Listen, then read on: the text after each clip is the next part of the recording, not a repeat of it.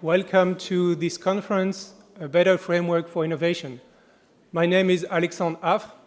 I will be, as we say, your maître de cérémonie, master of ceremony for today, making sure that the program goes smoothly and that we keep time. Before we actually start the conference, I have to make a few practical announcements. I will be short, but just give me a few seconds. First, to tell you about the conference today is web stream live, so we hope to have a number of followers on the internet. The second point is, for those of you doing tweets, we have a hashtag, and you can see it on the screen. It's Innovation26Jan, so please feel free to use the hashtag. My third point is, if everything goes well, you will be having a coffee after the opening session. We keep it flexible, and you will be guided throughout the morning session, but hopefully you will have a coffee break during the morning session. Yes. Also, I would like to really ask you to keep your mobile phone on the silent mode. And last but not least, I've been asked to tell you important thing about security. So if necessary, we have two emergency exits. One is here, and the other one is at the back.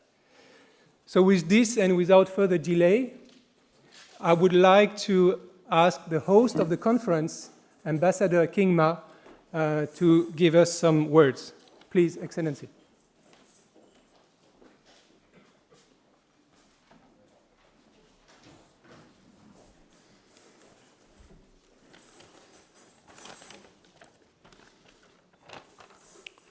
Good morning, ladies and gentlemen, Vice President KATAINEN, commissioners, distinguished colleagues, and members of the European Parliament, of course. It is a great honor for me to welcome you here today at our permanent representation. Strengthening innovation is one of the main priorities of the Dutch presidency. And we are very pleased that we are able to host this conference here today. The conference is organized by BusinessEurope, the European Roundtable of Industrialists, the European Risk Forum, and this is not an English term, VNO-NCV. You can ask the staff if you don't understand that acronym. I will be very brief, since the program is full and the list of distinguished speakers is very long. I will limit myself to make one comment. For policymakers, dealing with innovation is always risky. Innovation is by definition about the unknowns of tomorrow, about uncertainty and unpredictability. With all our good intentions, we as policymakers, diplomats, we often, when confronted with a new development, have the tendency to think, we can fix that. We will design some spick and span new regulation to deal with that. And many times that works out okay. But, as you all know, many times it does not. By fixing the problems of today, we sometimes make finding solutions for dealing with the problems of tomorrow more difficult. It is this dilemma of regulation in relation to innovation that today's conference is about. And we want to bring further the reflection on this issue during our presidency. The question is, how can we make regulation more future-proof? Because if we put our minds to this together, we can ensure that the framework of regulation helps and not hinders innovation. To quote a famous British cartoon figure, can we fix it? Yes, we can. But let's fix it not just for today, but also for tomorrow. Thank you very much. And I wish you a fruitful conference.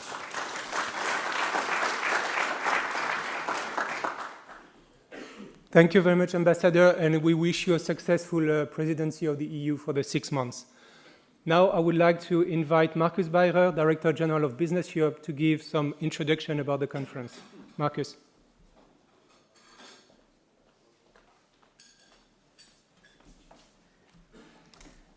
Thank you, Alexander. Your Excellency, dear Ambassador KINGMA, Vice President Jyrki, thank you for being here. I also see many friends. I see Robert, I see Rudy, I see my friend Jyrki.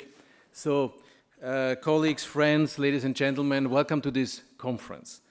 As the Ambassador rightly said, I mean, this is a cooperation. Business Europe does it, and at this state, let me thank my team for organizing this. I think there was a lot of work behind, and it's important to do this at this moment. We do it together with the European Risk Forum, with the European Roundtable of Industrialists. But we very much would like to thank the Dutch presidency, which is ready to be a partner, not only in this event, but also in shaping, in forging this innovation agenda. Of course, our Dutch member, we know NCW, and which I know very well, because it's one of our most constructive and active members, and we are grateful to cooperate in the presidency, but very much also thank you to our sponsors, BASF, BEYRER, Statoil, and Syngenta, who made this event possible. So thank you to all of you.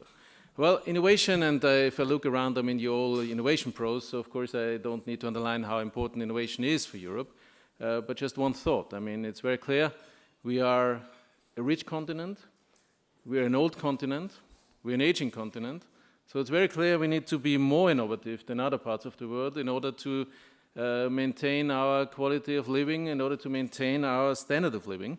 At the time being, we are not totally, so we need to think about how to remedy on this. And of course, there's a huge impact on job growth, revitalizing our economy, very difficult at the time being, but there's of course a vast range of activities which is crucially dependent on innovation, not least the environment. So it is about the economy, of course, but at the same time it is about our ability to address, to deal with societal challenges, be it the digital economy, be it the health of our citizens, be it to tackle the challenges of climate change. And of course it's important for business, scientists, to our own community, but just as much it is important to all societal groups, and therefore I think it's very important that we have a huge range of colleagues here today.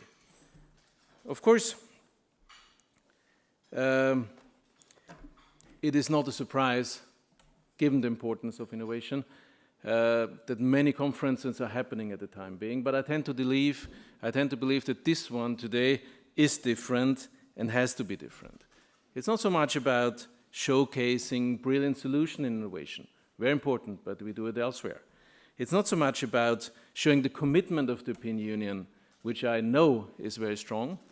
It's not so much about even financial support. What we think we should do today is to look in the mirror and to think, what could we do better? What could we change in order to make innovation better working on our continent?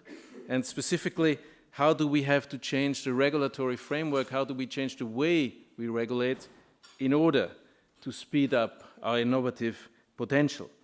And I think, and I see Jyrki nodding, which is always a very good sign, by the way, that we have political momentum. There's a strong support of the European Commission. Vice President KATAINEN takes this more than serious. We will listen to Carlos Moedas a little later as well, of course. Commissioner Bieńkowska will also join us. There's leading members of the European Parliament. There's also the research and the science community. There's colleagues from trade unions and also NGOs. And I think we all, at the end of the day, work for the main goal. Even so, the debate sometimes seems to be driven by the business community. But there is many elements we need to deal with. And I think there is an excellent window of opportunity we're having at the time being, and we need to use it and we need to shape it. The new Commission staff document is certainly encouraging. This is an encouraging start. This is an entry into debate. Also the new better regulation strategy and the toolbox coming with it. Even so we would have, but this comes later, proposals what we could add to this toolbox in order to make it working even better. But all this is a start. All this acknowledges that we need a more systematic approach to innovation. All this means, and all this says, we need to go beyond what we're having at the time being. And we think that it's time for concrete solutions. And the innovation principle, one of the issues we will discuss in depth today, is one of these answers. And as we have defined it, and as we understand the innovation principle, it says whenever EU institutions consider policy on regulatory proposals, they should consider the impact on innovation, and this impact should be fully assessed and addressed. So of course this is a far-reaching approach, but I think, and we think, this is what we need to stimulate investment in innovation, and you have all the joint statement we have issued together with the ERT and the Risk Forum in your papers, so you can have a closer look on it, because what we need to do today is to operationalize this innovation principle, to put flesh on the bones and to go deeper in the debate. Of course, and this is not the first time we talk about, some are concerned. Some are concerned that, this might harm the precautionary principle. Some are even saying we are undermining the precautionary principle, which is not true at all. What we might question from time to time is maybe sometimes the perversion of the precautionary principle, which sometimes in the mindset of some leads to the fact that they try to exclude all risks ex ante. But we totally know that we need to manage risks, to assess risks, to control risks, but we think at the same time we need to seize the opportunities and take a balanced decision on the basis of a balance between opportunities and managing risks, and this is the balance we think we need to change. So, of course, this is an integrative tool. This is not something which should deal on it as a one-on-one. We think this is an integrative tool which can deal with the innovation issue overall, and at the end of the day what we need to do is not more and not less than bringing this to the very heart of policy and decision making, and of course changing the mindset of policymakers, because this is what we need on the basis of this innovation principle. Well, you see in the program we have different sessions, we have different ways forward. We will tackle all issues, and we will come to a system where best available science is the basis and smarter regulatory system is the way forward.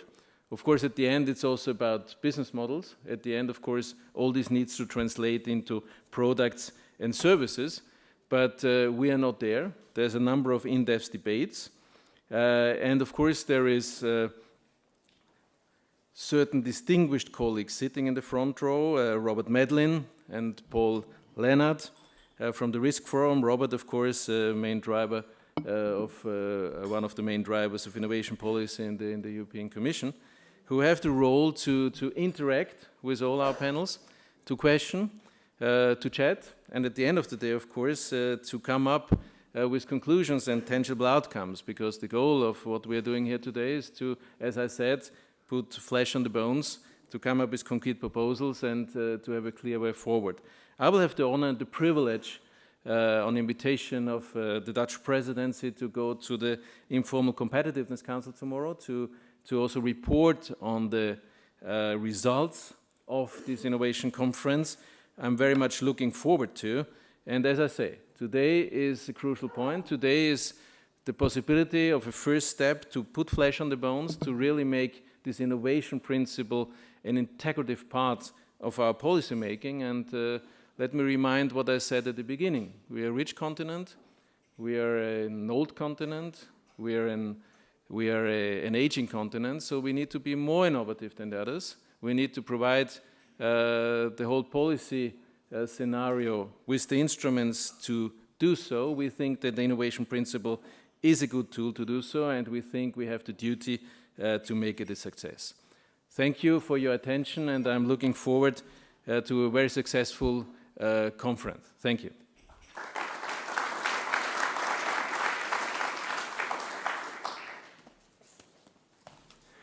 Thank you very much, Markus. I think the introduction very much set the scene for the conference today. Now I have the honor to welcome Vice President KATAINEN, in charge of job growth, investment and competitiveness. And Mr. KATAINEN will give us his views on investment and innovation in the EU. Vice President, please.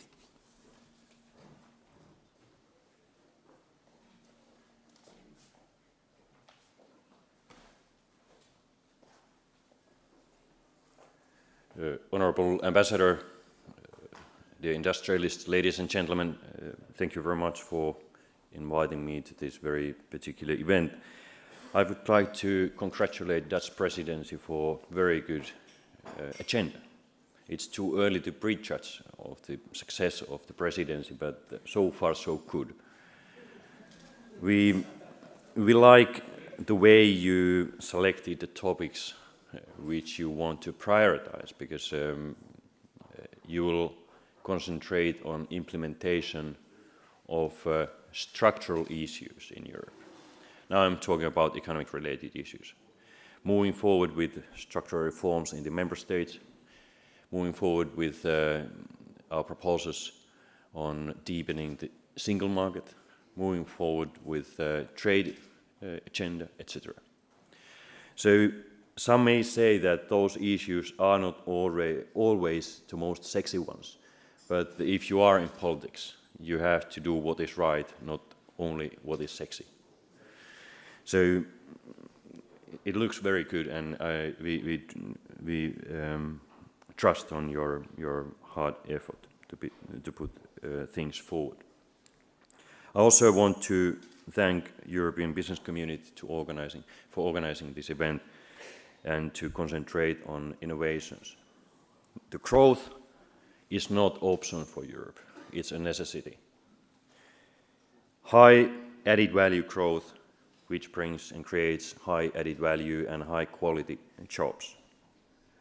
And there, innovation-based growth is a necessity.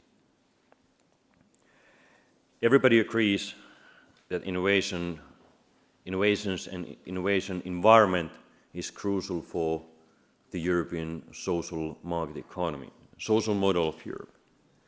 But for some reasons, if we look at the statistics, the American and, for instance, South Korean companies are investing in innovations significantly more than the European companies are doing. There are too many European companies who don't want to grow. And we have to ask why. There are plenty of explanations to this. One may be that our business environment is not encouraging enough. There are too many obstacles. It's too easy not to go across border. One thing is that our culture is slightly different here in Europe than in the United States, but this cannot explain everything. So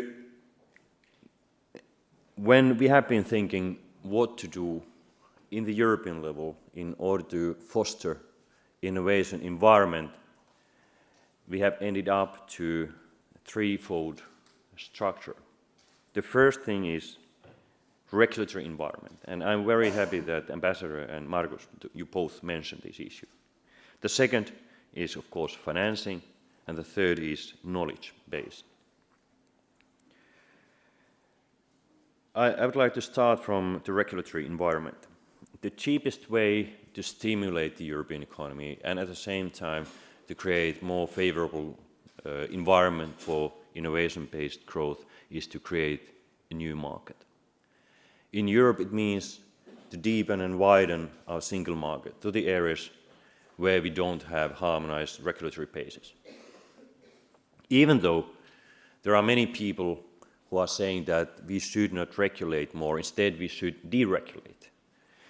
The fact is that every week there is a queue behind my door from business side asking to regulate more. And I understand this very well, because there are still areas in our continent which are not covered by European-wide regulation. Instead, we have 28 different regulations. Take example, the digital single market. We basically don't have one. Instead of having European-wide copyright regime or VAT regime or data protection practices, we have 28 of them.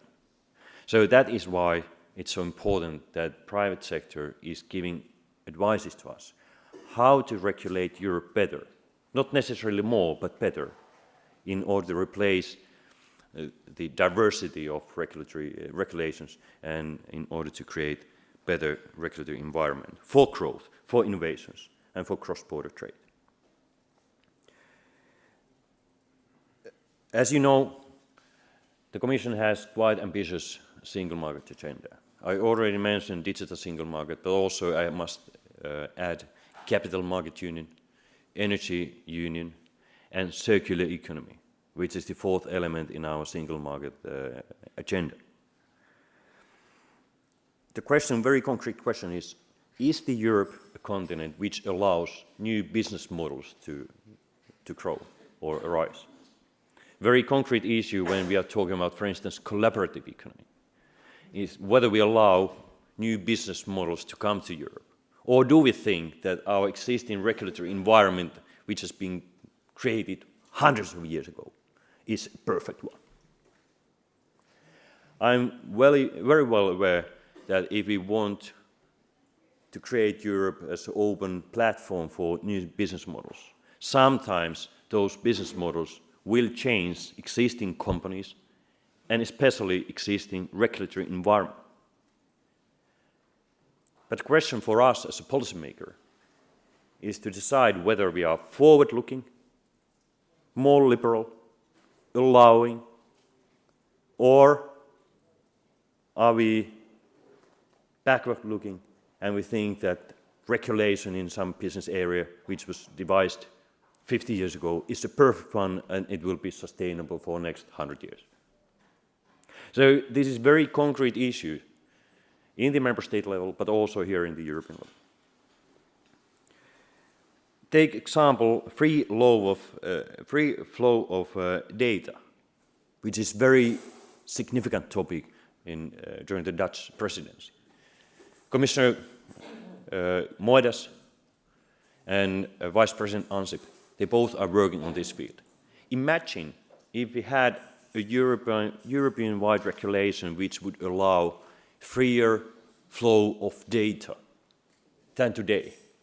This is an example of European structural reform, which is a significant enabler.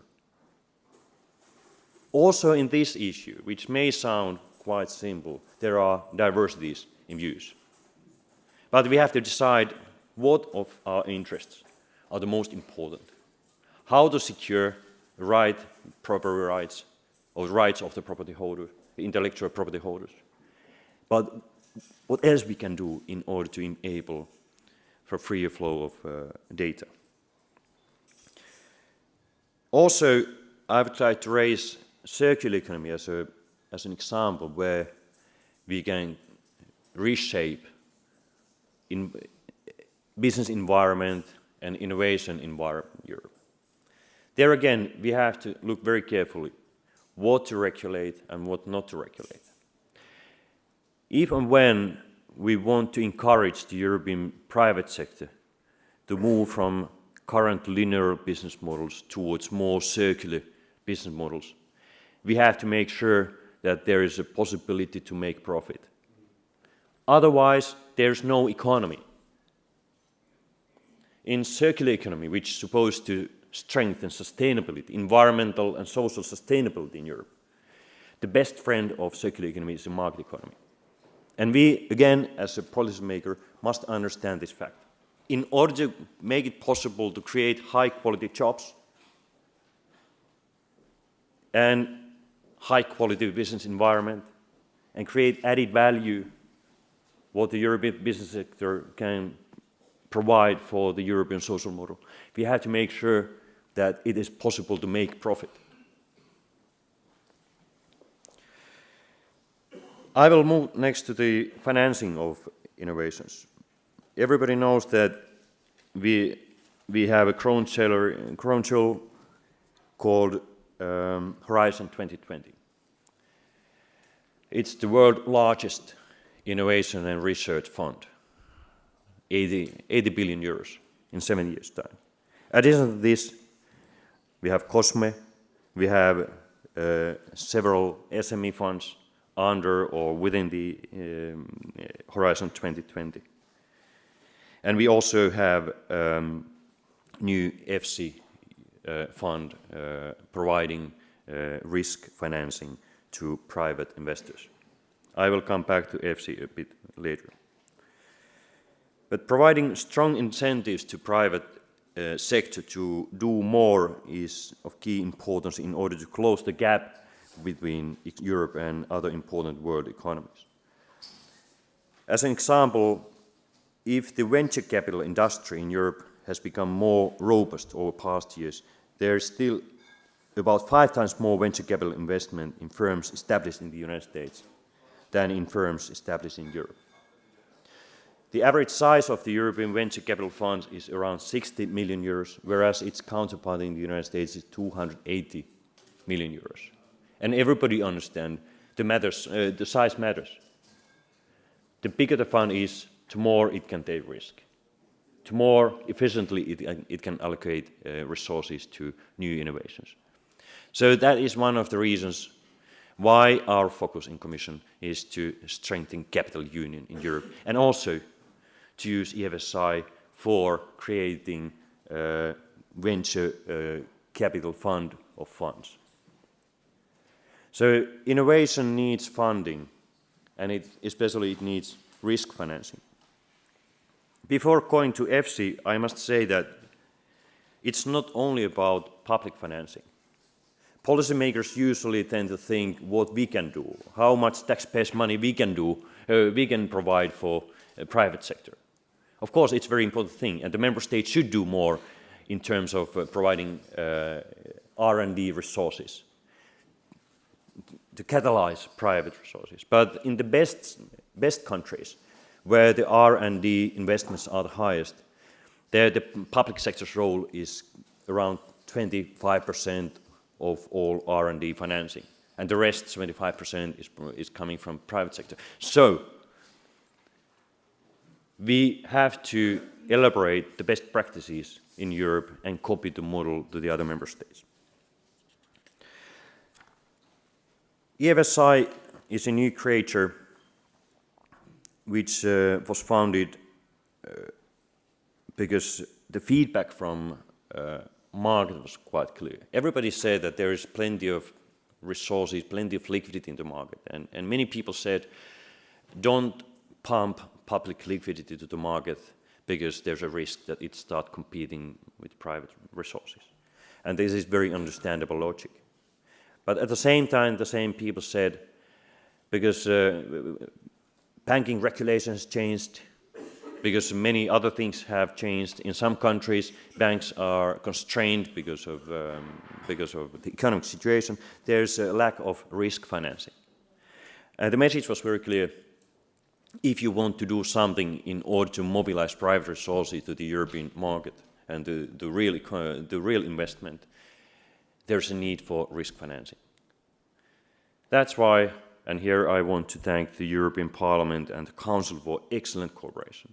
We decided to use part of the European budget for providing risk financing. EFSI fund size, or actually EFSI has a currently fund which size is 21 billion, and this will enable EIB, the European Investment Bank, to invest around 60 billion, 63 billion over the next 3 years to high-risk projects. The beginning has been quite encouraging. Since the EFSI has been up and running around 5 to 6 months, there are already 42 projects which have got either equity from EFSI, guarantees or loans from EFSI, and this 5.5 billion investment from EFSI will trigger around 25 billion investments in 22 member states. Addition to this, EFSI has SME window, which have already agreed or signed 84 agreements with intermediary banks in order to improve SME financing. This again will trigger around 25 billion investments. So in 6 months' time, we have managed to help mostly private investors to get financing and crowd in private resources. And this will push forward investments in worth 50 billion euros. Our assessment is that these investments will create around 120,000 new jobs. But there are lots of challenges ahead of us, and one of the challenges is to raise the awareness of private investors to use EFSI.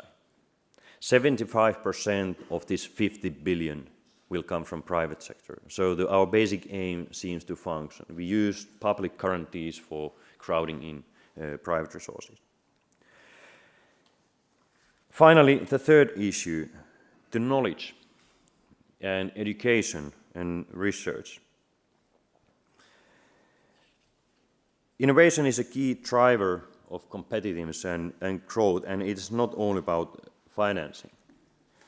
Europe's scientific base, as well as public funding and financing measures to promote and support startups, are quite strong relative to the United States and Asia. Continuous investment in innovation is crucial to maintain our competitiveness. And that's why we have to pay attention to the quality of research and the quality of education. Thanks to its excellent scientific basis and strong industrial base, Europe has a relatively good record on innovation performance. However, we are still lagging behind the United States and South Korea. Furthermore, large disparities exist among member states. One of the challenges we have is to intensify our efforts to turn research results into commercial products. I already mentioned Horizon 2020, which is supporting European research. We also have European Innovation and Technology Institute, EIT, which helps to develop innovations in close cooperation with entrepreneurs, research institutions, and other innovators. But there are two issues I would like to raise. The first one is the structural change in our universities. The European universities are relatively good, or they are excellent. Some universities are excellent in principal research.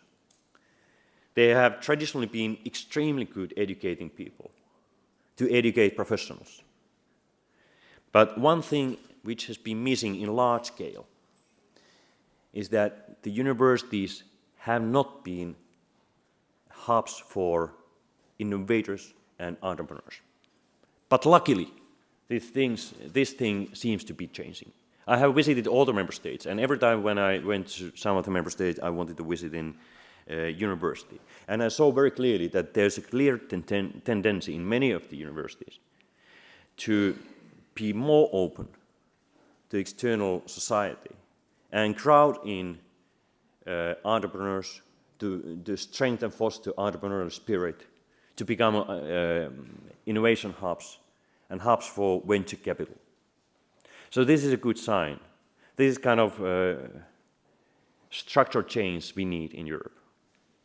Another issue is the quality of principal education.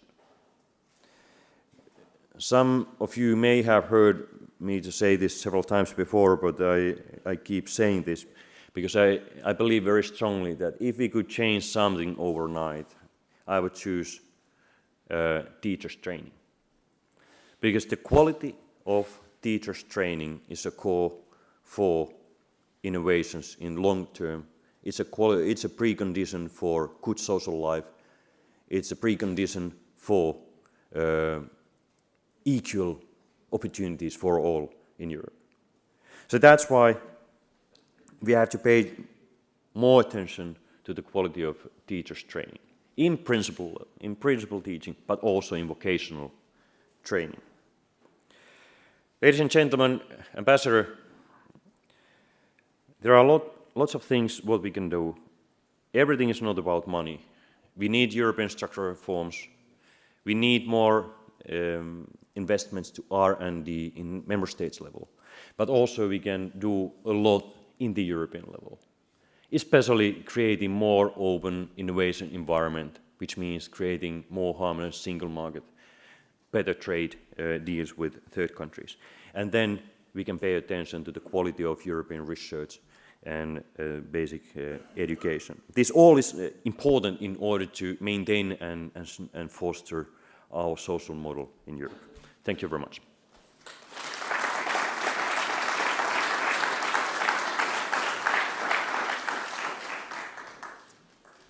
Vice President, thank you very much for these inspiring views. I think it very much also gives the perspective about the Commission strategic thinking on these issues. So thank you very much again.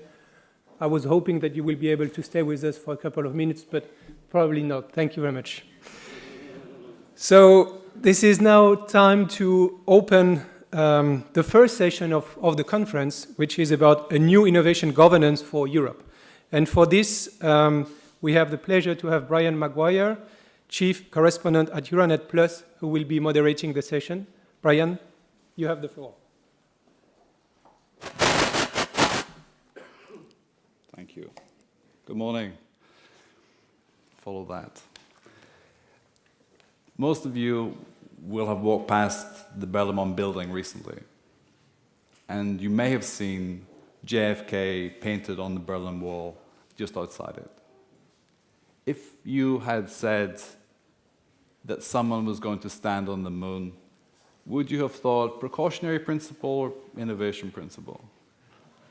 If you had said that that man's face was going to be painted on a wall that divided a continent, not just a city, would you have said, shall we tear it down, precautionary principle or innovation principle? Government has a big role to play. And as policymakers here today, the evaluation of what innovation is does not just take place in the boardroom, it takes place in government, it takes place on the street, and in SMEs. And let's not overlook the SMEs today as well, the key drivers of our economy.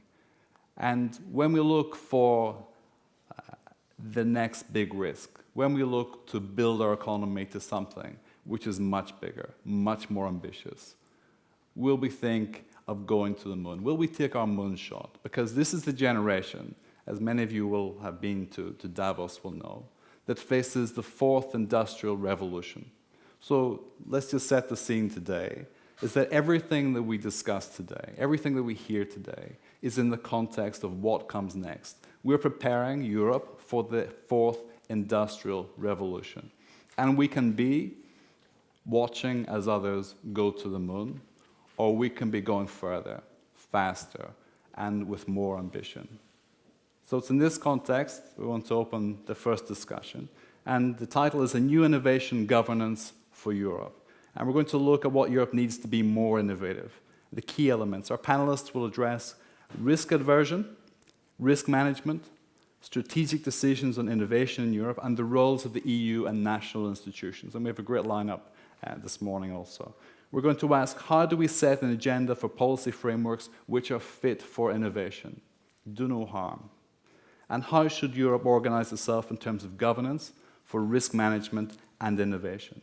Joining us today, our distinguished panel includes Carlos Moedas, who will join us shortly, European Commissioner for Research, Science and Innovation, Mr. Martin Kamp, Secretary General of the Ministry of Economic Affairs in the Netherlands, Professor Jerzy Buzek, former Prime Minister of Poland and the former President of the European Parliament.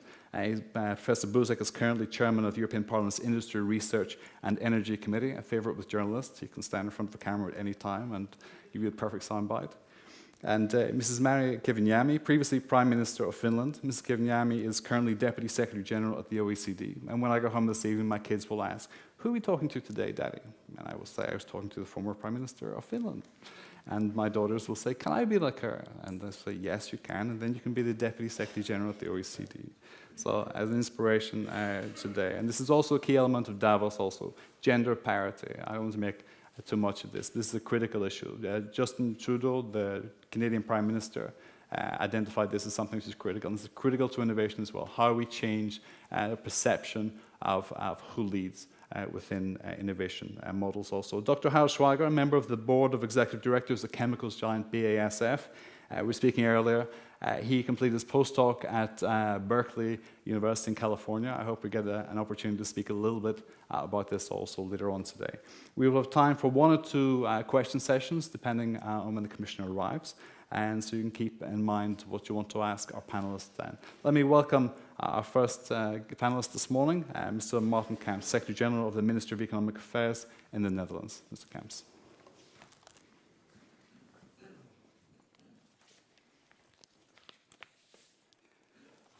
Ladies and gentlemen, good morning. I can echo all the previous speakers in their enthusiasm about today's meeting, about the topic that has been chosen, a better framework for innovation. And it relates to one of the main goals of the Dutch presidency that has started 3 weeks ago. This is bringing innovation to the core of our common policy and projects. And actually, timing couldn't be better. As you have already heard, we'll have tomorrow the informal meeting of Ministers of Research and Innovation. And I'm very pleased that Markus BEYRER is here to tell what has happened there tomorrow. So today, Europe is to restore economic growth and jobs. And we have to improve welfare. And we all agree about this, certainly here in this room, I guess, that this has to be achieved through innovation. Innovation is indispensable for that. But there's more to it. On the globe, we are moving forward towards many transitions. We see now everywhere climate agreements which impose alternative uses of energy. Waste is being reused. Food production is becoming smarter and sustainable. People are more connected than ever, all kinds of transitions that ask for answers. And today, Europe has a high potential in new technologies, like quantum technology. As a quantum computer is predicted to calculate algorithms every day very fast. And their impact of this kind of new technologies is, economically spoken, disruptive. With all these changes, we can only meet them if we keep innovating. We need to innovate continuously, and we need to innovate fundamentally. And more than ever, opportunities emerge from research, new technology, new business models, and we need our regulatory framework to support this, not to hamper this. We need it to be fit and facilitate, and we need it to be efficient and effective. Now, how can our regulatory framework achieve this? How can this facilitate innovation? How can it be what we would say future-proof? These seem to be simple and easy questions, but paradoxically, success doesn't necessarily arise from our economic scenarios. Results cannot be foretold always. We cannot always pre-calculate risks. We cannot always pre-calculate the results of our innovations. And that's because the globe and all kinds of research is full of uncertainties. Because like every human being, Europeans do not always make rational choices, though economists would think everybody would. Therefore, it is wise not to rely on economic timetables alone. If we are to stimulate innovation, we should also focus on the attitudes behind it, like curiosity, like willingness to consider an unfamiliar problem in unfamiliar ways, to accept the pitfalls and to accept the mistakes, and to accept the insecurity on the exact outcome.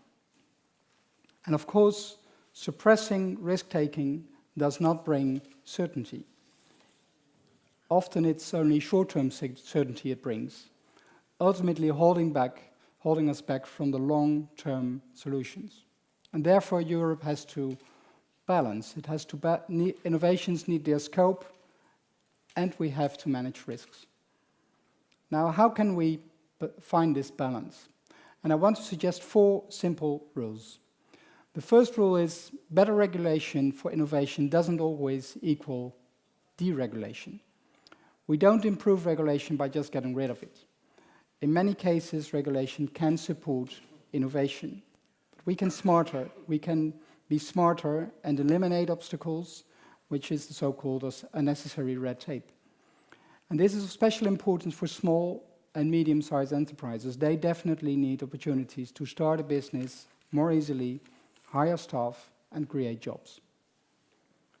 The second rule is don't regulate the previous change and the previous challenge. Innovation-friendly frameworks are frameworks that can anticipate on new technologies. However, we see in today's dynamic world that institutions are unable to keep pace. Changing a national law can take years, even when it concerns an evident improvement. And in the EU, we all know it may take even longer. We feel the urge to develop new rules without delay.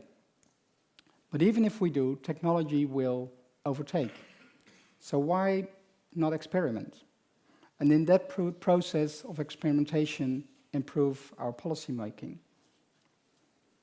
The third rule would be regulate the outcomes. If we are to avoid outdated regulation, we are to focus on the public goals, the required outcome of regulation. And for that is the reason why we have regulation in the first place. We want to have a required outcome to reach a public goal. We also have to refrain from defining the ways to achieve these goals. Performance standards and outcome standards may be sufficient to reach them, and then leave the way in which we achieve them to the innovators. We can use reduction targets and regulations that particularly hamper innovation. And this approach will definitely incite Europeans to innovate. And my fourth and last rule would be governments cannot do it alone. Today's challenges demand for knowledge more and more. Governments don't possess all the knowledge required, and most of you know that already. And that's another reason why it's better for businesses, knowledge institutions and governments to develop jointly the rules to the innovations they work on. And they know best together. Government should also not only work with the incumbents, we should also work with startups and small and medium-sized enterprises. They are the tomorrow's innovators. So let's take criticals on our reflexes and automatisms. Let's be smart and listen to branches and companies of all sizes, and let's allow for experiments. So ladies and gentlemen, I believe we, Europe, as we are sitting here, multi-faced as we are, we can respond to today's economic challenges very well. And I think it's important that for that we embrace the innovation principle and we can provoke growth, jobs, energy, food, welfare, all these subjects by putting innovation at the center of our policies. And I shared with you some ideas about it, some simple rules for better regulation, future-proof, focused on the outcomes, and for cooperation between governments, businesses, and science institutions. And hopefully we will be sharing today more ideas how to facilitate change, innovation, and growth. Because I think that as the opportunities grow, our solutions will matter more. Thank you very much.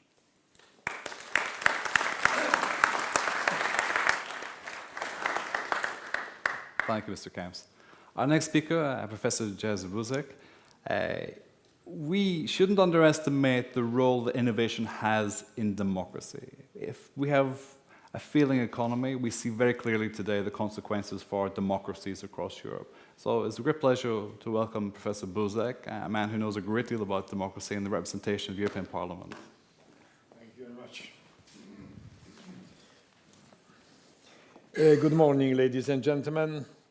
Thank you very much for the invitation. It's a great possibility to meet all of us once again. I'm saying once again because probably some of you have been present in the similar meetings at least since the year 2000. It's important to remind us sometimes that we are not meeting first time in such an agenda. And I've heard also 15 years ago that we are lagging behind, as today. I'm very serious, but it seems like to be a joke. But it's a very serious situation for the European Union. I was responsible in those times for the government in my country, and I decided to join together with other members of Visegrad Group, the Lisbon strategy, not being members of the European Union. Well, it was not very easy, and in the year 2005, it was very famous, Mr. Wim Kok report, former Prime Minister of Netherlands. I'm reminding it because it's Netherlands presidency now, Dutch presidency. And we said, open coordination is horrible. We should move it into European level. In the year 2010, I was one of the responsible for Europe 2020 strategy as President of the European Parliament. And we decided, Herman Van Rompuy, Barroso, all the member states, Europe 2020 strategy. The most important point, really, innovation. And few months or 1 year later, crisis. Nobody could remember innovation policy, how to survive. So now, it is our third approach, as a matter of fact, in the last 15 years. We must be successful. I am saying it very, very seriously. Open coordination was not good enough. Coordination from the point of view from the level of European institutions was not very effective as well. Only one possibility is create something like holistic approach on all the levels, and to make our European community completely united, from the regional level, even municipalities level, to European institutions level. All of us are responsible for creating innovative society, innovative spirit of thinking. It's so important now that we take responsibility on all the levels. So I'm very thankful to all of you, Business Europe, Risk Forum, Roundtable of Industrialists, all the organizers, of course, Dutch presidency. We are in your premises, being present here. That we think on this issue on such a way, involving business organizations. It's a very important approach. And let me say, 6 years ago, when I was President of Parliament, we began organizing the European Innovation Summit in Brussels, in European Parliament, always with the presence of 3, 4, 5 commissioners. And the main issue was how to govern from the level of European Union of all the innovation activities in the European Union. Now we changed approach. Last year, a few months ago, in December 2015, we announced a Pact for Innovation, which was then welcomed by Commissioners Moedas and KATAINEN. And it is also open for all of you. Very important. Why a pact? Why such a pact? Pact for innovation. From municipalities to European Commission and European Council. Well, because innovation requires close collaboration between all the stakeholders on all the levels, institutions, regions, member states, even wider than our triangle for today. Because for today we say business, academia, and business organizations. I've got even such a question from our panelists. Very important triangle. But we need much more than such a triangle. But being very short, on the very short 4 points. First of all, 4 points. Europeans must be able to build innovative societies. It is mainly the responsibility of member states, because it depends on education. Primary, secondary school, high school, academia level, university level is too late. Absolutely too late. Primary, secondary school, member states' responsibility. Training, education, of course, on the level of European Union as well. How to prepare our scientists, researchers, innovators, entrepreneurs, but also to prepare our consumers of innovation and highly skilled workforce. Second point, European research institutions cannot be free electrons. They should be integrated into clusters. We work on it since probably the first program for research and development of European Union. But certainly the 6th, the 7th, and Horizon 2020 is just dedicated for creating clusters in European Union. I was responsible for 7th framework program, and I remember how important it was for us. So let us say, all the institutions, all the institutions, to create the clusters, but also to create the clusters of policies, industrial, digital, energy union, research and innovation, regional policy, clusters of policies are also very important. And, of course, clusters of programs. Horizon 2020, EFSI, as Vice President mentioned, structural funds, programs for SMEs, and some others. And we've got one example, working very well, very quiet, very well. Well, I'm very proud of that because I was supportive for such an idea from the very beginning. European Institute of Innovation and Technology. Let me say it once again, after Vice President of the European Commission, he said the same. The beginning of any research or innovative work is always decision of industry that they are ready to invest. That's great. The impulse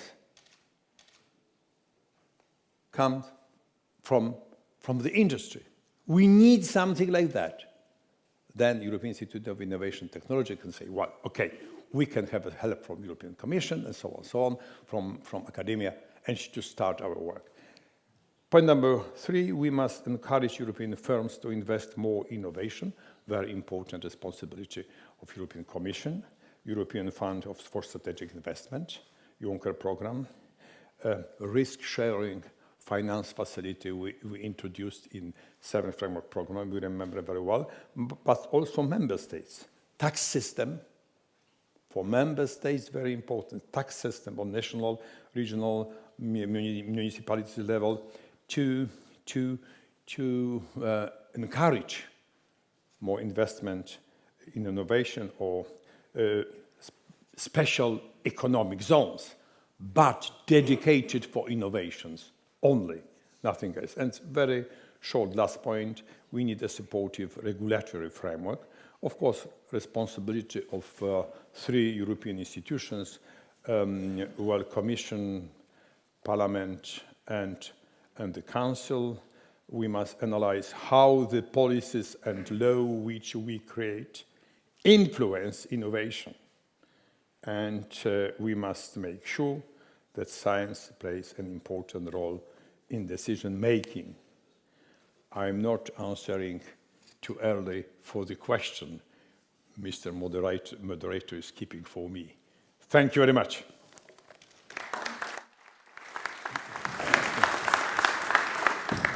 Oop. There you go. Thank you, Professor Buzek. It's going to work. All right, we went to the forefront presentation sub. Our next speaker is Ms. Maria Keviniemi, former Prime Minister of Finland, currently the Deputy Secretary General of the OECD, whose presentation is currently being uploaded. One of the critical elements that you just mentioned was about the primary school education as well. I see no reason why we can't teach entrepreneurship at school. I think this is something we should speak more about. We're good to go? Okay. Ms. Maria Keviniemi, thank you.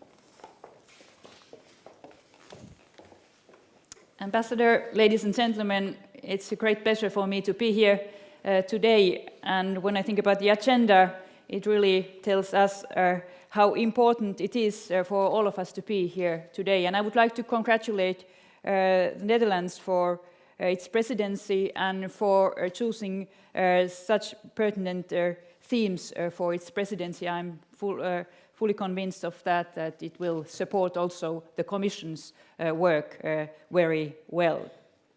And I'm also happy of that we have had very good cooperation with Netherlands when it comes to the presidency, and happy to support it also further.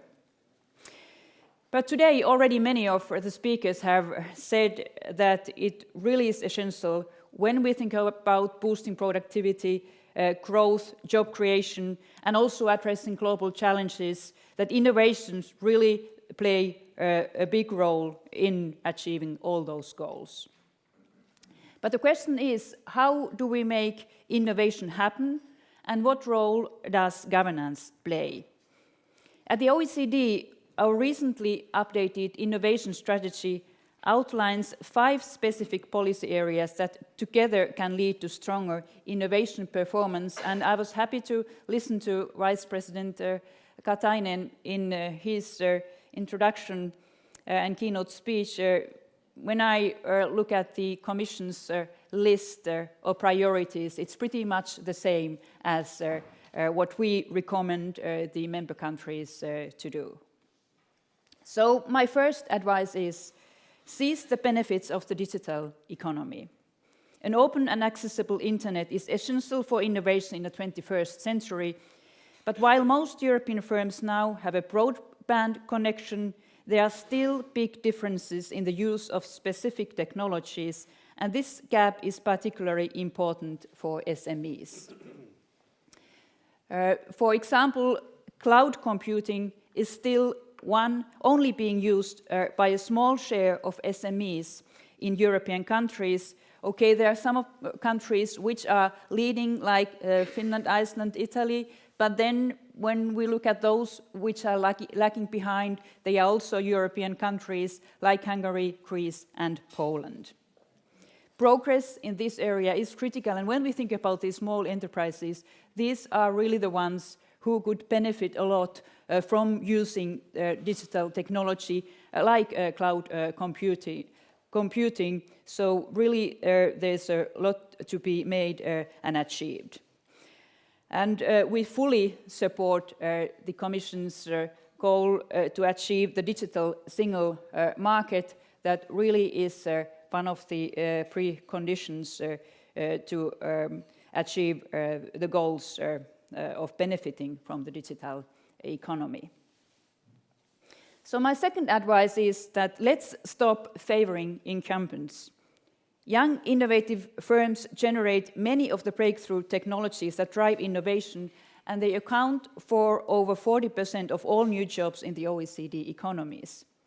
But however, many policies, ranging from ill-designed research and development tax credits in some EU countries to environmental regulations, still favor incumbents over new firms, limiting their contribution to growth, jobs, and innovation.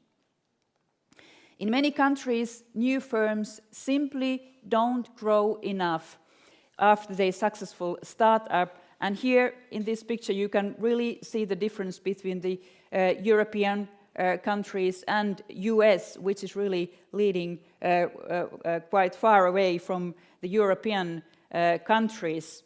And one kind of goal which the European countries really should have is not only the digital single market, but more integrated single market also in other areas when it comes to services, capital market and so on. So in that kind of environment, firms can scale more easily across borders. Third, we should focus on long-term science, technology, innovation investments and balanced support mechanisms for business. While public investment in long-term research held up reasonably well during the onset of the crisis, it is now under pressure in many EU countries, reflecting fiscal consolidation. But such investment is essential. OECD analysis shows that public research enhances the ability of economies to benefit from new innovations at the global frontier. And we also need to provide for more balanced support for business innovation. In 2013, research and development tax incentives accounted for nearly $60 billion across the OECD and key partner economies, and many EU countries now emphasize such incentives. While tax credits really can support research and development, they often don't meet the needs of young, innovative firms and risk amplifying cross-border tax planning by multinational firms. So better design can help, but governments also need to consider competitive and transparent grants as a complement to tax incentives. Fourth, foster talent and skills. The 2012 OECD survey of adult skills found that 2 out of 3 workers don't have the full skills needed to thrive in a technology-rich innovation. A broad and inclusive skills strategy is therefore essential for innovation. Education and training systems need to equip people with the foundations to learn and develop the broad range of skills needed for innovation, and with the flexibility to upgrade skills and adapt to changing conditions. The fifth and final area for policy action is better governance. Indeed, one of the difficulties to making innovation work is that it relies on a mix of policies for innovation that go considerably beyond research and innovation alone. Good governance is therefore critical. Because so many policies affect innovation and so many policy objectives rely on stronger innovation, it's important that policies are well aligned, not only at EU and central government level, but also between the centre and regional and local authorities. Our own work on innovation recognizes the need for broad innovation policies. How policymakers approach governance and build a coherent approach across policy areas is also very crucial. The complex problems faced by governments today require new ways of working, and these include approaches based on collaboration and partnership, which integrate the vital perspectives of citizens, civil society, academia, and business. In some countries, government increasingly acts as a facilitator for innovation, enabling closer coordination between all the different partners and fostering greater experimentation. The governance of risks is particularly important for innovation. Innovation by its nature is a process with risks that need to be managed. How different societies manage the risks associated with innovation is not only a question of science and evidence, however, but also reflects social, economic and political considerations. In Europe, we sometimes make different choices than other major regions in the world, reflecting our own social and ethical values. And this is a complex question with many different issues worth noting. And let me make only a few points which you can also see here. First, for businesses, scientists and others involved in innovation, managing risks is a key challenge. So policymakers can help by delivering stable and predictable frameworks for innovation that are well adjusted to the nature of innovation today. Second, what is needed is a sound evidence base, science and scientific advice are very important in designing systems and policies that manage the risks associated with innovation. And third, innovation is constantly changing what is possible, challenging existing policy frameworks and regulations. So to make the most out of innovation, we need to constantly look whether our existing rules and regulations are sufficiently friendly for innovation. And finally, in our consideration of governance, it's also crucial that policymakers learn more from their experience. Policies for innovation operate in a complex, global, dynamic and uncertain environment where government action will not always get it right. And a commitment to monitoring and evaluation of policies and to learning from experience and adjusting policies over time can help ensure the government action is efficient. So distinguished guests, ladies and gentlemen, let me conclude by saying that only through concerted action and good governance we can move the innovation agenda forward, boost productivity, create growth and jobs. Thank you for your attention.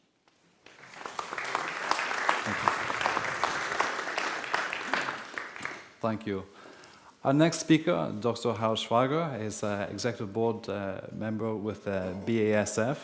He studied with his postdoc at Berkeley University. He is responsible for a part of this chemical giant's business in the Europe region, which is an odd definition, which maybe we speak about later on as well. It includes Africa, Russia, and a whole lot of other territories which aren't part of Europe. But today we're speaking about innovation. And in industry, Dr. Schwager deals with the construction industry, but also the agribusiness as well. There's a broad range of experience. So, Dr. Schwager, please take the podium. Dear Ambassador, dear Commissioner, ladies and gentlemen, good morning also from my side. Here comes the incumbent. As we were talking earlier, there are the incumbents and the small enterprises. We just have the 150th anniversary of BASF behind us, and still we feel very young and we still feel pretty innovative. And I guess through my talk I will give you some flavor of that. Before going into the presentation, I want to get one thing straight, because when our dear moderator, Brian McGuire, introduced the moonshock, I said, well, that's not really what I want to hear between precautionary principle, innovation principle, because it was phrased, if I got it right, in the sense that there is an or in between. There is no or.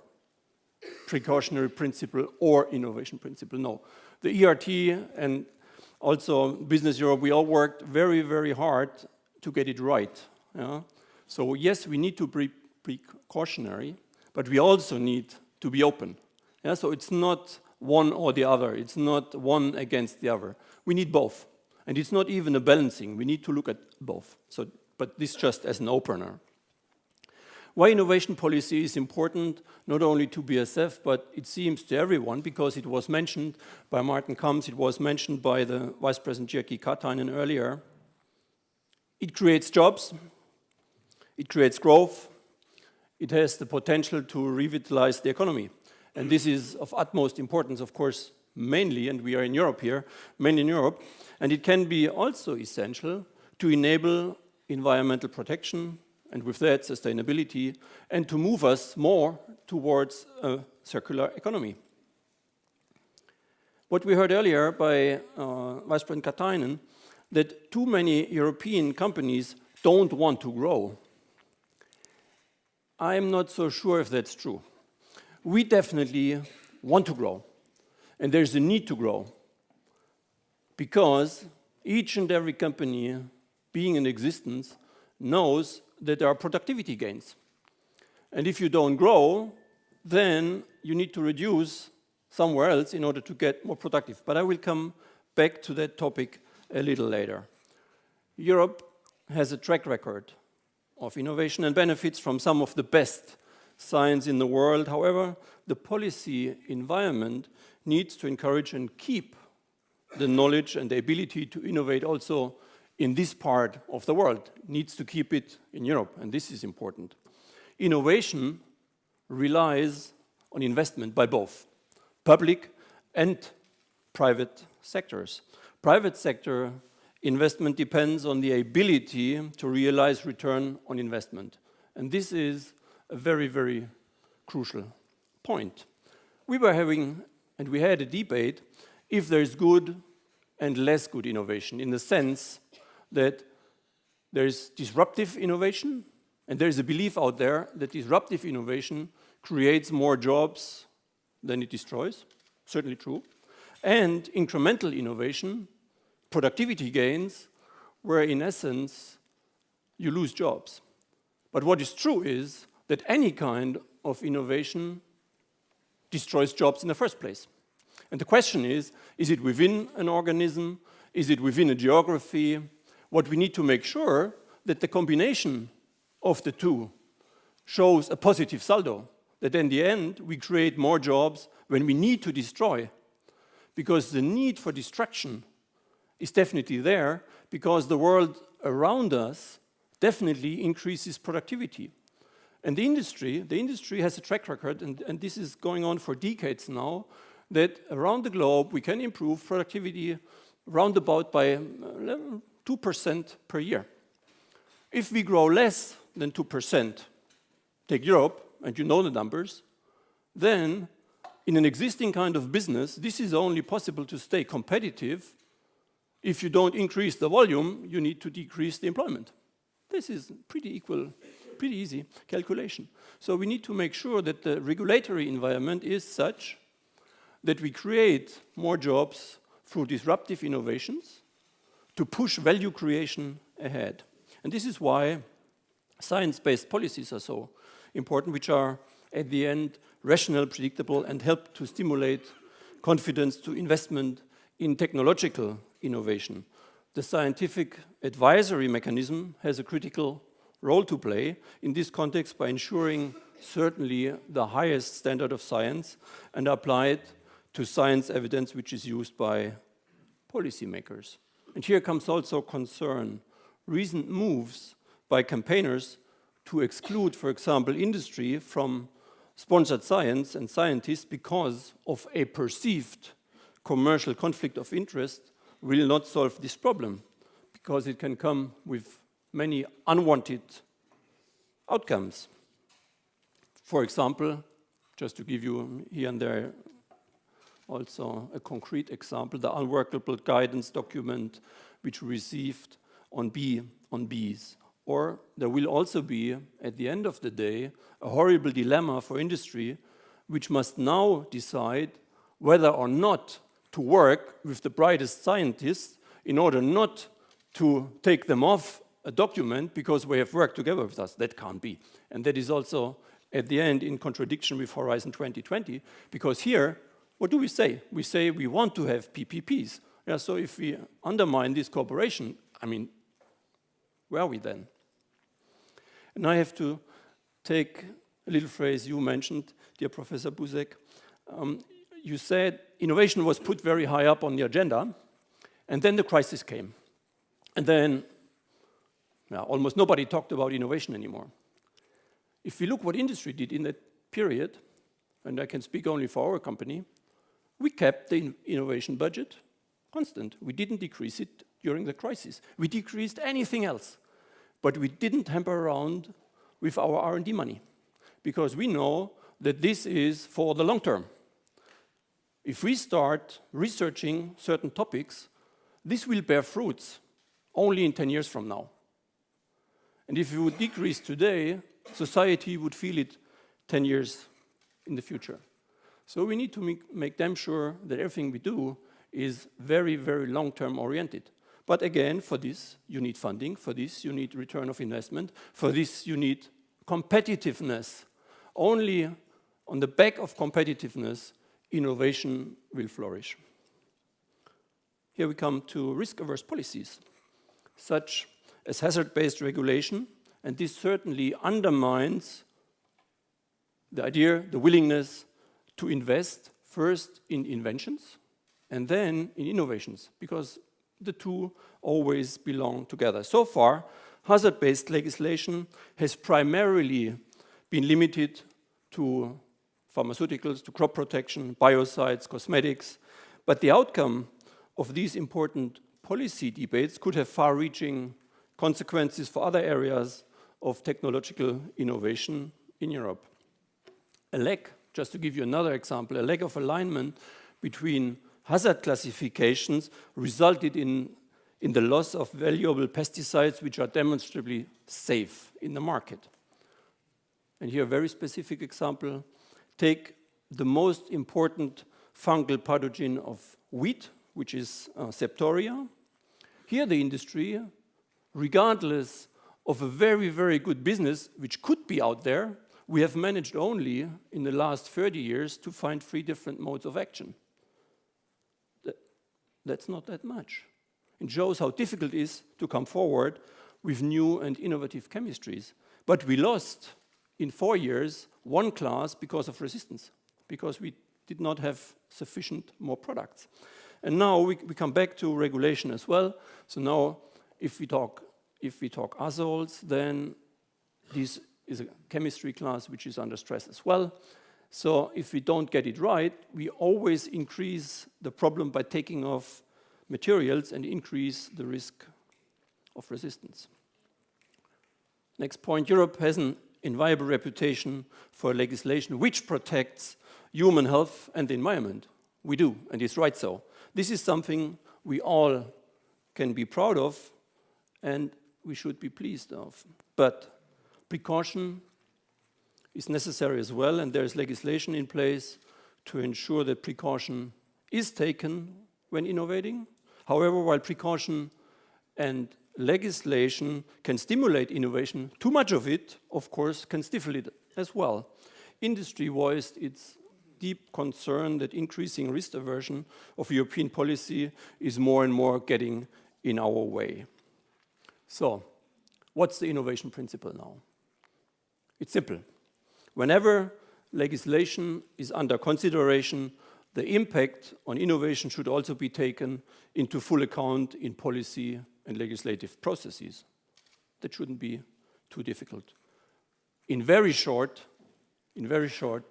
we also should ask where are the chances if we turn something into an innovation. Adoption and use of the innovation principle would complement the legitimate need for precaution by ensuring European policy also protect Europe's ability to innovate. This will also be essential for societal and environmental sustainability. It is especially important to us as we heavily invest in innovation. By the way, around about 2 billion a year, and the enabling technologies which so many innovative industries will in future rely on to be, again, I have to stress it again, to be globally competitive. A good example here is, which provides regulation of nanotechnologies. Recent developments of national nano-inventories has introduced uncertainties over compliance, conflicts with the single market, and could result in both confusion and stigmatization of these technologies, which certainly would not help. The industry, ladies and gentlemen, is concerned that nanotech could suffer the same fate as green biotech. And here we have been one of the actors. And quite frankly, when we decided a number of years back that we will close down green biotech in Europe and move all the employment to the other side of the Atlantic, what I missed, ladies and gentlemen, there was no outcry that jobs are lost. There was no outcry. I felt that some even thought, thanks God, now we are off our neck and we are in the US. And I'm sure we will see the same story what we saw in red biotech, where we had the very same story. Today we all go to the pharmacy and buy all the medicine coming from red biotech in Europe, but the billions of dollars of turnover come from US companies. And we had the research in Europe, ladies and gentlemen, decades back. So it's time to get it right. So it's time to adopt the innovation principle, to go back to science-based policy making, supported by the scientific advisory mechanism, and have a joint approach to innovation where different private and public sectors work together in a very constructive way. Thank you very much.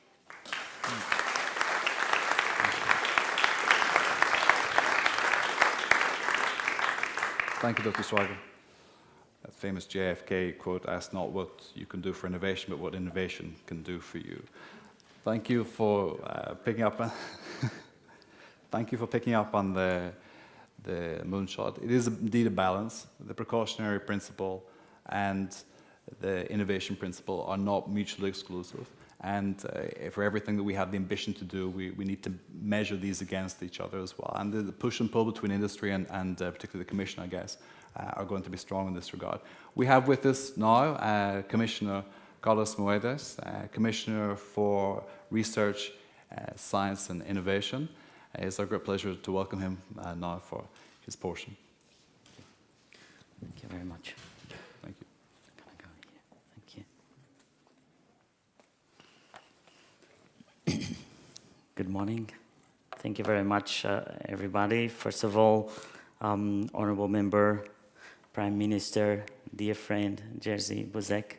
It's always very good to have you around me, and it was an honor. Thank you very much. Also, a word for the ambassador of the Netherlands here, Ambassador KINGMA, always also present in the discussions for innovation. Really appreciate that. Markus, and everybody here today to actually look at the points on innovation and science. One of the first calculations I did when I came to the Commission was about the difference in between what businesses invest in Europe in research and innovation in basically our countries and compare that to the United States. And it is a pretty simple calculation. If you look at the GDP of Europe and our business invests around 1.2% of GDP, and you compare that to basically the United States with 1.9% of GDP of business investment. And the gap is huge. You're talking about 150 billion euros of difference, just an absolute amount. Then I asked for the numbers of venture capital and looked at how much venture capital was raised last year in the US, 26 billion, and how much venture capital was raised in Europe, 5 billion. And of those 5 billion, a lot of that amount of money is actually public venture capital. So why is this? Why? Why do we have such a gap? And we cannot explain these big differences in terms of the quality of our science base because we have great quality of science, we have great talent, we are actually the biggest producers of science in the world.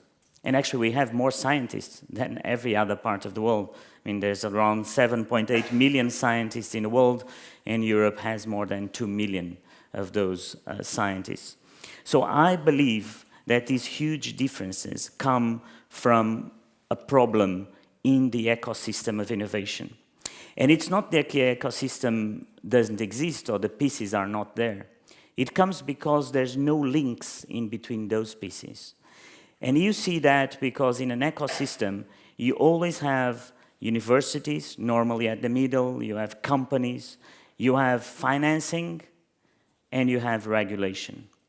And what I think is like in the blood system, something is not working in between linking all these pieces of the ecosystem.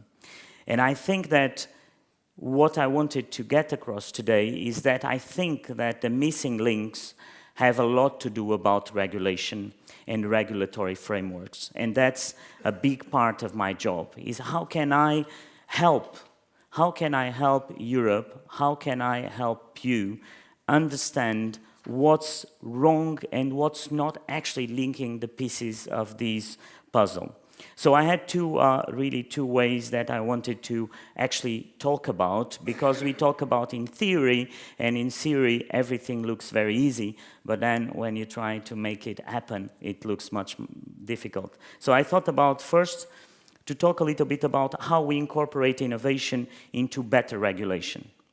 And second, really how can we actually do something that is not reinventing the wheel, but that we can apply all over Europe. And we thought that we should incorporate a Dutch idea into the European Union that we call the innovation deals, and our friends in the Netherlands called the green deals.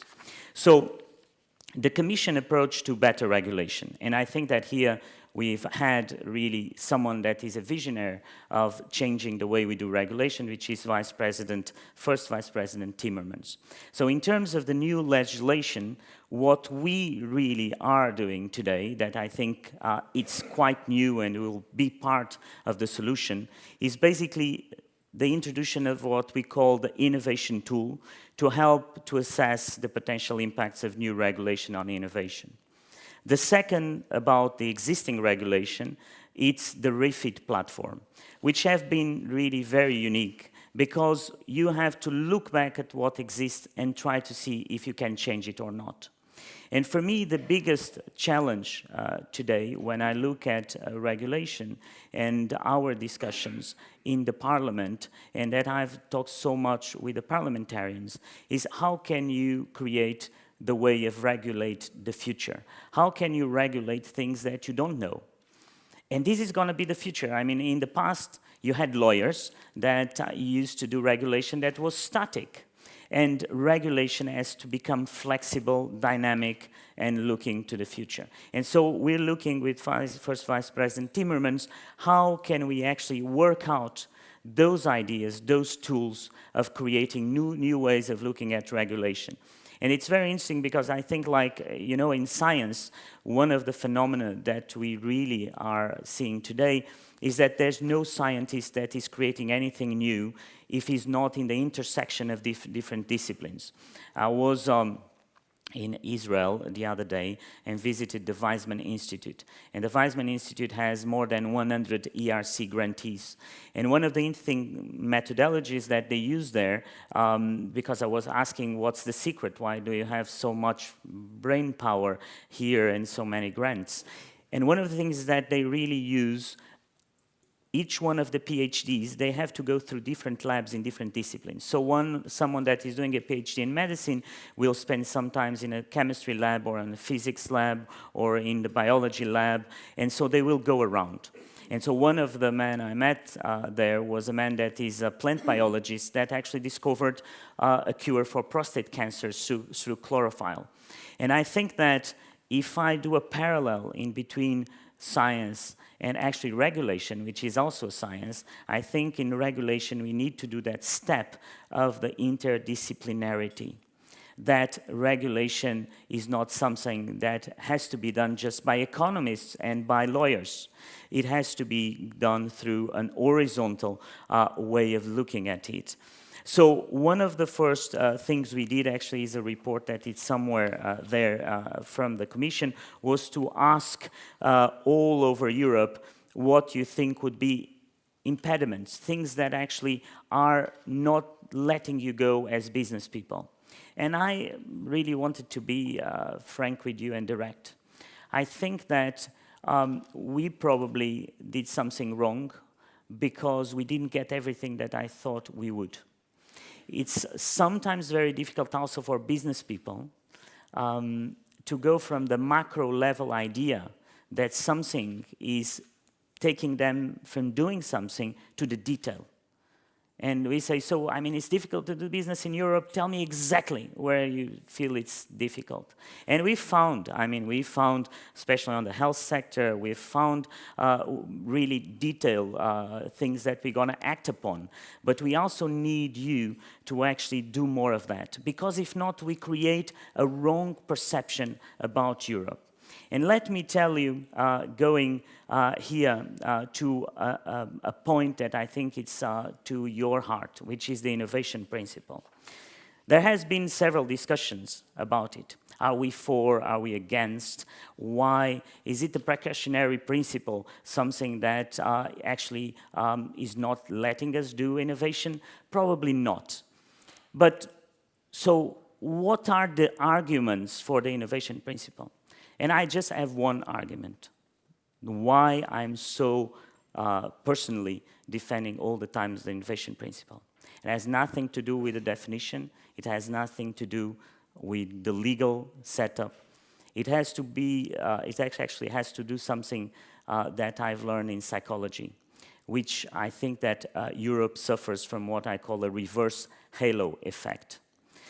Let me explain just a second what that means, an halo effect. And a halo effect is that when you have in psychology a very good characteristic that actually gets and spills over and creates a positive perception. At some point in the United States, there was a ranking of universities, and so students were called upon to ask what was the better law school in America.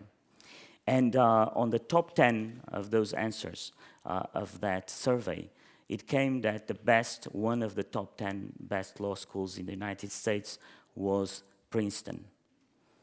There was just one problem, is that Princeton has no law school. And I think that Europe suffers from that on a reverse way. There's, by default, a negative perception. And we have to change that negative perception. And that's why I'm so for the innovation principle.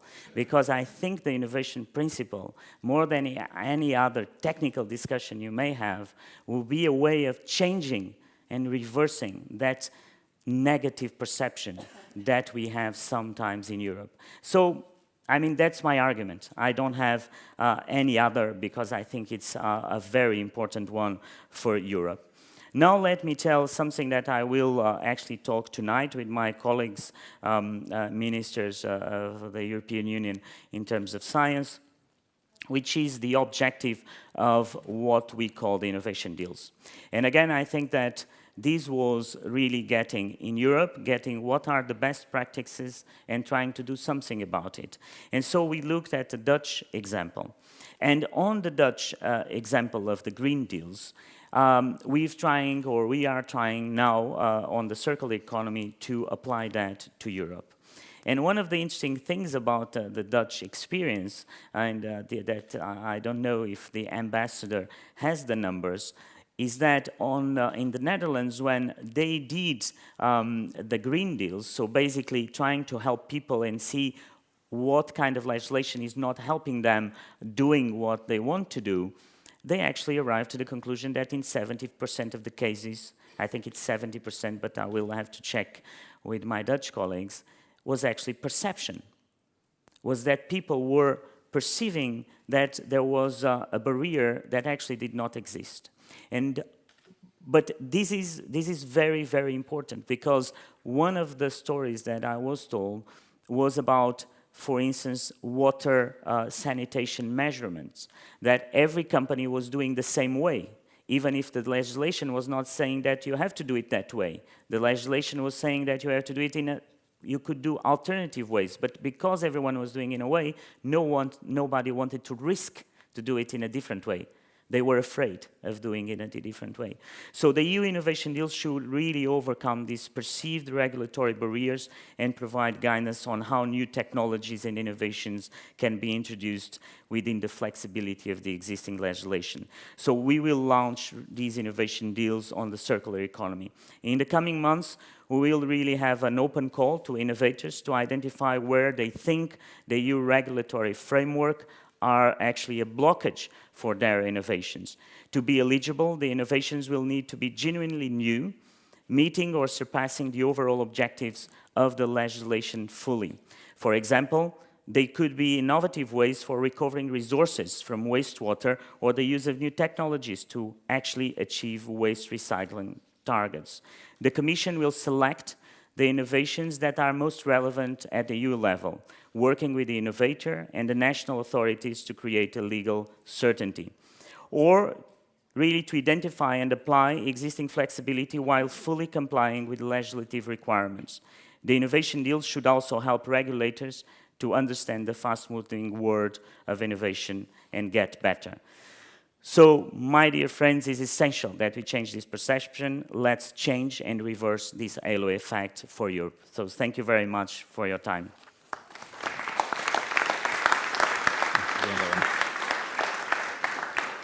Thank you, Commissioner. We have some time for a few questions. We have the coffee break at 11 o'clock. Let's start with Martin Kamps. The principle of future-proofing innovation policy, how does that translate into reality?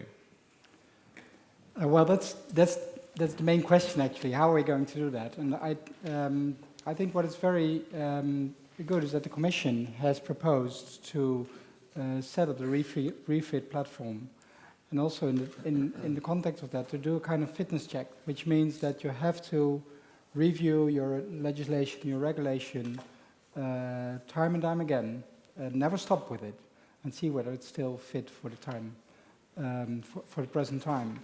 And if you actually have your legislation really future-proof, then you never have to change it again, because it's fit for any future. But because we can't predict the future, we'll probably stay changing our legislation, but we have to do it faster and more adequate.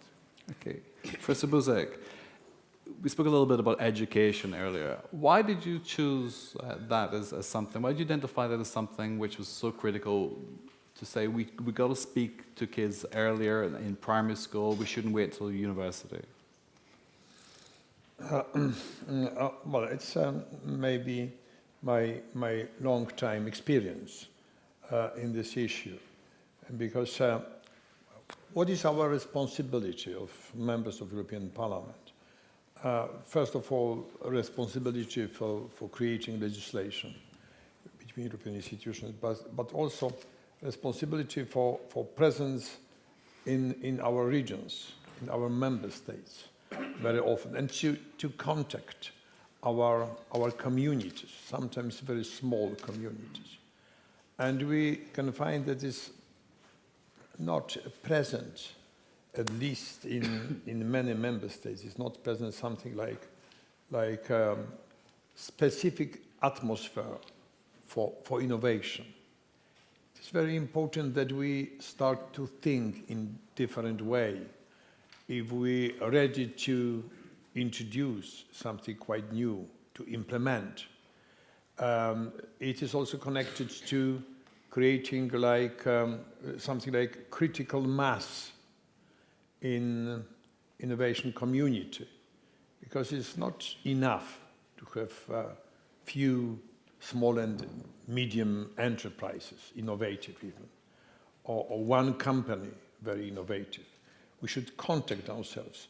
So to create such a community means that we should understand all the society, as a matter of fact, how important it is for us. It is not enough from the EU level, not enough in the member states without EU level, not enough on the regional level without support from the member states. So how to create such an atmosphere in the European Union?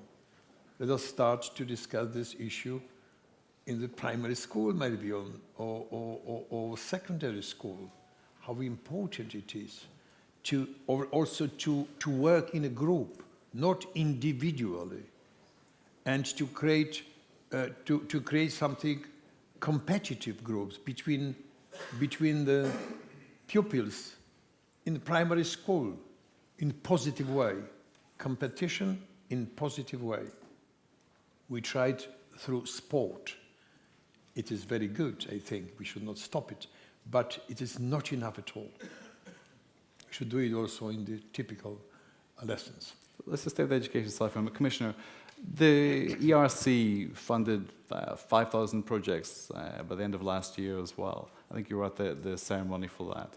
And one of those projects actually came from the Wiseman Institute, which was the funding of an invisibility concept as well. If you're seeing this, is really quite phenomenal. So the idea was that you can make things literally disappear, as we were seeing in cartoons and science fiction. And the science behind that was funded by Europe in principle.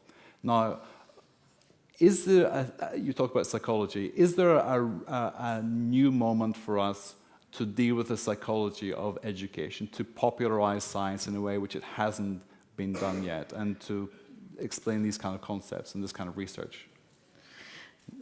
I'm a big believer that whatever we do, if we don't change, as Jesse Buzek was referring, the educational system from a very early age, we cannot make it. And one of the differences that I saw in the United States is that you really, for a student, even when you go to the undergrad, you don't get a professional degree. So you are still able to have an undergrad in one field and very easily change to another field. I always tell my friends that I was in an engineering school, and at some point I was in the civil engineer department, and I wanted to actually go and work in the mechanical department, and my professors didn't allow me because they thought that was really crazy that the civil engineer would work with mechanical engineers. You know, and that was 20 years ago. Of course, now it's much better, I hope. But really, I think that the whole point of creating these bridges in between the different disciplines shows that countries that have less barriers in between the different disciplines, they are more innovative because you get to be more creative and you don't stay on the comfort zone. And I think that a lot of the research that is done today is that if you just stay on your comfort zone, then what can you actually learn, or what can you discover nowadays? Nothing. So you have to go to the borders of your knowledge that actually touch the borders of other disciplines. And if you don't have the self-confidence, and if you don't feel that you can make it, you're afraid, and so you don't do it. So you have to make people really feel at ease and going by in different fields. So that's really very important, and that's education. I mean, that's really something that's only very... one sentence, because all the information, even knowledge, you've got in internet. So in the schools, we should learn how to use it in innovative way from internet, because it is for everybody is possible today for pupils in primary school, how to use the information from internet, innovative way. Max Weber's principle of hierarchy of needs now has Wi-Fi added as the sixth principle, apparently. Which brings me to small SMEs. The basic needs that Europeans need to grow SMEs into larger companies which can produce greater employment. How do we make that transition in a short time from hundreds of thousands of SMEs into larger organizations? So of course what is needed is better regulation which make it possible, more possible than what is the case today for the SMEs to grow. And also I think trial or error are kind of what we don't have in Europe compared to the US case. So we have to have also the possibility to fail. So the bankruptcy legislation is also important. More experimentation should be allowed. But when it comes to these SMEs, that really is the case that US is far way of ours. And one kind of key messages of mine is really the single market, and not only the digital single market. Really, I started to be a little bit frustrated with the digital single market, because when I was in the government 5 years ago, that was high on the agenda. We didn't achieve much, but I really encouraged the Commission to achieve the goal. And not only really the digital single market, also we have to look at the services market, because the slide which I showed to you really kind of pictured the situation in the services market. So really we just have to get rid of the barriers which we have between the countries. So the single market is the key issue, okay, also for the SMEs. Dr. Schweiger, one thing struck me was the way you emphasized the long-term vision. You didn't cut your R&D budget, you took a long-term perspective with that. Do you think there's a crisis of confidence in government when it comes to research and innovation generally, which they can learn something from your company, for example? Well, yes, I mean, there is, of course, there is confidence in governments, there is confidence in regulators. Otherwise, I mean, we wouldn't invest billions in Europe. I mean, we do that. Yeah? The question is, how can we speed up? How can we get an environment that we gain market share vis-à-vis other regions? For the time being, we are losing market share due to the environment. Yeah? And if we look to the chemical industry as a whole, then, I mean, the numbers are striking. The industry as a whole is investing less in Europe than what the industry is depreciating. In other words, we reduce our asset base. And this is worrisome, because in 10 years, 20 years from now, the asset base will be deteriorated. And we need this long-term view, because invention and innovation has gone global, and it has increased its speed in going global. So we invent, for example, in Europe, and this is what we definitely see, we invent in Europe, and then we turn the invention of Europe into an innovation in Asia or an innovation in the US. And this needs to stop. I mean, we need to find ways and means to get our money in concrete and steel and iron into European grounds in order to secure workforce for the future. Because at the end, national states, I mean, we are just stuck. We need to finance their social budget out of tax revenues in their state, in their nation. And if we as companies don't have the regulatory framework in order to be capable to invest here, then this is also increasingly difficult. And I mean, one number always strikes me here. If we look to the average age of a European, and then the average age of an American, which, I mean, one could guess it must not be that different. I mean, there's almost a 10 years difference. 10 years. I mean, the Europeans are about 47 years old in average. I mean, what is a society of 47 years old thinking about innovation compared to a society which is 37 years old? Of course, you are more curious when you're young. So I like the approach that you need to go to schools, to kindergartens. And it's not only me. I mean, it's really the philosophy in the company. This is why we came up with a program for all the kindergartens around our site in Ludwigshafen, which is the biggest of ourselves, 36,000 people.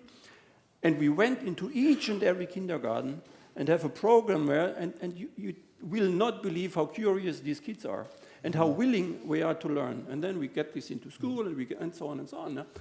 Yeah, we can do it in Europe. We can. You are much better kindergarten. I agree with you. Let's summarize. We've got to go get our coffee soon. So let's tie this up. We started, you weren't here for this, but it was very good.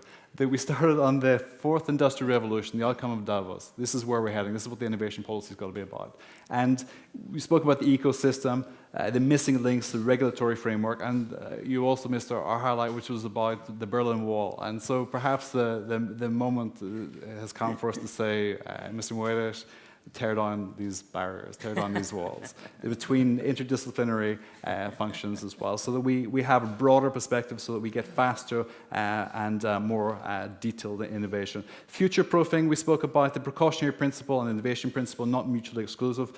The innovation tool, how to assess impacts, refit platform, whether to change or not, but to go for the regulation of the unknown, smarter regulation. It doesn't talk about volume, it's about smarter regulation.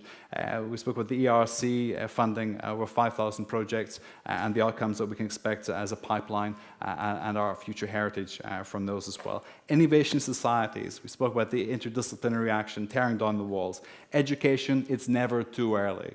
We should focus more on the education element of this as well, to identify talent and to address skills gaps as well. What do we need and who can lead in terms of talent and capacity for that? Think long-term, policy and investment, government and business working clearly together, and to increase the growth of innovation as well, to change negative perceptions. We have to change our capacity. We can't have 5 billion euros of venture capital. This is not the age to be lagging behind in this regard. We can do it, as we heard earlier on as well. The Berlin Wall is gone. Now it's time to change the future of Europe as well, tearing down the walls between innovation barriers. Thank you very much for your time today. Coffee is served upstairs.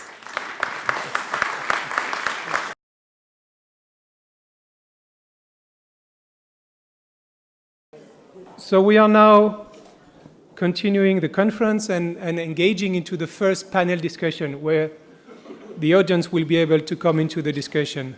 The first panel is about the key role of science and how it interplays with innovation. And this first panel will be, and we are very pleased with this, will be moderated by Julie Girling, a very well-known member of the European Parliament who has been particularly active into questions about science and scientific evidence recently.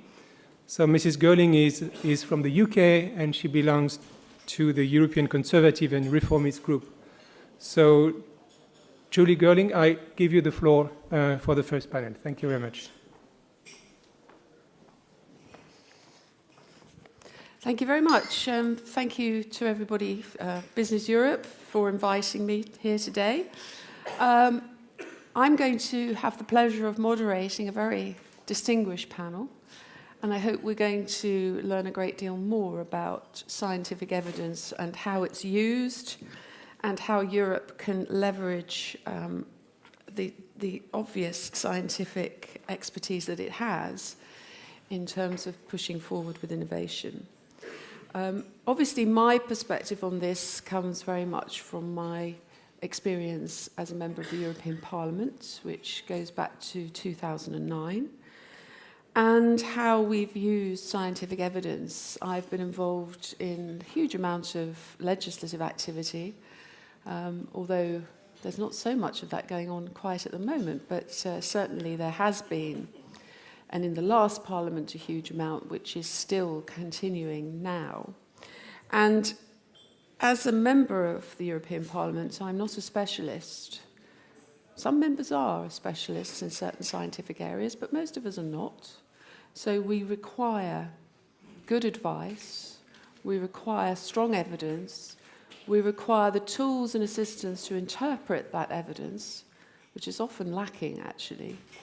We often see ourselves confronted with large piles of data and no way of accurately or effectively or sensibly interpreting it. So I'm extremely interested in this whole topic of how we use the scientific evidence, the scientific work that we have to move towards innovation.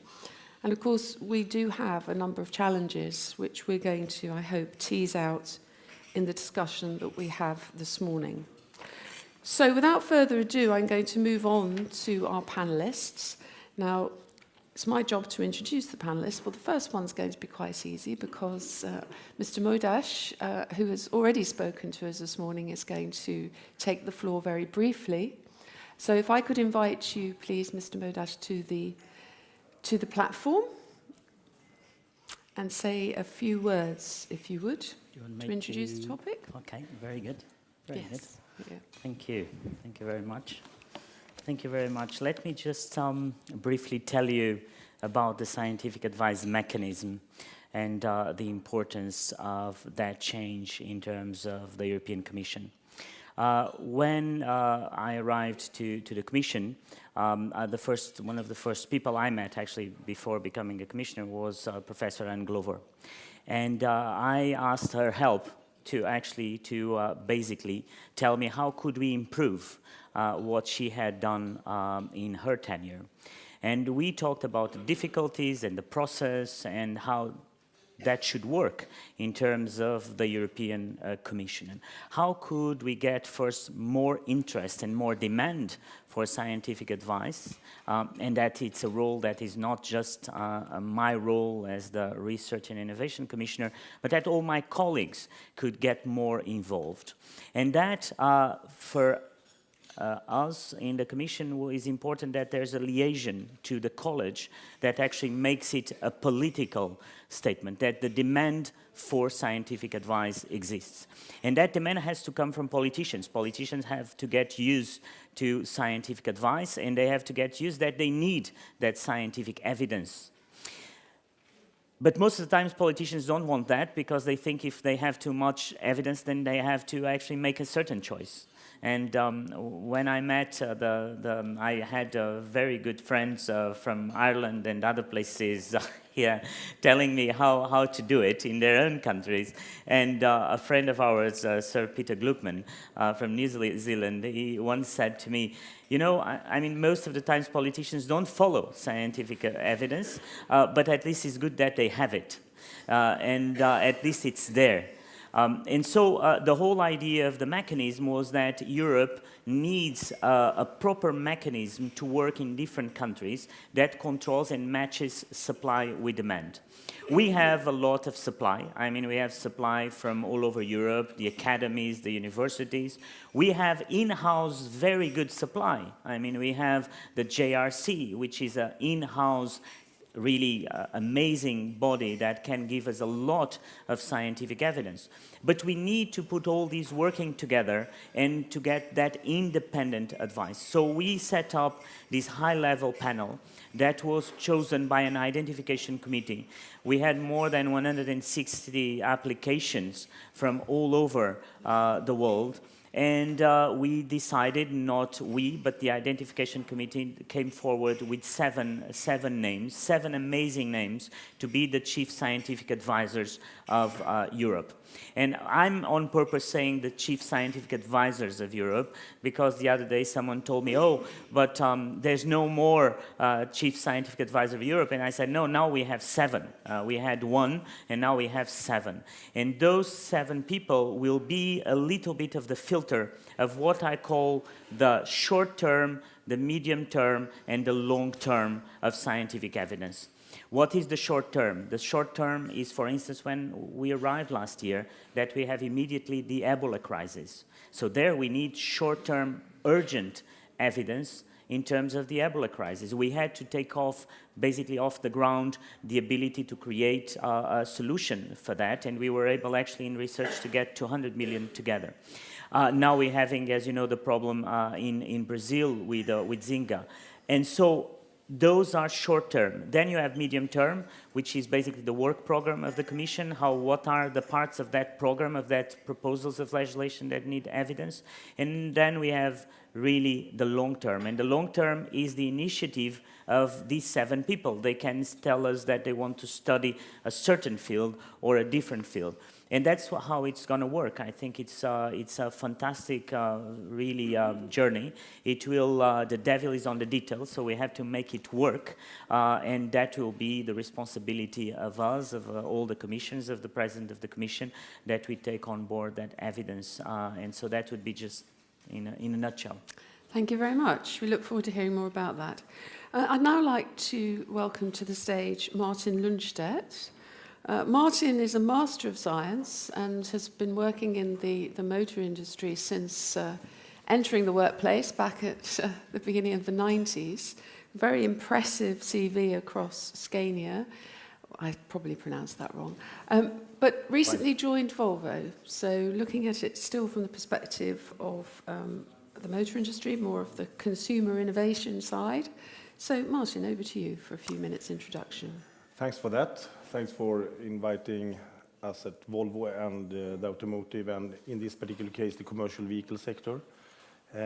What we are particularly proud of course, in the commercial vehicle sector is that Europe is actually the leading continent when it comes to commercial vehicles across the world, actually. And just a small note on that also, it happens that Sweden is actually one of the leading countries when it comes to commercial vehicles, what we are, of course, very proud of. What I would like to start with is actually to talk about the importance of leadership in this perspective. We're talking about system, processes, institutions, but I think the daily leadership is very, very important to have innovation going in a company. I happen to be president or CEO, leading a group across the world, 192 countries. We have more than industrial operations in more than 60 countries. We are pretty much everywhere with research and development. And the most important part for me is, of course, to make sure that people are excited to do their work, to have fun, actually. And I think that is an underrated part of both innovation, productivity, quality development, or whatever a thing that you need to bring to the table. And here I think for us as business leaders, it's about also, allowing people to really not only do and follow processes.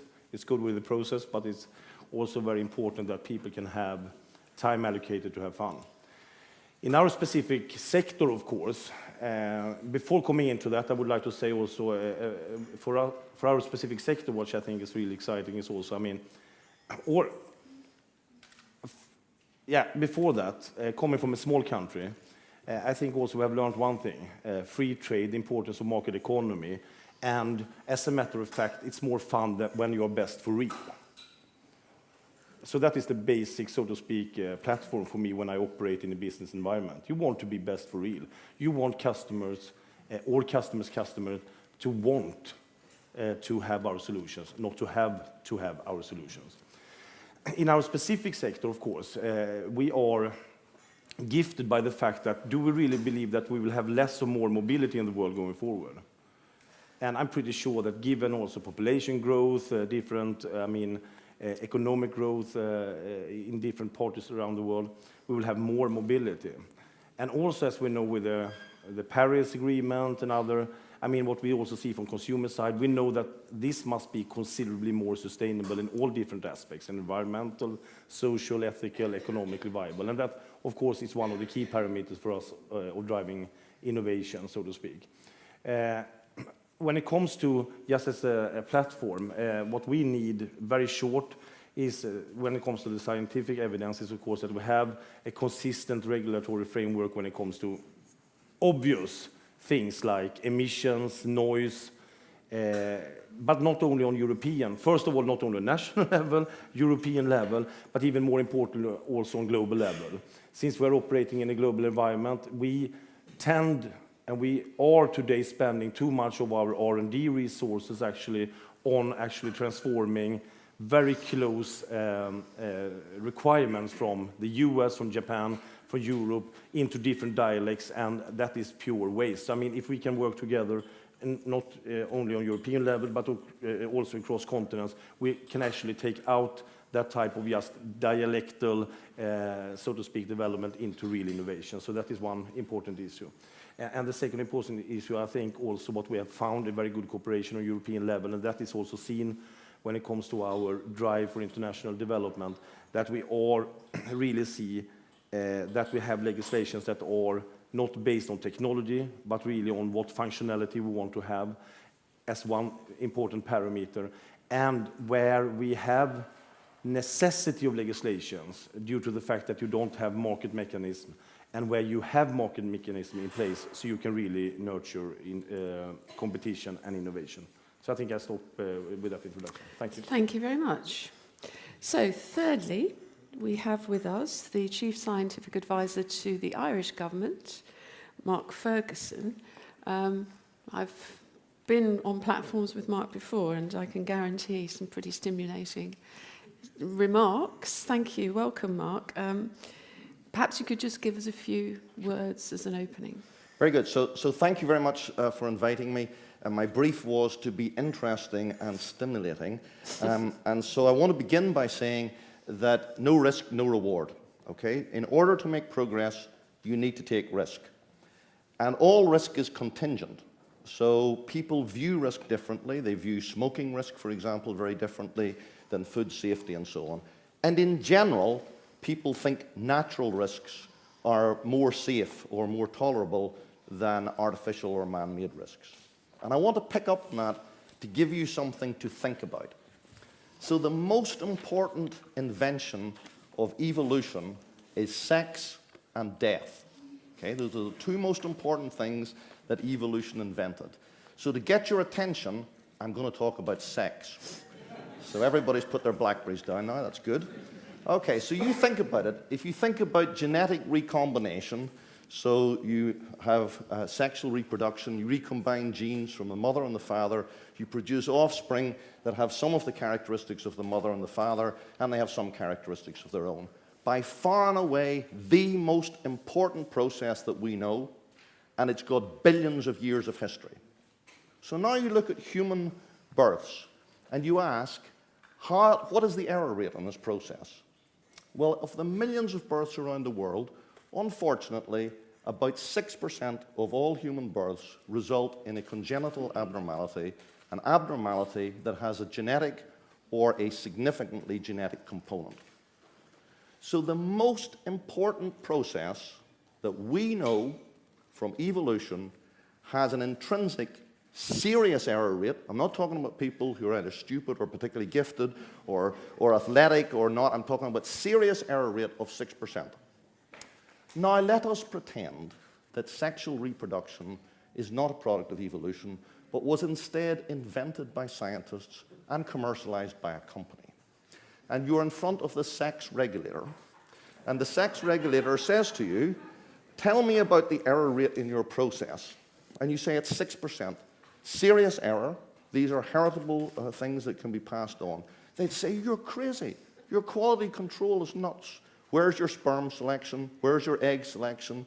Have you tested the embryos? Have you rejected the ones that don't fit properly? Go away and put this, in a proper process. Come back when you get about 0.5%. And then think about what happens when we try to do that. We try to fix those things. There's public outcry. Designer babies, interfering with the laws of nature, playing God, any of the things that you want to look at, when you actually try to do any of the things I've just said, like sperm selection, egg selection, or biopsying the embryos. So it's really interesting to think about that. And people always ask, what's the precedent for acceptable risk? Well, let me give you a starting point. If you want something that is truly innovative, that produces spectacular results and has billions of years of history, it's got a 6% serious error rate within it. That's a very interesting thing to think about. Second thing to think about on the topic of sex is innovation. So innovation occurs when ideas interact, okay? So I get an idea from policy, or I get an idea from industry, or I get an idea from science or for the market, and they kind of mix around, and then you come up with something new. So I always tell people, because they remember this, particularly politicians, I always say innovation occurs when ideas have sex. When you put together different ideas that come from the commercial world, that come from the policy world, that come from the consumer world, that come from the scientific world. So that's my first kind of point. My second point, which is slightly different, is why in society do we not tolerate small risks? Because after all, the political system, the regulatory system, all of those things reflect society.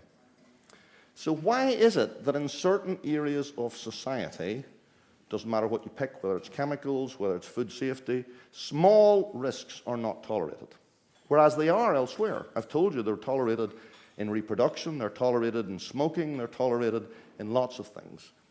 I think part of that has to do with leadership.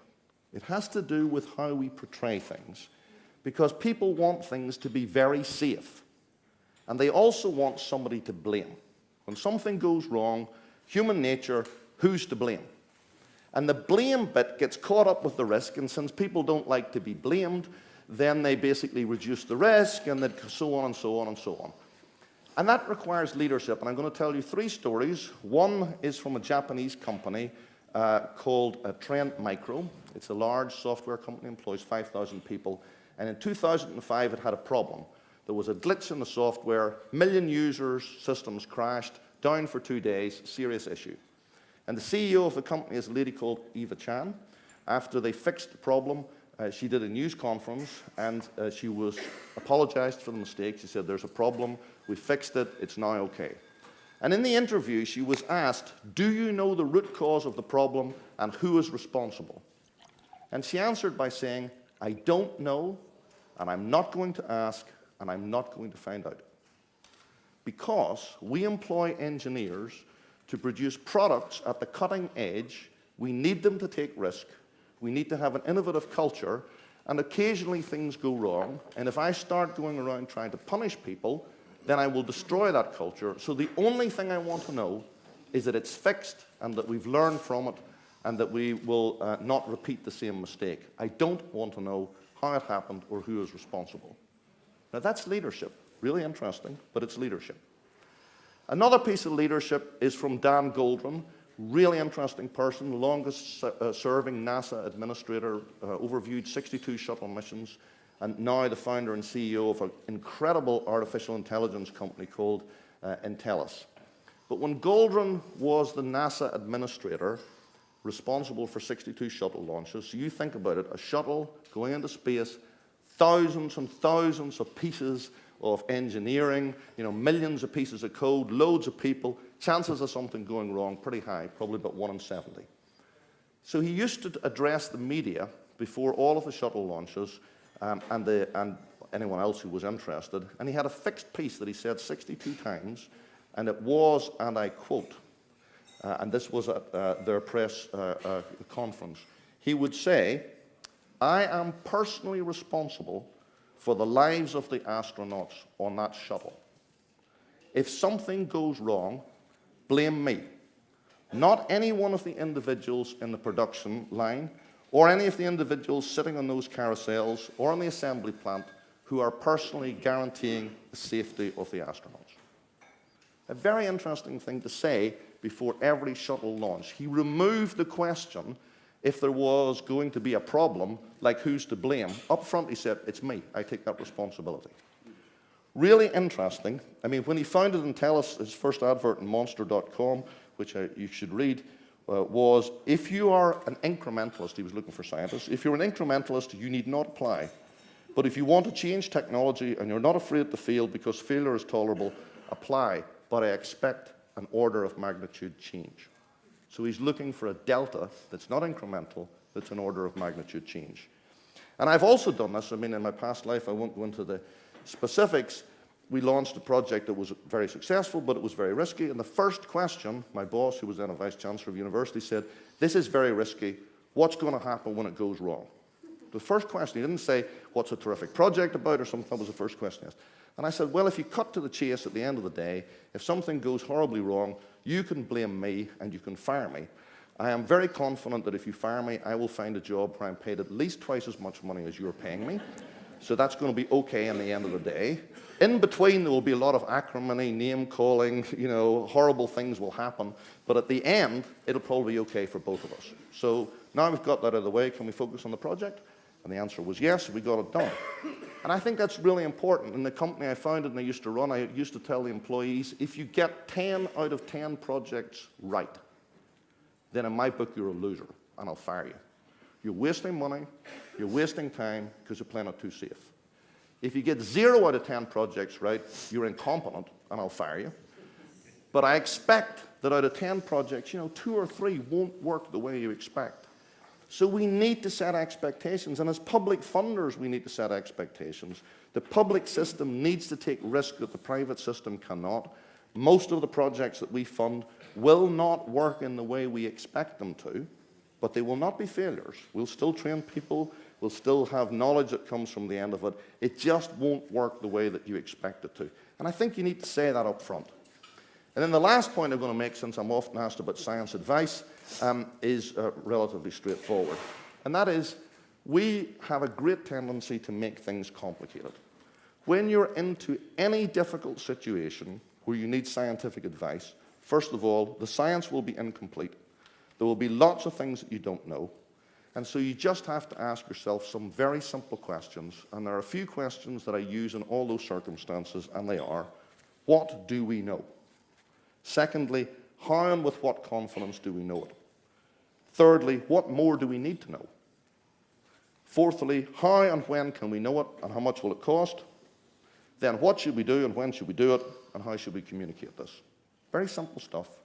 But when you run those kind of metrics across, and the one thing I would say, and this will be my revolutionary suggestion for regulation, I actually think that all innovators and all inventors of new technology should be asked to write the regulations. It's really important to ask people who know what they're talking about to give you their idea. And I say this all the time at home to politicians, ask the people who are proposing this to write the regulations.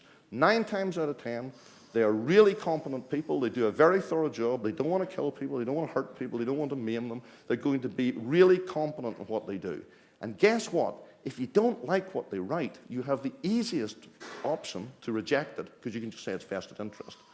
So if you ask the people who are deeply involved, we need to get away from the idea that an independent group of people who don't have the in-depth knowledge somehow know better. The independent group is very important for taking out biases and for distilling stuff. But when you're at the cutting edge, if it was my money, I'd ask the person who really knows what they're talking about, which is usually the person who's invented it in the first place. And those people are usually pretty savvy, about what rules and regulations they would put in place to allow the technology to go forward, but to appropriately balance the risks. So that's something to think about. I hope I've stimulated your thought, and at least if you don't remember anything, remember ideas, sex, innovation. That's what it's about. Thank you very much.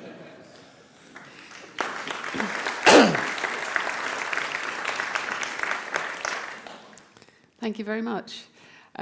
I'm told that most men think about sex every 6 seconds, so you're probably on the right track. Can I now introduce our last speaker, Professor Hootel? Now, there's an awful lot of scientific qualifications and experience here in his bio, which I'm not going to read out. It's all here. I'm just going to say, as the director of the National Academy of Science and Engineering in Germany, he's an all-round big brain. So we welcome you to the panel, Professor. Yeah, thank you very much for having me here, for the invitation. I'm here in 2 capacities, I think. One is EuroCase. This is a consortium of 22 academies from our countries, our European countries, that have a National Academy on Engineering or Technical Sciences, Applied Sciences. And in the context of the discussion of evidence-based policy advice with the Commissioner Carlos Moedas and others, we have found out that we are not alone. There are actually 4 more similar types of consortia of academies. And these 5 consortia came together, and I signed a memorandum to try a new way of how we can give independent, self-determined policy advice, evidence-based policy advice on a European level. So there is EuroCase, there is ALEA, there is ESAC, there is FEAM, and there is the Academy, the European Academy, Europäische Academia. We represent about 10,000 scientists from all disciplines, and they all are going through a rigorous selection process on their scientific reputation and also on their potential and willingness to be part of a process that can come up with independent, evidence-based policy advice. We have changed on the experience that we have, that we will not give recommendations anymore in a certain context. Because when you go to see a doctor and he gives you a recommendation, you can either do it or not. If you don't do it, you have the problem. We think we have to give options. Because science is, as you mentioned, in many cases not finished. There are options, there are uncertainties, and so forth. So that's one approach we will go. And we look forward to find an appropriate and constructive way how to interact with the high-level group that was just addressed by the commissioner, these 7 eminent scientists picked by this selection process. So over the next 4 years, that's the idea, we will interact. My experience is, as was mentioned, I'm president of our German National Academy of Science and Engineering. And this is a different approach that we have here, because this is sitting on 2 pillars.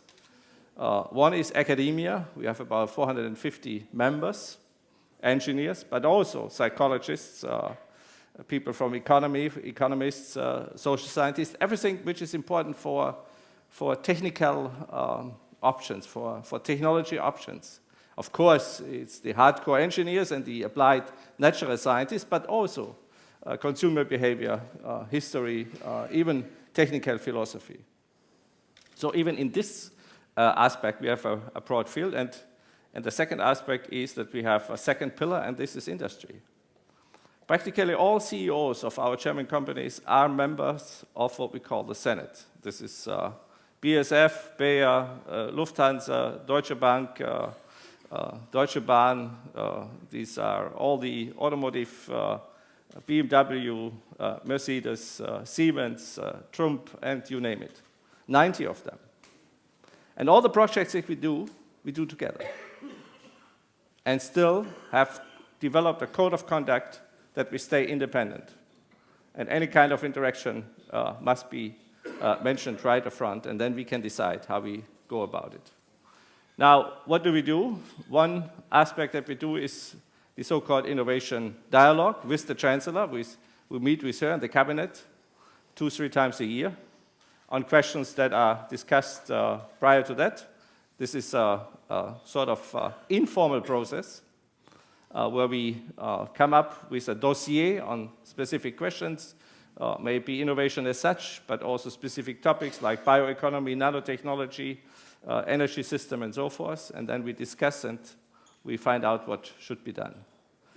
So we have some experience in this context. And to give you one example, this was mentioned before, Industry 4.0 was developed in AKT. So the concept of this fourth industrial revolution, you can trace it back, was established there. And we have, for this case, we have 2 presidents, one from the academia and one from industry. My first co-president was Joachim Mühlberg, the CEO of BMW, and it's now Henning Karaman, the former CEO of SAP. That's the way we deal in Germany. And we have, as I said, 21 partner academies just in the field of engineering, applied sciences, technologies. These are 6,000 in Europe, and all together with the other academies, because they are dual and multi-memberships in other academies, altogether 10,000. We are looking forward to make best use of our competencies for a better Europe, particularly related to innovation on evidence-based options that we will try to provide in a dialogue with the policymakers and also with the general public, with NGOs, with unions and other stakeholders in the decision-making process. Thank you. Thank you. Well, thank you to all our panelists. We're going to start a little bit of a discussion, I hope, and so I have the opportunity to start that off. And I'd like to ask a bit more about the scientific advice mechanism, because I think we in the Parliament wait with great interest to see how that's going to turn out. But I wonder, within the way in which Europe regulates, which is, of course, directly affects innovation, with this enhanced level of advice at the Commission, is that going to percolate its way to the other 2 co-regulators? Because the Council and the Parliament don't have such a mechanism. How do you see advice to Council and Parliament being integrated through that panel? Do you see any hope of that, or is it likely that the high-level group will go the way of the JRC and be largely seen as something that advises the Commission and not everybody else? Perhaps we could start with you, Commissioner. No, very good, very good. No, I mean, I don't see it as in that way or in that angle. I think that the point here is actually to give comfort to the Parliament and to the Council that evidence is there. We've been working very closely with the Parliament, for instance, with STOA, which is their technology, actually evidence-based and science-based people, and we are actually on the point of how we will establish these relationships, and I think that it's important for this group of 7 people to meet the Council, to meet the Parliament, and I think that we can all work together. So for me, it's more how can we as politicians and the Commission give more comfort for the decisions that and the proposals that are sent to Parliament. So imagine that we send a proposal to Parliament and we have the evidence that goes along with that proposal. So then the Parliament can actually say, look, your proposal is probably not in total agreement with the evidence that that the independent group, because this group will be independent. And I think that, I mean, I was just very stimulated by Mark's presentation, and of course, I'm not going to talk about sex as a politician, but we'll never do that. But I think that one of the things that is really important for this group, I think, is twofold. One is that sometimes in Europe we get a little bit confused in between what's risk and what's hazard. And sometimes we get very excited and we get very worried about hazard, but actually risk is actually basically the product of hazard and exposure to that hazard. And one of the very interesting works that I really wanted these group of people to do is about exactly the points that Mark was so well putting it here to us, but to explain how do we really analyze risk. The second is about this inferential gap that we'll always have. Basically Mark was referring to the known knowns, and I was thinking about, I think it was Rumsfeld, right? There was the known knowns, the known unknowns, and the unknowns unknowns. And I think there's a lot of unknowns unknowns, things that we don't know. And I think that inferential gap, which will be the relationship with the Council and the Parliament, to know what's the difference in between what we actually don't know and what are the conclusions of this group. But I really foresee a good cooperation, and I think it should be a good thing for the future of the relationship in between the triangle of institutions. Mark, I wonder if you might comment on that. Do you see this happening just sort of organically and automatically, or do you think it's going to have to give a kick up the backside to make it work? Well, I mean, I think all of these policy things, they have to integrate just in the same way that you have to have interdisciplinary science and so on. So, I mean, if you're looking at learned academies around the world who are producing reports on various issues, which are frankly common to many countries, it doesn't matter what it is, whether it's fracking or whether it's, genetic engineering of embryos or whether it's power lines. I mean, you'll find reports from the National Academy of Sciences in the United States, from the Royal Society in the UK, from the Leopoldo Foundation, from the German Academy, from the Dutch academies and so on. And if you were to read those, they are all fairly similar, okay? The consistency of the distillation is similar. One of the big things that Europe can do, and I've already talked with the Commissioner about doing this, is actually translate all those reports into a common language. You know, personally, I read the ones that are in English. I kind of half read the ones that are in French or German very badly, and I do not read the ones that are in Dutch, okay? I can't read Dutch, or in Finnish, or in Swedish, or whatever. So, you know, that's a really interesting thing for Europe to do, is essentially to look at this. And I actually think it's useful to say to the public, there were several independent scientific groups that looked at the evidence in America, in Finland, in Germany, and so on, and they all came to this conclusion. That's a more powerful thing to say than one group looked at it elsewhere. So that's the first thing I would say. The second thing is this needs to distill into the research arena. So we need to understand as public researchers what things should we be funding, because we need to know them. And we should be looking at that as informing the science funding programs, and indeed testbed programs where you may actually testbed out the regulations. I mean, how many of the large demonstrator projects do you actually look at the kind of regulatory framework that's in there? I think there's a lesson to us as funders in there. I think there's a lesson to the parliamentarians and the people who are looking at this. And there's a big lesson to the science community. The Commissioner touched on it. Most scientists believe that scientific advice trumps all other advice. Whilst I would like to believe that, I don't think it's true, okay? Politicians have to take into account the scientific evidence, they have to take into account the religious beliefs of the country, they have to take into account the history of the country, they have to take into account whether they're going to be re-elected or not. It's kind of important for politicians. So actually, you know, scientific evidence is part of the thing that a politician should do. And what I always tell the scientific community is, if the political system or any other system rejects the scientific advice, that is a problem for the scientific community. It's not a problem for the political community. We didn't do our job well enough, okay? We didn't do our job well enough to contextualize that evidence, to put it forward in a way. All too often, when they get scientific advice, it's in what I call an arrogant way. You sort of say, this is the evidence, this is it, it's very clear what you should do, and if you don't do it, you're stupid, okay?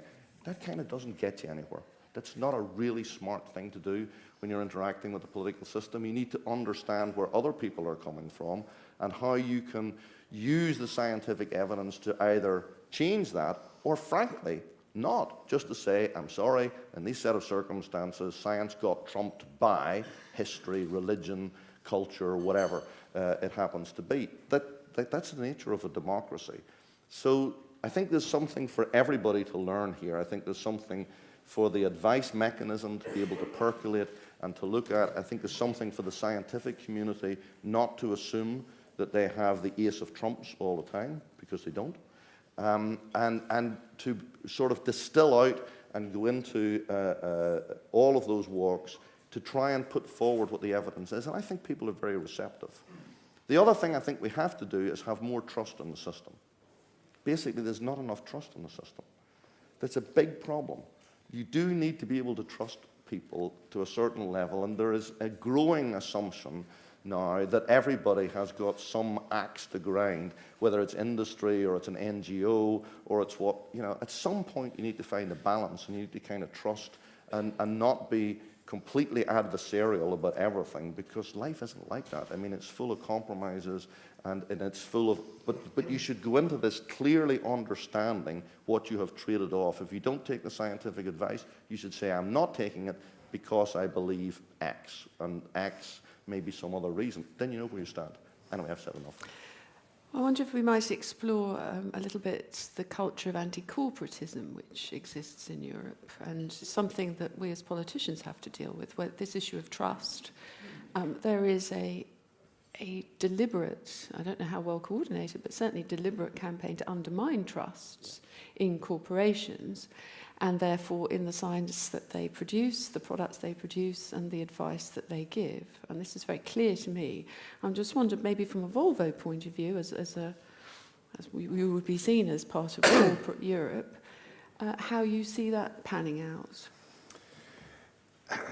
First of all, I think actually in our business as such, I think we have very good cooperation across different entities of Europe, actually. I think that has been a basic foundation of the success also of our business, both for Volvo and for the industry as such. I think we, during a long time, have had a good dialogue on what is really worthwhile.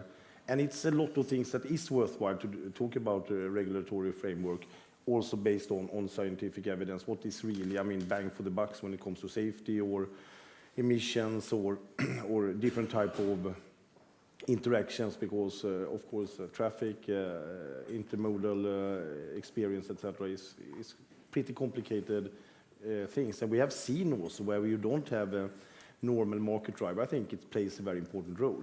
However, there is also a risk that you try to get into areas where you actually are counterproductive when it comes to the market forces that will actually drive competitive edge, and at the same time play in the direction that we want to do for environmental things, for example. One example is, of course, if you think about emissions, NOx and particulate matters, it is counterproductive to fuel economy. Thereby, you will not have a natural mechanism of actually driving that. You will always favor fuel economy because that's a pocket for our customers. It's a production equipment, and you need to be efficient. When it comes to CO2, that goes hand in hand with fuel economy. I think there the best man or woman shall win, so to speak. So there we should actually open up for different technologies, different ways of looking at it, and thereby driving, so to speak, innovation, not only when it comes to technology, but also when it comes to business model. Because one thing that we know actually, and that is coming also back, that is absolutely true, by the way, that is one of the things I always say to my teams. Make sure, if we want to really install the circular economy, and that we can do, for example, for bus system, that it will be less than 4 years, because then the major can be re-elected. So that is a competitive edge, lead time in this perspective. But secondly, what we need to do is in a better way, and here a lot of industries is coming from actually inside-out perspective. We are manufacturers. We are industry 4.0. We are not actually coming in from a solution perspective. We look at the circular economy that we talk about. And if you think about it, if we are continuing to pursue engine development that we do, and we're approximately putting 30% of our R&D budget, that on global scale now is 2 billion euros per year, almost, means that a big proportion of that is for propulsion in different ways. Electromobility, it is diesel technology, it is renewable fuels that we can have a complete session about the regulatory framework, by the way, technology and economic life length. But if we do that, 30%, maybe we will take 1, 2, 3% improvement every year. But if we can work together in a logistical chain, we know already now that we can take out 20, 30, 40% of CO2 reduction. And one thing that is good, I think it was really good with the Vice President, Finnish, and with the Ambassador, Dutch. I know the Finns and the Dutch, and I mean, I will not generalize, but they are pragmatic like crazy, and I like that. And because then things happening. I mean, how many innovators are sitting in this room, for example? I think it could be a good reflection, and including me. And what, the Dutch presidency is doing now, they say to us, in our industry, okay, guys, we have heard you saying that you can do something about the circular economy, you can do something about longer vehicles, you can do something, show us. Volvo, go from Gothenburg down to Amsterdam. Scania, go from Södertälje to Amsterdam. Daimler, go from Stuttgart to Amsterdam. MAN, go from Munich or whatever. DAF, go from Eindhoven, it will be a short trip. But nevertheless, show us what you can do and show what you will do with the circular economy and the system thinking. I like that, because then we can start to see what is the abatement investment between, regulatory frameworks and also the investment that we already have in place. Lots of fun going ahead here. And let's do it. Thank you.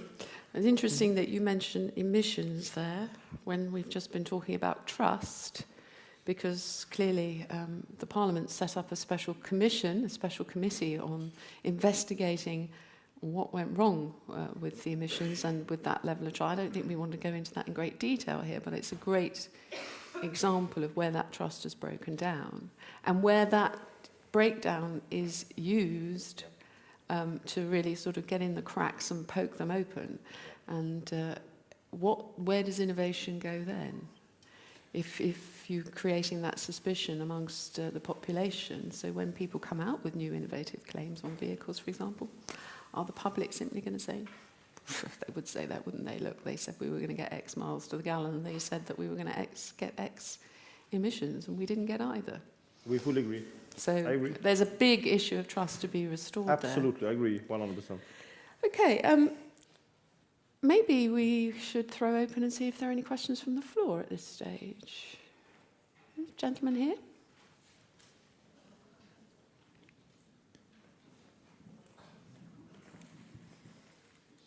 Jan van der Biezen from Philips. We learned that the scientific advice in the new mechanism will need to be independent. And given the circumstances at the moment, I can certainly understand that to a large degree. At the same time, we are then knowingly missing out of the competence and knowledge that may be available in industry.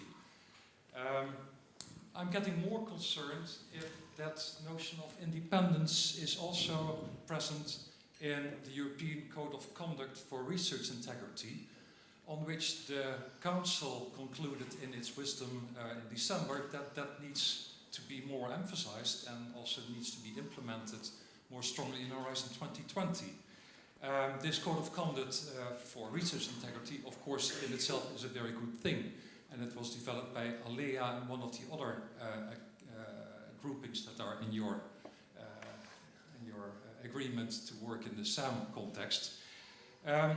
But this Code of Conduct was entirely written by and for academia, and now imposing it on Horizon 2020, which is intended, as Dr. Schwager already pointed out earlier this morning, to foster public-private collaboration and to intensify the collaboration between universities and science and industry. I'm getting concerned. So the point is that also business has its integrity codes. We have very demanding general business principles that impose business integrity and that we have translated also to our R&D environment.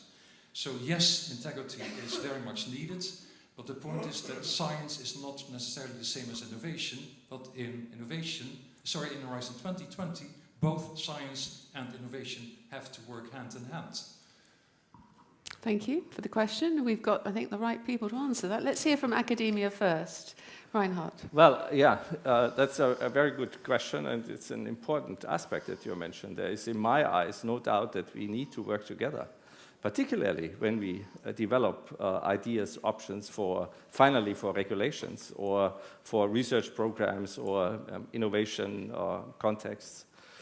So I can only reply that there is a code of conduct that all the academies in my consortium Eurocase have signed off, and in practically all academies we have members from industry. Not only that they are in a separate situation, you know, there's different, for instance in Sweden they are completely integrated, in other countries it's similar, in other countries again it's a little bit different due to our history maybe.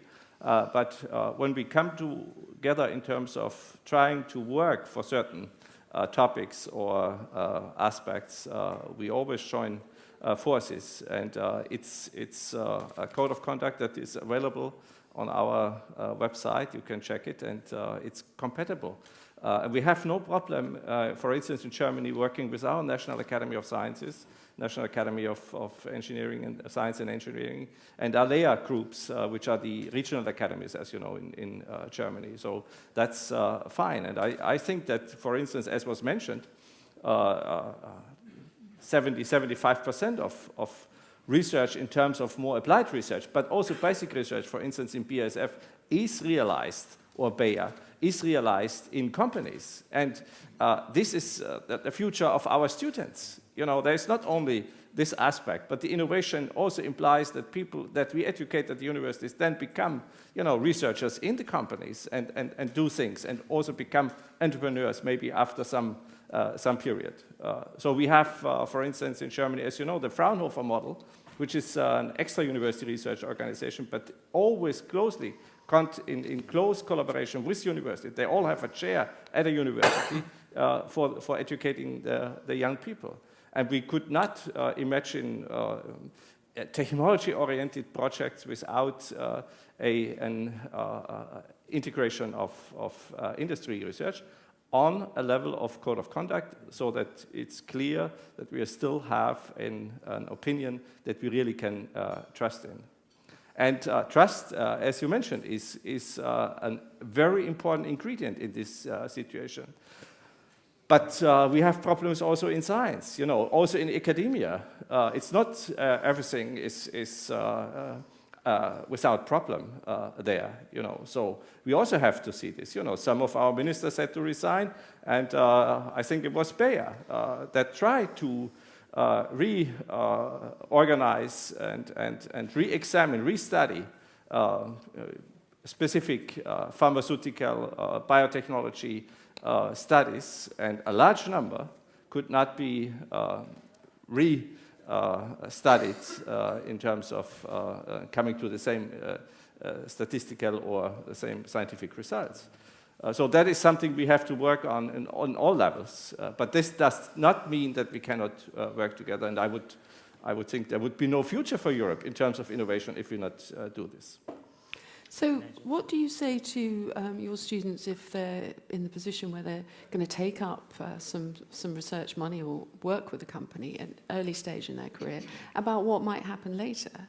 Because we see very eminent scientists having their CVs forensically taken apart when they are coming to join maybe an expert panel at an agency, or indeed perhaps this, you know, the higher echelons in this new, further down the line, that, you know, the new high-level panel. What do students feel about that? How do they feel about that scrutiny? So I think we have to get away from simple solutions and simple statements, okay? Transparency and trust are the two important things. And actually, I want to fund conflicts of interest. Let me be very clear. I want to fund them. It's called innovation. If I have an academic who has got an idea and they want to form a company, I want to give them a grant. And so does a commissioner, and so does Horizon, and so do you as a taxpayer, because it might just work, and it might create jobs, and it might create a new company. So you could say, I am funding a conflict of interest because if it is successful, that person is going to make a lot of money, and they've got taxpayers' money, and you could spin a very negative story. But you can equally spin a very positive story. What do you want? Do you want somebody just to discover something, write it up in some dull place, never think about how you can exploit it, never talk to anybody who might be able to make a penny. No, you don't want that at all. So we need to get away from these simple things. What we need to have is transparency. That's where people get very suspicious. I think we need to be honest and say that you get bad apples, you get bad actors in all walks of life, whether that be in academia, in industry, in NGOs, in government. I mean, not everybody is perfect, so you need to have some ways of detecting that and dealing with it. But you certainly shouldn't be thinking, you know, if you work with industry, it's bad. If you form a company, it's bad, or whatever. That's not appropriate at all. And getting back to another point, you know, the most important thing if a country's been in an economic crisis, as Ireland has, is creating jobs, getting commerce, and having people pay tax. Because public services are run out of tax. Tax is paid by people or companies. It's not paid by unemployed people. Okay?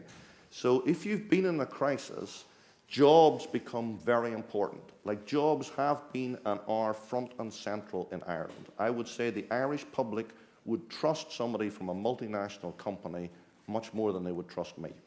Okay? Because they would see me, A, as an academic. That means I'm probably so far out of it that you wouldn't want to talk to me. And secondly, that, you know, I'm to do with the government, and governments can't be trusted because we all know about how corrupt politicians are and so on. So, like, I would probably be much less trusted than somebody from industry. Frankly, I think that's a good thing. I think it's a I don't think it's a good thing they don't trust me, but I think it's a very good thing that they trust the industry. Why?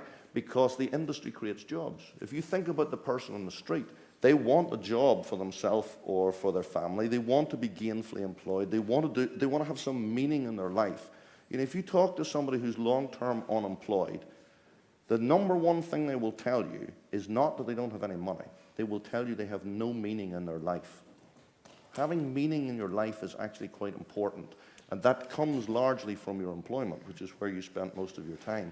So I think we've got to reinstill a kind of different rhetoric to this anti-corporate rhetoric. You've got to say companies employ people. Being employed is a good thing. Growing employment is a good thing. You know, people who are employed and companies pay tax. It pays for the public services that frankly fund science and all of the things that I am responsible. You can't do that unless you have some kind of income. And so this is a good thing. It's a good thing that you collaborate, but we have to have transparency. We have to have sensible rules. We need to be able to point where there have been transgressions, but that doesn't mean everybody's a transgressor. Not at all. It's only a small number. And isn't it a good thing that we detect them? So you need to say, look, it's good that we've got these processes in place. So it's a different rhetoric, and it's about building trust. And I think we're in a great danger with the public of destroying the trust. It's sort of what you said, Julie, you know, you say, well, they would say that, and so you keep emphasizing all of the negative rhetoric as opposed to the positive rhetoric. I mean, there's a lot more positive than there is negative. Indeed. And we don't talk about it. We haven't even mentioned, of course, around the internet and how that affects how people think about these things. I probably haven't got time now.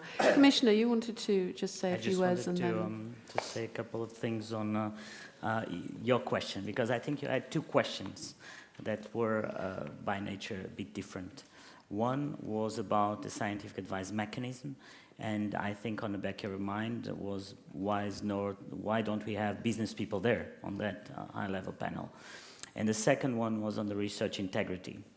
On the research integrity, let me just be clear. I've been seen, and I accept that perception of myself, of that I've been very orthodox in terms of open data and open access, orthodox in a good sense, in being open. I always believed that if I'm someone that wants open access, open data, that wants that freedom, I think the level of integrity that your responsibility in a world that is open has to be much higher. And that goes along. I mean, it's like if I want open, I need responsibility. And so the idea that we've worked with the Ministers of Science of Europe was exactly to beef up the research really code of integrity. And I think that's important. But if you go there, you see that we're talking about things that are very simple. We're talking about plagiarism, falsification, and fabrication. And how do you create the right incentives to actually put it down, knowing that there's always the human behavior, there's always incentives that are wrong. I mean, just a couple of days ago, I think in South Korea, there was more than 150 professors that were, I don't know if put in jail, but they were indicted because they actually had plagiarism in their thesis. So we have to actually beef up that. And one of the points that I think it's very important is that so far, research integrity has been just about the individual. And I think the research integrity is also responsibility of the institution, the business or the university.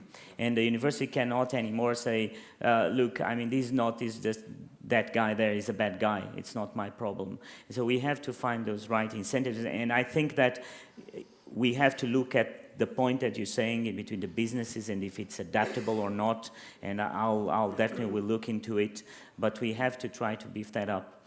And then on the scientific advice mechanism, the idea is not these people that will be at the top know every subject, but they have to know where to look for that subject. A little bit what Mark was saying, look around the world, look in businesses and say, look, this is the evidence we have. But it's important that they have a total independence in the way they look and oversee that. But it doesn't mean that they will not go into businesses and look at the scientific evidence and the studies that you've done in your own company or other companies. But they have basically to be the guardians of that independence. And as you've seen, there are 7. They don't belong to every field of scientific evidence that we look at. It's not their job. I mean, their job actually is not to be experts on their field. It's actually to know where to look for the evidence. But happy to continue that discussion further along with you. Thank you. We're pretty close to wrapping up, but there were a couple of questions. I'm only going to ask one panelist for a very quick answer to your question. So who would you like it to be in a very quick question, please? Yes. Gentleman here. My name is David Zarek. I'm a writer, probably best known as a riskmonger in this town. My question is actually, well, it's on scientific advice, so I think it's quite clear. This is a historic event, quite literally historic, because 10 years ago, an earlier version of the Risk Forum produced a paper called Science, the Role of Science in Policymaking. The reason this is important is because it introduced the role of the Chief Scientific Advisor and proposed one for the European Union.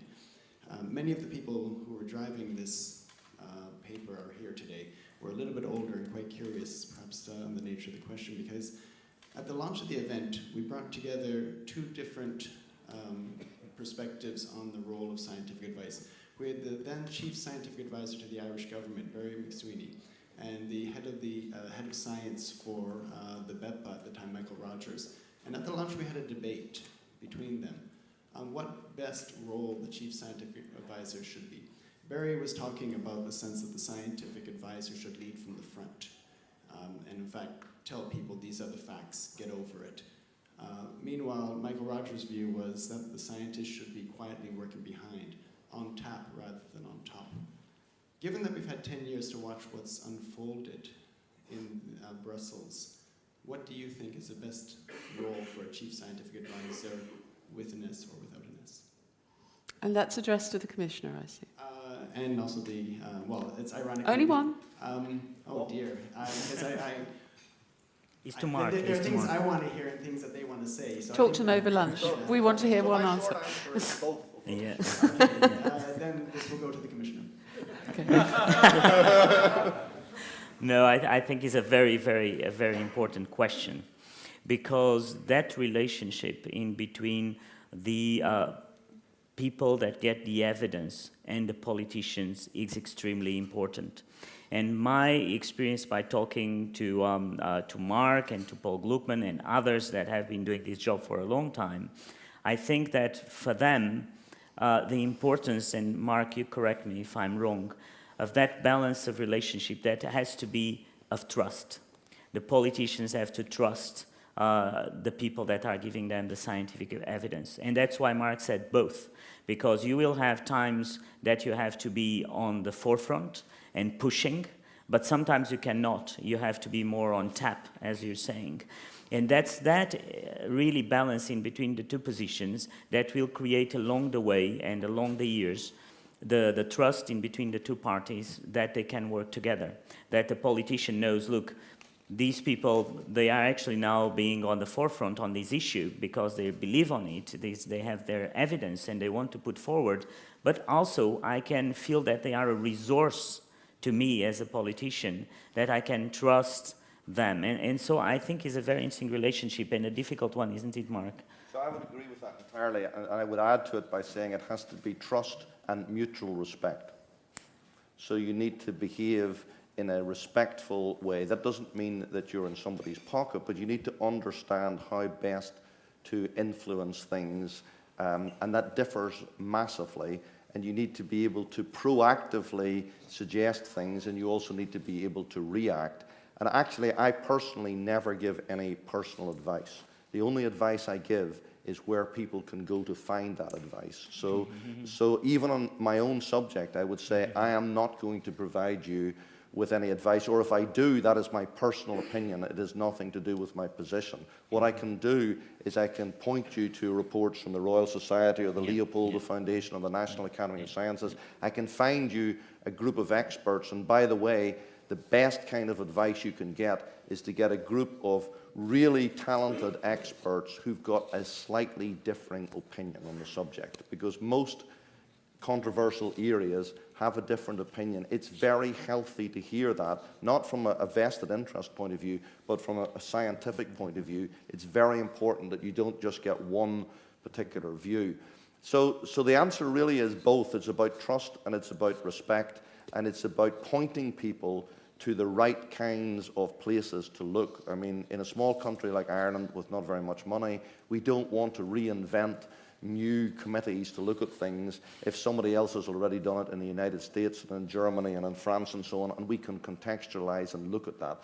That's going to be sensible, or our nearest neighbour, the UK, that produces brilliant reports out of the Royal Society and so on. So I think it's about common sense, it's about trust, it's about respect. It's also about being able to say something very clearly and understand why it will not necessarily be accepted. Okay, you need to be able to be adjusted to that as a kind of scientist. You said earlier in one of your comments, this is it and this is the way it should be. I don't actually believe that. I believe that politicians are elected by people. I believe strongly in democracy, and they have to take into account things that I may not consider to be as important, but that are very important for other people, and they aren't science. Whether it's religion, culture, history, whatever it happens to be. And if we don't get it across, we need to try harder. That's the view, not blame other people. We've got a minute left, and we have a gentleman very patiently over here, yes. You've got a very short question and a very short answer.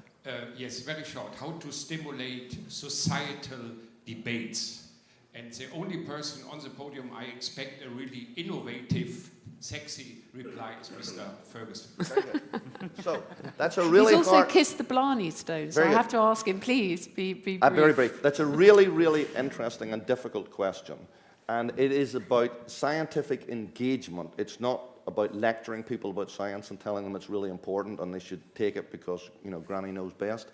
And how you do that, I think, is very difficult. One experiment that we are going to run is challenge-based funding. So we are going to set challenges that are not global societal challenges, challenges for Ireland, and we are going to ask people from all walks of society to respond to those challenges in an innovative way. It's a little like the X Prize kind of stuff. If you do that for things that matter to people, like how do we move large quantities of electricity across rural Ireland with the minimum disruption to the environment, and yet allow us to construct, you know, the factories that we need to produce employment in those areas? That's an interesting question that people can get engaged with. My personal view is when you engage people and they feel as if they're part of the process, they're much more accepting, and you don't get so much of the kind of not in my backyard kind of technology. It's about real engagement. And so I'm a fan of citizen science. I'm a fan of engaging people. Science is much more democratized now than it used to be. Why did you have a university? Because you had a library and there were educated people who could read it. You can read everything on the internet. Okay, you don't need a library. You don't need to go to university for a library. You can read it on the internet. So science is democratized. We need to understand that, and we need to embrace it, and we need to involve much more of the society. It's really difficult to do. The other thing we need to do is good broadcasting on the television. I'll now do a complete plug. So we are very keen on this.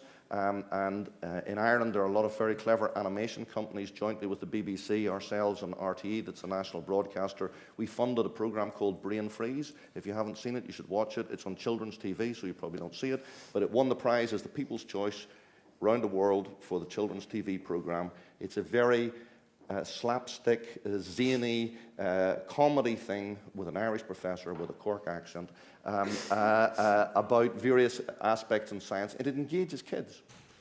And you need to think about lots of things. We have a program for kids and their grandparents to learn science. Leave the parents out of it, okay? So the kids and the grandparents have time, and I have grannies elbowing people out of the way to get onto microscopes and stuff because they never learned science, and they're really curious about it. So we need to be very thoughtful about how we engage society across the board, particularly young people, and it's not easy. It's absolutely not easy.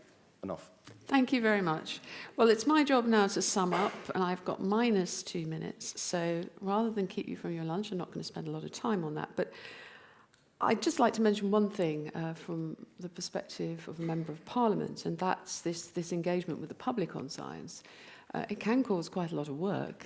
We are seeing an increasing amount of campaigns, internet campaigns, where overnight you'll have dumped in your inbox 3,000 emails. I think it is a particularly British thing, but it's coming to everybody.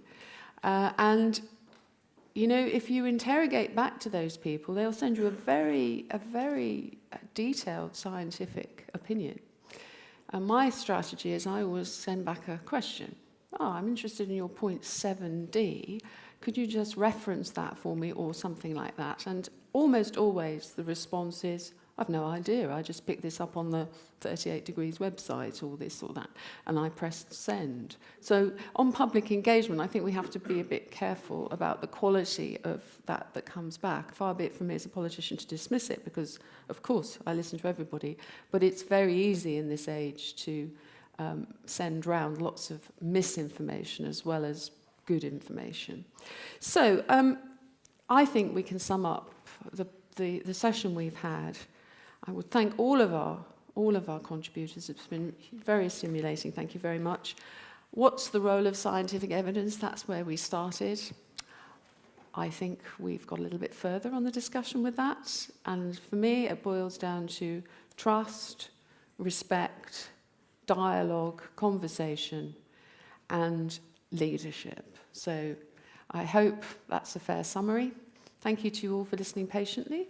It's now lunchtime, which I believe is up on the mezzanine, and I know our panelists will be mingling, so will I, so I look forward to some conversations.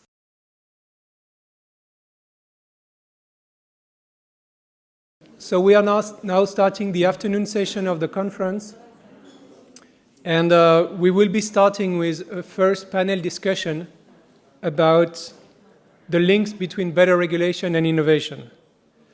The panel will be moderated by Mr. Pavel Telichka, member of the European Parliament, who has been following very, very closely better regulation for many, many years.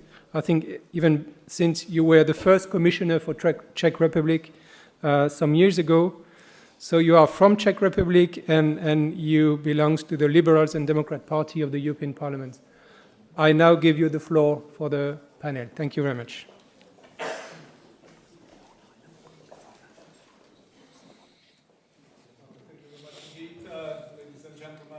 Good afternoon. Yes, Business Europe has made one mistake, and that is that they have invited me to moderate this panel. You will find out in some minutes that I'm telling you nothing but the truth.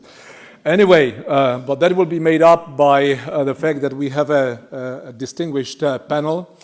I'm happy also to know that some of the colleagues on the panel I've known for some years, and I have encountered in the past on better regulation or some other files. I would like to ask Jean-Éric Paquet to take his chair. Jean-Éric is Deputy Sec-Gen in the Commission, relatively recently, if I'm not mistaken. I know Jean-Éric since the time that we were partly jointly to be blamed for the 10T corridors, on which he worked as director. I was European coordinator for one of the 10Ts, but then also spent some time with DG Enlargement. Happy to have you, Jean-Éric. Now, if I may then ask Julian Farrell, who's the Deputy Director for Better Regulation at the Executive Department for Business, Innovation Skills, United Kingdom. I must say that on better regulation, at least bearing in mind my still relatively short experience, but still with better regulation, the British model is one of the really good ones with a lot of experience. Now I would like to welcome also Dirk Hudig. He's currently, many of you will still remember him from his previous positions, but currently he is the chair of the European Risk Forum, so there will be some risk also entailed here today. And finally, I would like to ask also Dirk, the Executive Vice President and Chief Executive Officer of NXP Netherlands. Ladies and gentlemen, you can see that we have quite a broad scope. We have the Commission, which is quite often blamed for the over-regulation, the Brussels animal, so to say, seen by many. We have the business, so we have people holding representative positions also in representative organizations. Now, the topic is innovation and a better framework for innovation. So clearly, we all understand what creates the framework. To a large extent, it is regulation, it is legislation, but not only. I think that the framework is also created by behavior. Now, innovation, absolutely key, of course, for competitiveness of the European economy nowadays, and definitely even more so in the future. So we will try to address basically both parts of the same coin, and we will try to prove that a better regulation, that a better framework does really and can considerably contribute to innovation in Europe. What then innovation means, we of course all know, and how it comes back with its benefits. So, Jean-Éric, I think that I would ask you to kick off, and I would appreciate if all of us would stick to the tentative time limit. So the idea is really to have a lively debate with the audience, and of course between the panelists. There were quite sharp exchanges of views upstairs, so I'm sure that we can transform downstairs. So far, no fight, but maybe you can contribute. Jean-Éric. Well, thank you very much, ladies and gentlemen. Good afternoon. It's a pleasure to be in this afternoon panel to kick it off and to look at the rather complex relationship between regulation and innovation. Of course, part of the broader agenda of the Juncker Commission on growth and jobs, and Vice President KATAINEN and Commissioner Moedas have covered that already quite at length this morning, so I don't think I need to come back, at least not in my initial introduction, on what really drives the innovation and better regulation work of the Commission. It's about jobs and it's about growth. It's a complex relationship. And indeed, better regulation and the better regulation agenda of the Commission looks at innovation. We do deal with innovation in the implementation of better regulation, notably in the impact assessment framework, where we have one of our tools which is available for Commission services when they prepare their proposals and look at the evidence through the impact assessment. So innovation is clearly part of the scope of our better regulation work. But the relationship between innovation and regulation is one which is rather complex. And I think this was addressed already to an extent in the sessions this morning. I'm sure we'll debate it also in the panel and with you this afternoon. But there is no absolutely obvious correlation between innovation-strong sectors, innovation-strong regions or member states, and the intensity or the level of regulation. To an extent, the argument is made. I mean, the argument was made about the need for regulation to promote and the use of the internal market. I think Vice President KATAINEN opened this morning with that. But then beyond it, there is no immediate correlation between the depth and the intensity of regulation stemming from the EU framework, but also, of course, from national rules, and the quality of innovation in our scoreboards. And if you take the four first member states in that scoreboard, led by Sweden, you also have Denmark and Germany, and now the fourth one escapes me, Austria. Finland is the fourth one. I should know that. Finland is the fourth one. I mean, these are not member states which don't comply with EU legislation, and these are not member states which have not also a tradition of well-prepared, but also quite a broad and deep regulation. So here the connection is not immediately straightforward.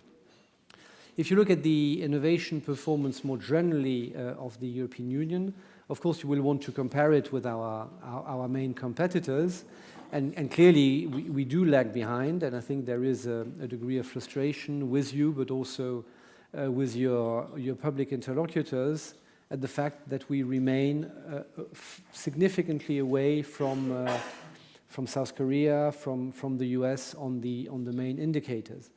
Maybe here just to note, and maybe we'll come back to it in the discussion, that if you look at the growth rate of innovation, which is another indicator, we are in reality catching up. With the exception of South Korea, we are catching up. So hopefully the gap is being progressively reduced. Whether we will catch up eventually, including on the aspects of productivity, is of course a much broader discussion. So the relationship between regulation and the quality of innovation, and then the main drivers for innovation are, of course, what will be discussed in this panel. And I must say, quite interested also to hear colleagues, but also yourselves, on the main ingredients which you see should be prioritized in terms of the regulatory framework of a horizontal nature, in terms of promoting investments, for example, in terms also of our instruments, not least the research program, possibly discuss the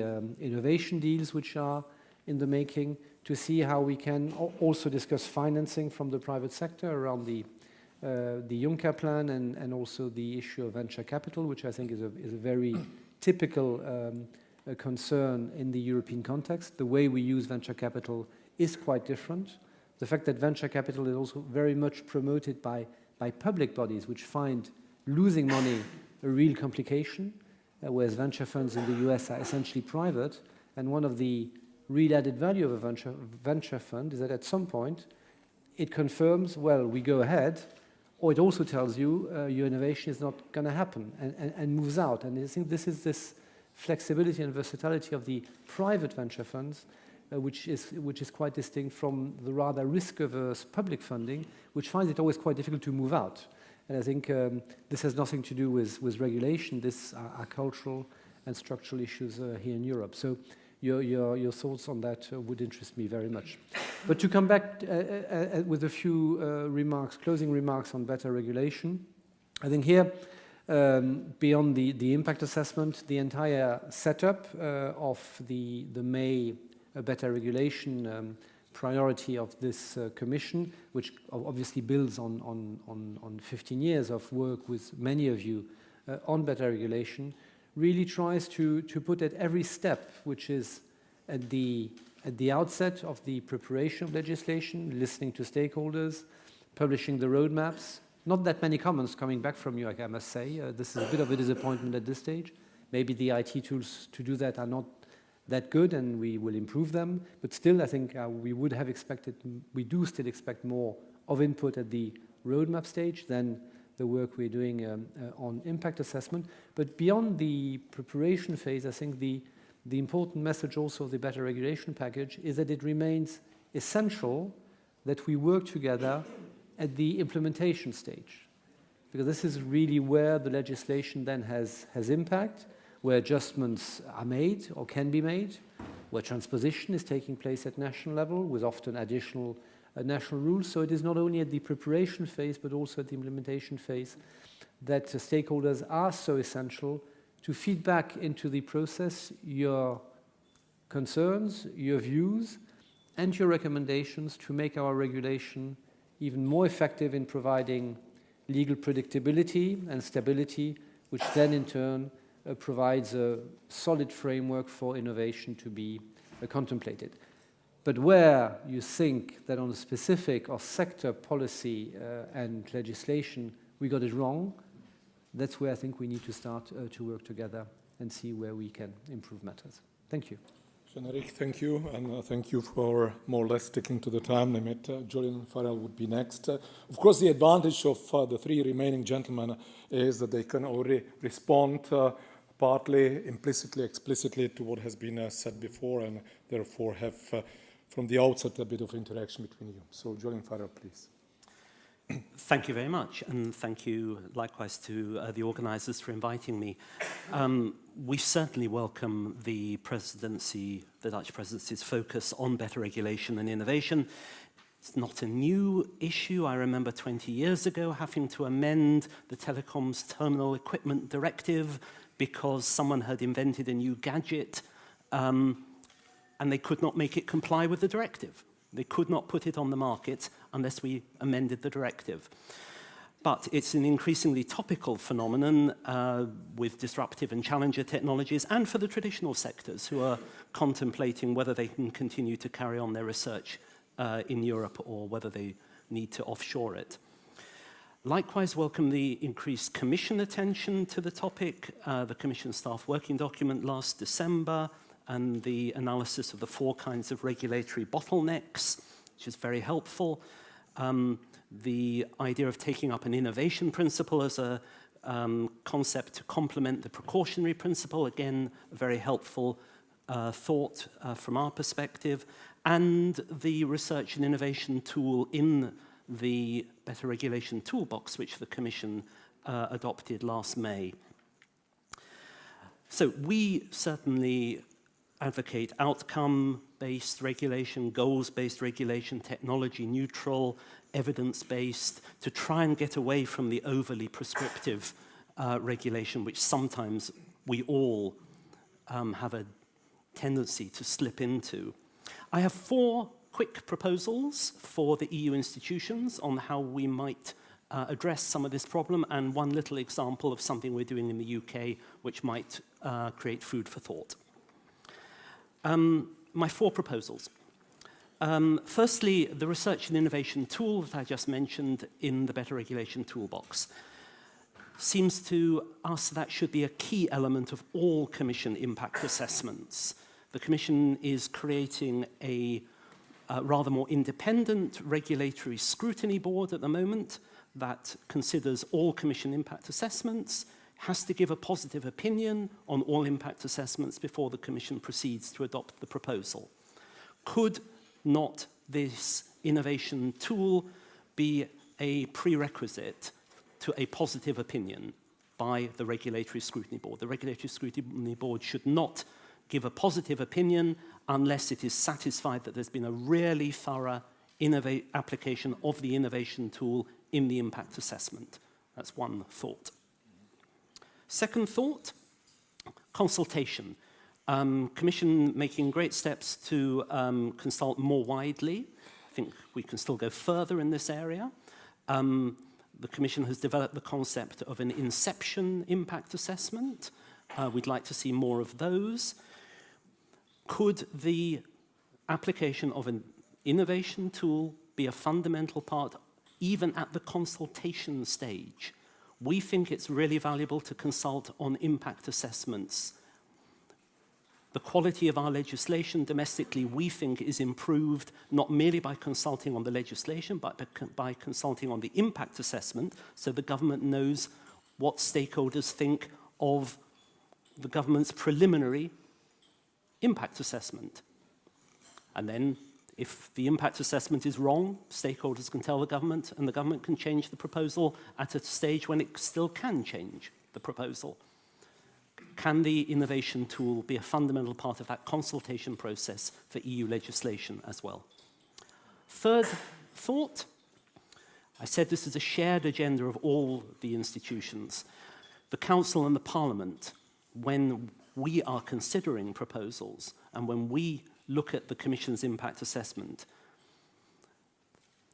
the innovation tool needs to be a fundamental part of that consideration in the Council, in the Parliament, in our respective working parties and committees, and really focus on asking our stakeholders whether we think the innovation tool's been done properly, and putting challenging questions to the Commission and having a proper dialogue and debate on innovation as part of our consideration of draft proposals.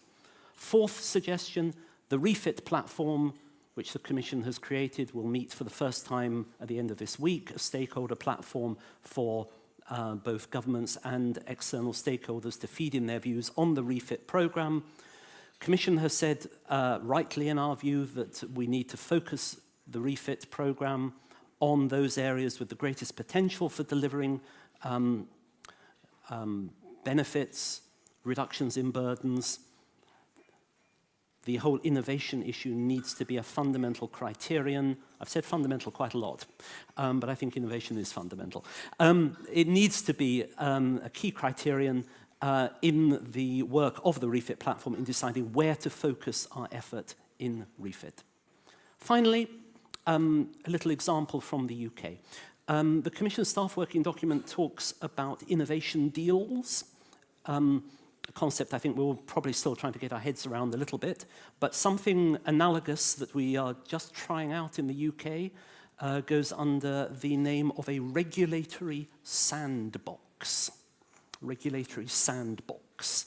The image, the metaphor, if you like, is it's a safe space to play for children, to try things out. This is something that our financial regulator is experimenting with at the moment. They define the regulatory sandbox as a safe space in which businesses can test innovative products and services without immediately incurring all the normal regulatory consequences of engaging in the activity. So a trial, working with the regulator before you put something on the market, seeing whether it complies with the existing rules, whether the existing rules need to be altered a little bit, but a safe space before actually going to market. And that's something that is being trialled now and might be an interesting idea at the European level as well. Thank you. Thank you. Thank you for being fundamental, as you have said, but I do appreciate that you have put on table 4 concrete proposals, because that gives some food for thought. Now, I would now like to ask Dirk Hoedik, but I should say at this moment, because I'm sure that in the invitations you have all seen that it was to be Madame Ponce de Ledrière, who director of the European Policy Office of WWF, who was to be present, but because of unexpected illness, hopefully not serious, she can't attend. And I'm very glad that Dirk was available, especially with his record on better regulation. He reminded me that it's been years ago that we met in the frame of the European Policy Center already on these issues. So, Dirk, please use your time. Thank you, Pavel. I'd like to just start with a little anecdote. Somewhere in the second half of the 19th century, there was a writer called Mr. Malthus. And Mr. Malthus was looking at population growth and at agricultural production. And he said, at this rate of population growth, we're going to run out of food, and we're going to have a population explosion or implosion. So the question is, why did it not happen? Basically, because he had underestimated the impact of innovation on agricultural productivity. Because in more than 100 years, agricultural productivity has grown year on year about 2%. And that is a forecast that he couldn't make. And he got his forecast wrong because he hadn't factored in the innovation on agricultural productivity. We are now X years on, and now we're facing a situation where we may be facing new forms of problem because the forces around agricultural productivity are actually being inhibited through all sorts of regulation around how we deal with pests, how we deal with diseases, how we deal with better crops. And so this fear of Malthus has receded but may be coming back because we no longer can embrace innovation.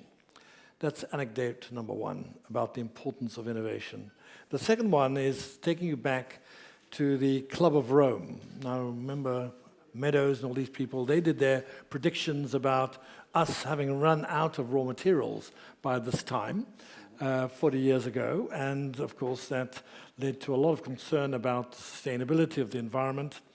And then the question is again, why did those predictions not really happen? For the same reason that Malthus didn't happen.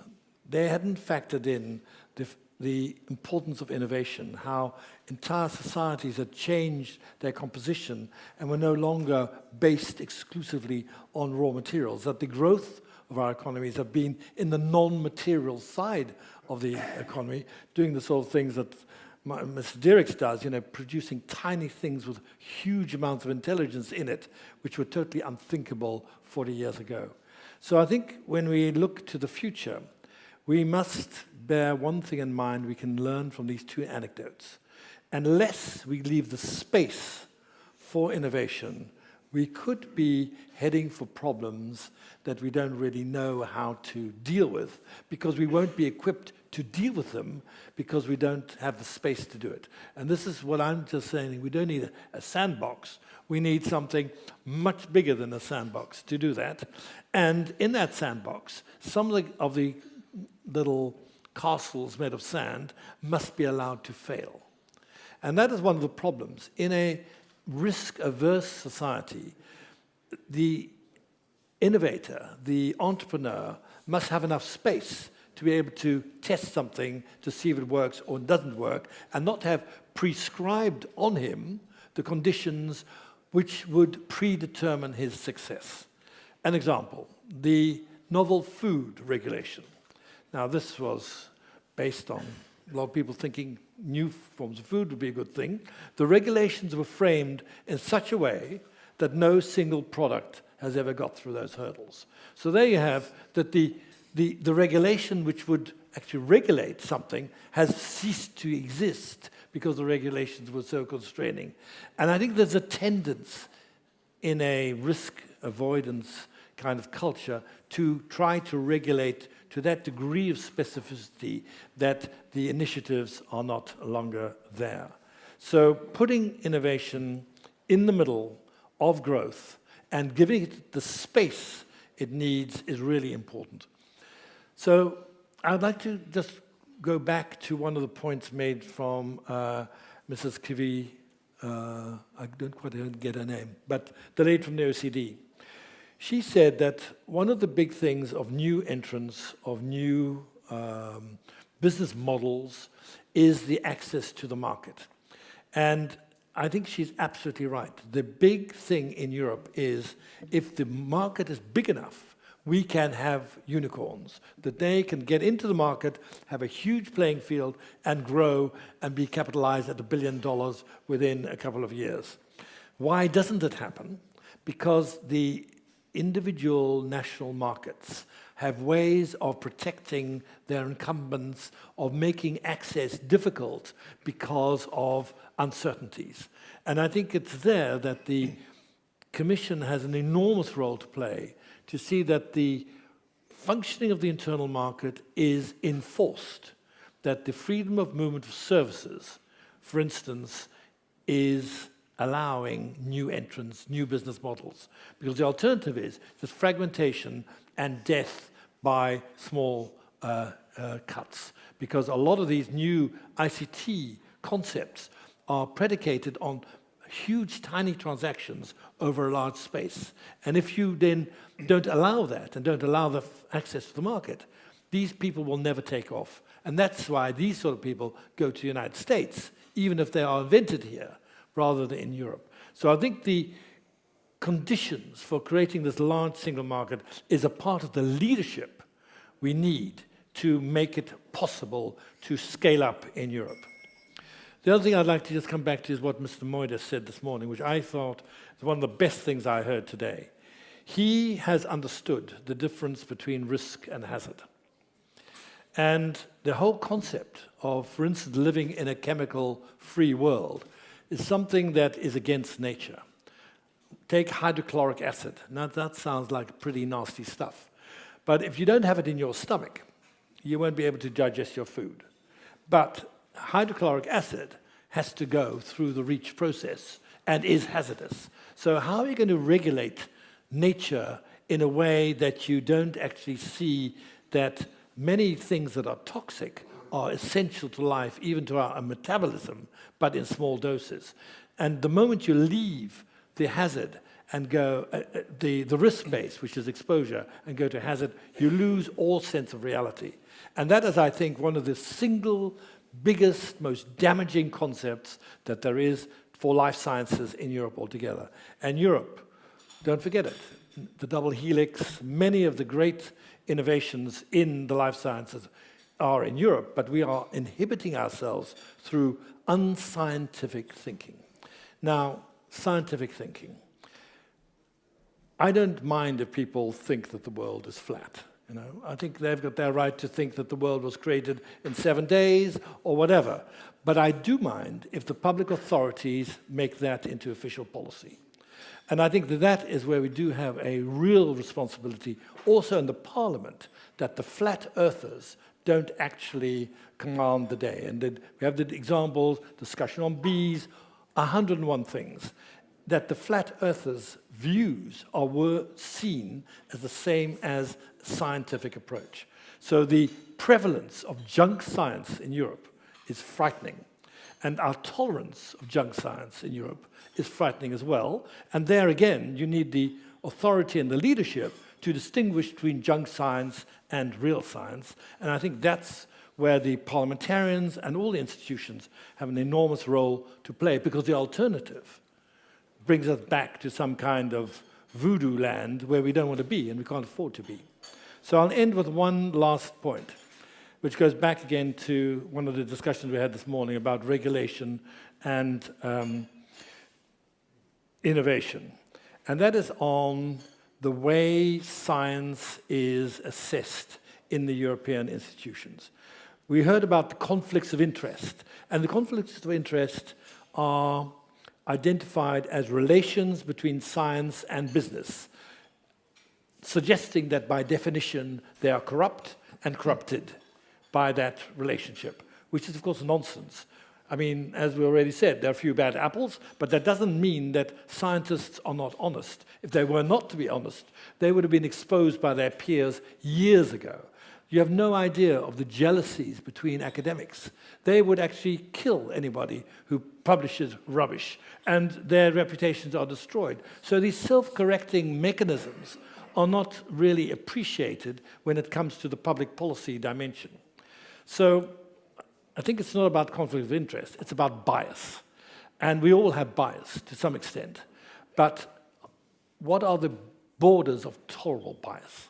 And I think that we need to take this a bit wider, because if you get scientists coming into advisory committees who publish junk science or do actually have extremely sort of religious views about genetics, or their views are to be respected, but they have to be also seen in the wider context of the public interest. So I'd like to leave that as a recommendation of why we need the innovation principle adapted to test the quality of science and the impact it has on our ability to innovate. Dirk, thank you very much indeed. I could nearly sign every single word you have said, but I was especially addressed by 2 points. One is leadership, the political leadership which should make it happen. And in fact, then the comparison between Europe and the US. Why businesses, especially startups, quite often leave for the US. And you have mentioned the obstacles being quite often artificially, quite often deliberately created by the individual member states, and that's where you would expect the EU institutions to provide for leadership. I would entirely agree, but I would even say in cases where the member states do not create artificially the obstacles, they are still there. The obstacle is the following. The European Union is a market of 500 plus million consumers. The US market is smaller, but startups are not leaving for the US due to lack of capital. I mean, people are sitting on capital today. There is capital available. The problem is that if we would create this evening an application, and what do we need for an application? I mean, of course, we are then in ITC here especially, and then the question is, what is the market? Is it the EU the market? No. Because I need 28 basically regulators to be addressed, and eventually then still the Commission. While I go to the US, I will get 1 authorization in the US for that. I will conclude 3 or 4 contracts with, let's say, the largest, with the dominant mobile operators. While in Europe, I've got a much more cobblestone track to cover. So this is where I would understand not just the political leadership, but the responsibility. The responsibility, because this is what none of the member states can replace. Of course, they can sort of throw sticks beneath your feet, but I think that this is an absolutely crucial point of view.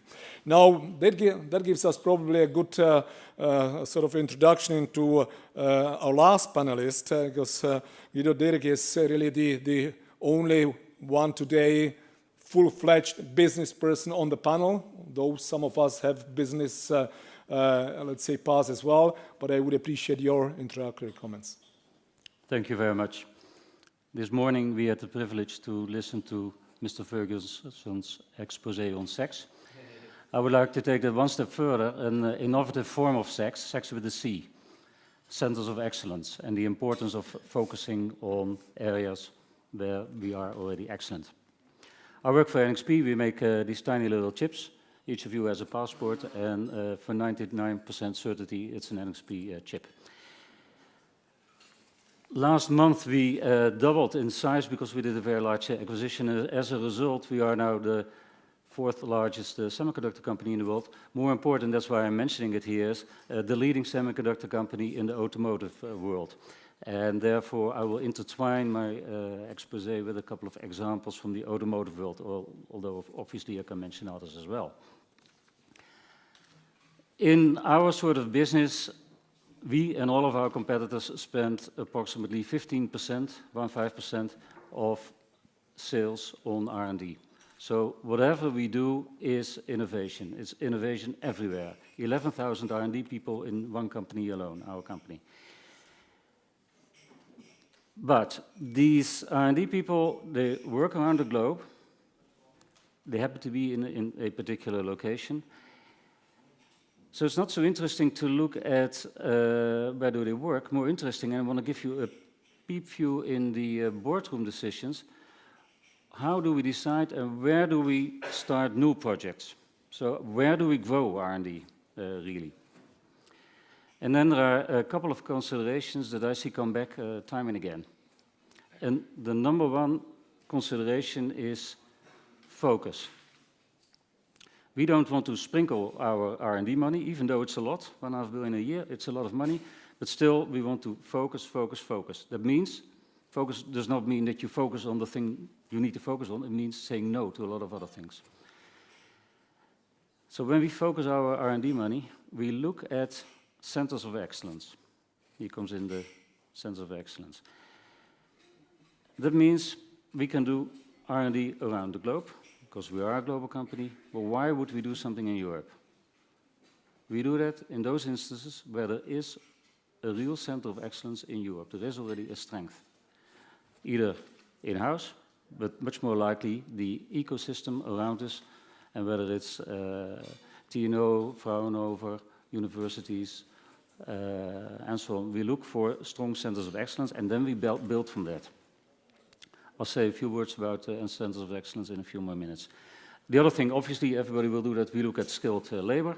I think there's still a lot of improvement possible. Skilled labor means not only finding people locally, in our case, the ability to import people from around the globe to our research teams.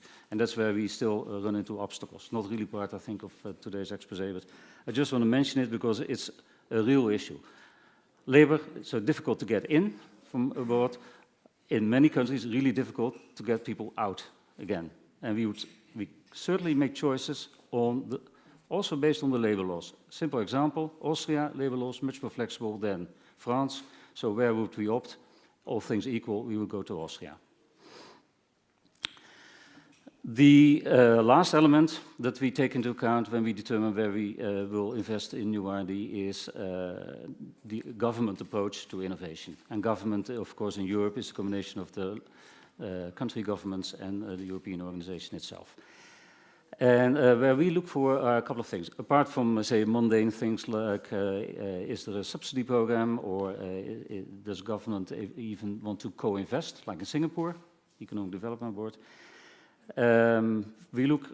Apart from that, we look at, is this local government, does it have the mindset of wanting to be a real early adopter?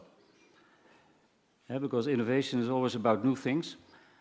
And an early adopter for me is this government, this region sometimes, prepared to start test beds, bring companies together and experiment in something, with or without money. So sometimes the more important thing is really bringing parties together and also participating in it. Is this government or region really sticking out its own neck?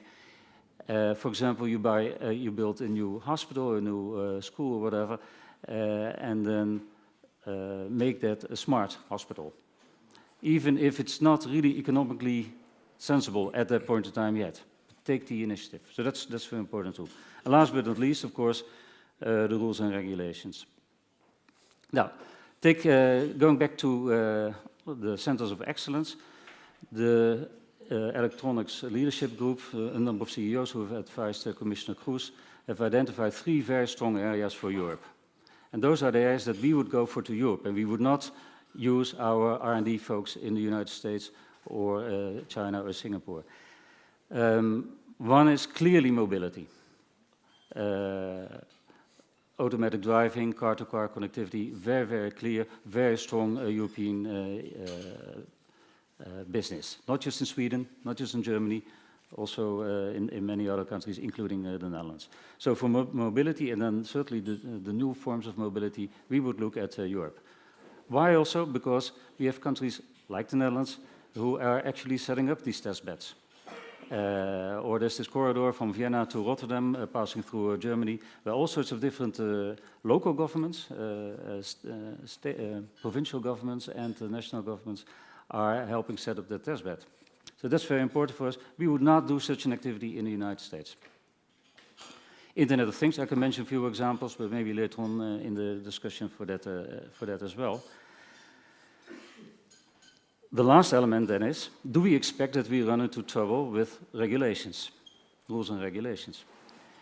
And if I can mention just one example that we see in practice, also from the automotive industry, you may have seen that that a lot of companies, including Scania and DAF and so on, are experimenting with kind of truck trains, a number of trains following each other with a very short distance, and ultimately you only need one driver. But in any case, you need only one skilled driver, and it saves a lot of fuel. So it's called platooning. That is a risky activity, because then if you look at the local regulations, to mention a few examples, in France, cars have to have a distance between each other of 50 meters. Well, a platoon with 50 meters distance between the trucks is not a platoon. Others can get empty. In Belgium, it's not 50 meters, it's 2 seconds interval. In Netherlands, it is the distance has to be a safe distance. Hey, that's more interesting, because then it is a matter of defining what is safe, and if you have the right automated systems in the trucks, all of a sudden safe reduces from 50 meters to maybe 2 meters. Just a few examples. I have a few more if there's time left. Thank you very much indeed, gentlemen. Before we open the floor to the audience, I would have one question to all of you, and if you could just answer in really one or two sentences. We of course know of the Commission's perception of better regulation. The proposals were clearly put on the table. The majority of us in this room is not yet aware of what is the outcome of the negotiations on the so-called interinstitutional agreement between the 3 institutions, which have been practically finalized, and of course are yet subject to the approval processes in the institutions. But let's say we are getting a bit of a picture of what might be the outcome and to what extent it will or will not contribute to better regulation and also to innovation. But let's imagine that we are still in the negotiations. So what would each of you say that is the issue of paramount importance to be reflected in those negotiations, to be taken on board either by 1 or 3 main EU institutions? So if I may start, maybe Dirk, from you? Yeah, well, I have a very strong opinion on this. I think but better if regulation... you could also have a short opinion, yeah, sure, I would appreciate that. Yes. Better regulation is important, but better administration is as important. And I think that the better administration is what is needed in the interinstitutional agreement, and the components of that are better consultation, more transparency, and some of the things that have just been said previously as well. And also making the impact assessments much more earlier available. So there's a whole list of things that are attached to better administration, and to my mind, that would do more to enhance the credibility of the European institutions opposite the general public than anything else they could do. Thank you. Those are just 2 sentences, a little bit more elaborated, but still, I think the message is clear. Julian Farrell?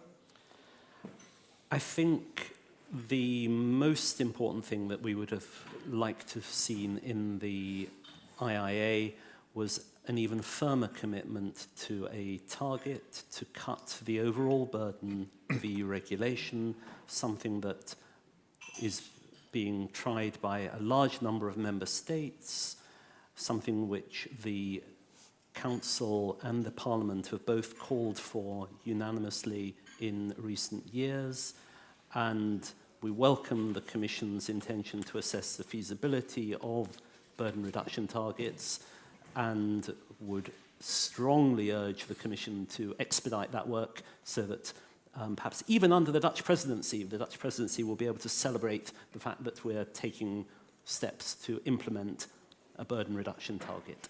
I fully comply with that, but I would just say maybe we should be absolutely fair by saying that even among the member states, there are member states which have a real difficulty with setting a net target of burden reduction. And in fact, the institution among the European ones, which basically, in my opinion, is the least advanced in terms of tackling, let's say, the administrative burden reduction, is the Council.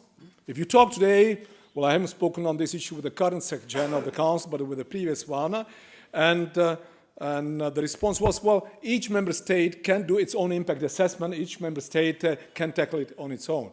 But then if you look how significantly a proposal changes in the Council, of course the same applies to the Parliament even more, but in the Council, the negotiations are about submitting amendments and negotiating on those amendments. Nobody is in the Council assessing the implications of these negotiations, of these modifications, neither on administrative burden reduction nor on implications for innovation. So I'm just saying that while I fully agree with you, and that's why at the beginning I've said that the British model of 1 in, 1 out, now it's 1 in, 2 out. I think at the end of the year it might be 1 in, 3 out. I will explain later on, as ambitious as it may be. It's a way how to keep things under control and measure it. But I think that to the measuring, we might have a debate later on.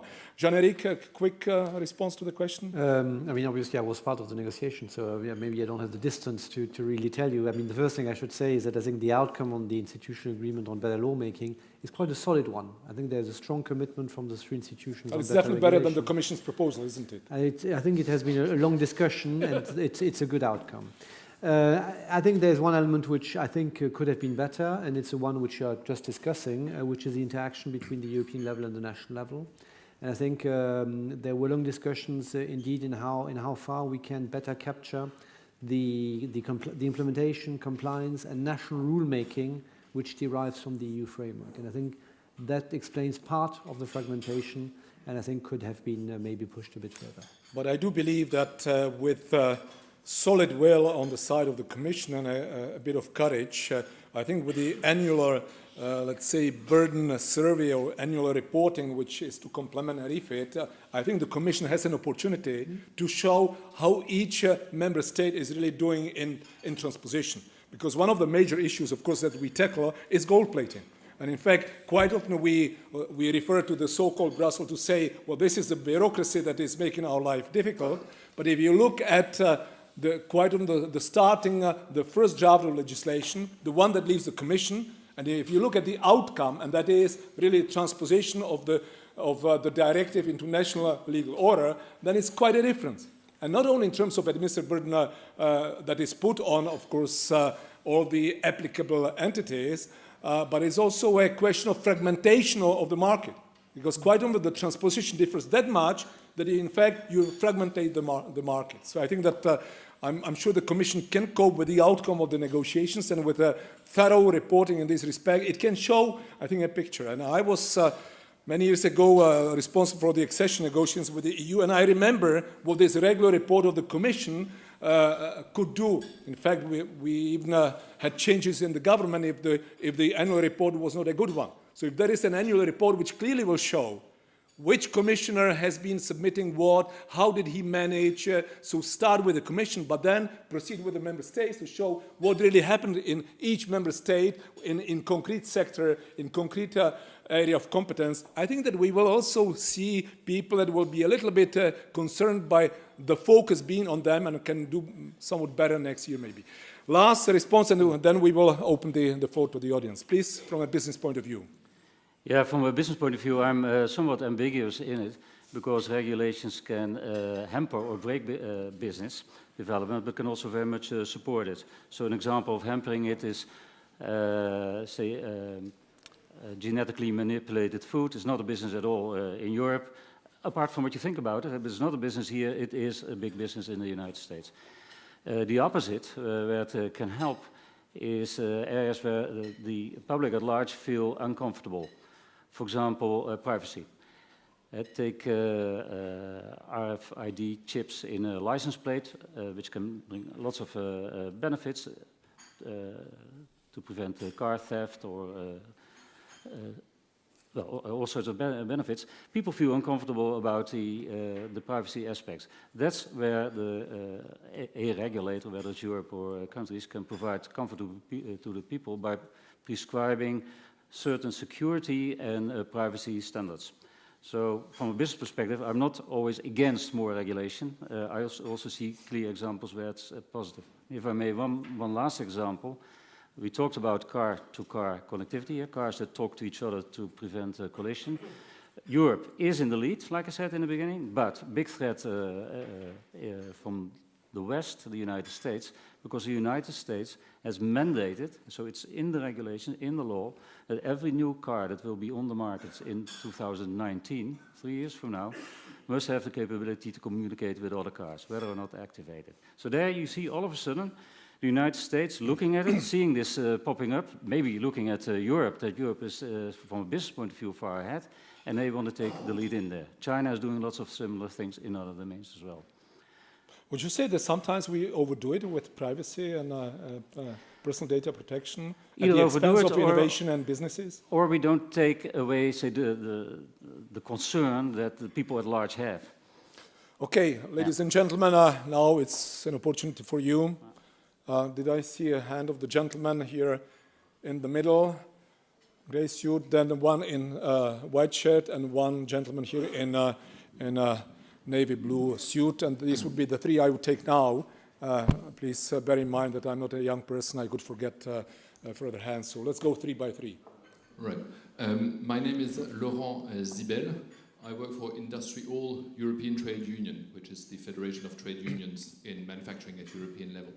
I have a bit of a question and concern regarding this administrative burden discourse, because basically, if you look at what is that we want to achieve with regulation, we want to prevent harmful things to happen and harmful things that matter to us.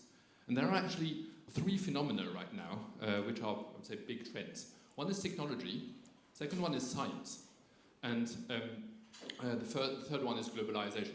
I don't think these are things that you would very much contest. Well, with technology, we're able to do more things. With science, we know more that some of these things can be harmful. And with globalization, things that happen on the other side of the earth matter to us. So basically, these are 3 reasons why there are more circumstances in which we can do things that are harmful and that matter to us. So as a result, we should have more regulation, and going to follow these trends rather than the other way around. And I would like to know your opinion on this.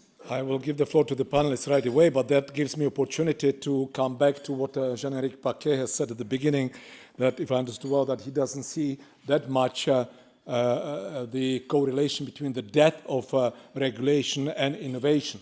I was a little bit tempted to react because I was going to say that it is very much individual. I've made an example where clearly the death in the, let's say, on the issue of the application, where clearly the debt, if I may use it, contributes, while I could use other examples where it does not.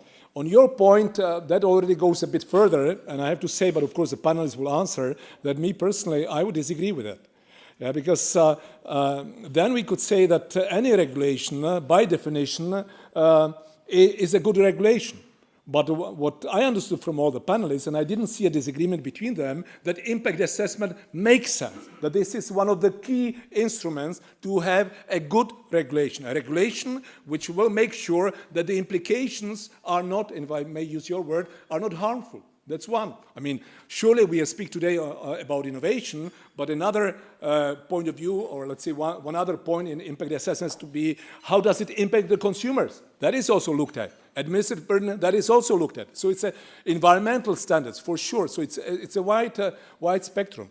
But what you have said reminds me of some of my colleagues in the European Parliament that look at impact assessment as a tool to deregulate. And I would answer, yes, sometimes it is a way of refraining from further regulation. Sometimes, if it is exposed, it can lead to deregulation. But sometimes, in fact, we need to regulate. So, this is not an approach that I can comply with, because then we would basically be denouncing all the instruments that we have in the framework of, it is a bit of a cliche, but let's say better regulation. So I think that that should be the approach, because it's extremely easy then to say this is harmful and therefore we need a regulation for that.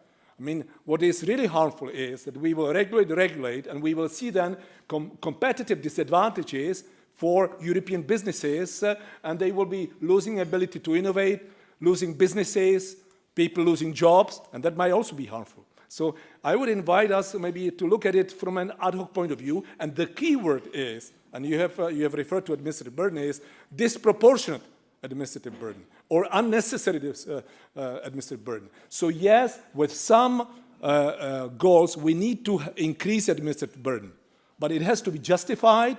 The benefit has to outnumber, let's say, the burden, and the same person, the same commissioner, the same minister that proposed that legislation might be invited in the framework of the British one in, one out, or one in, X out, to say, okay, in my sphere of competence, I will make sure that by the same amount, I will decrease administrative burden in a different area, but for the same customer, so to say. So it can even be a tool to review existing legislation. But I'm sorry that I've monopolized the floor, but I was a bit anxious to react to both Jyrki and yourself. But of course, I see Dirk as the first one and Vice President then following up. Well, I tend to agree with you. I think this I hope so. volume approach to a regulation doesn't make sense. It isn't about one in, one out, because you have REACH, which is a huge dossier, and then you got some irrelevant dossier. That doesn't really matter. I think it's about the quality and the impact and the unintended consequences and understanding that which matters. So it's much more a qualitative process than a volume process. And I think we need a new approach to look at legislation with that kind of perspective on it. And that's more or less where you're going. I'd like to go back to the question from the gentleman there. When Malthus wrote, about 60% of the population in Europe was involved in agriculture. And really, to get our stage of development has demanded a tremendous destruction of traditional jobs. So there are only about 2% left in agriculture, producing all the food we need. So the productivity growth in agriculture in terms of manpower is unimaginable. But we mustn't try to cling on to old systems which do not give us room for new systems. Because 100 years ago, if you were saying this to me, people said, who could ever think of, I don't know, an engineering programmer or something? Most of the jobs today didn't exist then. So I think we need an attitude to creative destruction where innovation allows us space to create whole new areas of activity that we haven't even thought of. Vice President, I'll please. keep it very short. Like I already said, I'm not against regulation, provided regulation is flexible, because today's innovation, today's products are completely different from the innovation that's taking place today and the products that we will have 5 or 10 years from now. So there must be plenty of flexibility in the regulations, therefore not too detailed and not too technically specific, but more sets of standards. That's one thing. The other thing, the real problem in real life with the regulation is if it's fragmented. We don't make a different chip for every country. Our customers don't make different end products for every country. And that's a real problem. Yeah. Thank you. The gentleman in the white shirt. Thank you. Apologies, I'm behind this pole here. Piet van der Meer, University of Ghent, University of Brussels, where I teach biotechnology regulation. Biotechnologies is one of those areas that has suffered tremendously from regulations and the way they're implemented. As the last speaker said, there is hardly any of this in Europe, which is true. It wasn't true 20 years ago. It was developed here in Europe. But because of the regulations and how they're implemented, it's being shipped over to other parts of the world. And the question is how to fix this problem. And I fully agree with Dirk Houdert. It's fixing the regulations as well as the implementation, the administration, because it's part of that. Now, if we focus on the regulations, I've heard 2 very interesting proposals for Julian Farrell. The sandbox, I really like that idea. And secondly, and I hope to get a reaction from the Commission on this, the idea to make the research and innovation tool part of the assessment, the impact assessment. And then a third thing, because when I started 30 years ago for the Dutch government drafting regulations, including the GMO regulations, the key question that we had to answer as regulators is what is the regulatory tool we're going to use? Is that general conditions? Or is that an authorization system, which is the heaviest instrument, or something in between, which we call the notification system? Yeah? You notify an activity to the government, and then you go ahead, or you have a waiting period. These days, 30 years later, if we talk about regulation, it's almost automatically that is an authorization system where the government takes this. So my last question would be, in addition to the 2 proposals made by Farrell, what do you think of this being part of the assessment as well? The first question should be, is an authorization system really necessary? Could it not better be replaced by a notification system? Or better even, have general conditions on safety and then let the actors work this out? And one of the mechanisms to reach that, to have some flexibility, as the last speaker mentioned, is have enabling mechanisms for exemptions, or enabling mechanisms to move from the very heavy authorization system to notification systems. So I'm very keen to hear the feedback. I would propose that Jean-Éric Paquet and Julian Farrell would answer this set of questions. Jean-Éric? Yeah, I mean, I just wanted to react also to the previous comment to say that better regulation is about making better policy and better regulation generally. It's not about burden reduction only. It's not about innovation only. It's not about public policy objectives only. It is about bringing them together on a better evidence basis. But then policy choices are made. Policy choices are made in the Council. Policy choices are made in the Parliament. Policy choices are made on the basis of a Commission proposal which is evidence-based. And I think we need also to, I mean, and we are all contributing to these policy choices, which then, of course, have major impact on our societies and on our industries. On the 2 specific points, I think, I mean, firstly, the innovation tool is being used in impact assessments. It's not to be done. It's happening already. I think it is more the depth of the analysis or the systematic nature of the analysis, or as Julian suggested, the green light, red light type of use of that analysis. I think there are many different ways of doing it, and I think we have indeed, I mean, firstly, I think they are relatively well captured already, frankly, and you have pieces of legislation where the innovation dimension is very far away from the content itself, so services choose and have a case often not to go through all the motions of checking the innovation dimension. But where it matters, of course, we ensure and we look and ensure that it has been properly analyzed. The new regulatory scrutiny board, which is now coming in place in the next few weeks, of course, it already formally is in place, but we will appoint permanent members, external and internal permanent members. I think offers quite an opportunity to look at the toolbox of impact assessments that will bring their expertise, their practice, their experience, and I'm sure that out of that we can make an even better use of the toolbox. So we will also look from that point of view, certainly at the innovation tool. And on the second point, I think authorization, notification, general conditions, I think you could have added also self-regulation or co-regulation. I think that's exactly what an impact assessment is about. Services in the Commission need to look at the various options and justify, in light of the various objectives which are being pursued, which one they should use. And we are not systematically using the authorization procedure as an outcome, maybe too often, but not systematically, and it's an important discussion. Thank you. Julian Farrer. I agree with a lot of what Jean-Marie Tell us with what you don't agree. Well, something that perhaps he didn't quite touch on. I think there is a false debate about more or less regulation. It's about better regulation. It's no coincidence that the Commission has a better regulation program and that I work for an organization that's called the Better Regulation Executive. One in, one out is not a crude quantitative tool. There are 9 member states now that have a system like that. It's not one law in, one law out. It's 1 million in, 1 million out. There's no moratorium on new legislation, but if you want to bring in new legislation, the governments in those 9 member states have made a commitment to try and find offsetting savings. And who amongst us can say that every single piece of legislation is optimal and is not capable of being improved in order to minimize burdens while still achieving the agreed policy goals? That's what the whole exercise is about. So it's not about more or less, it's about better. And impact assessment is a tool to help that analysis, to provide the information so that policymakers can take informed decisions. As I think the first Vice President has said, who would not wish politicians to have good quality information on which to base their decisions?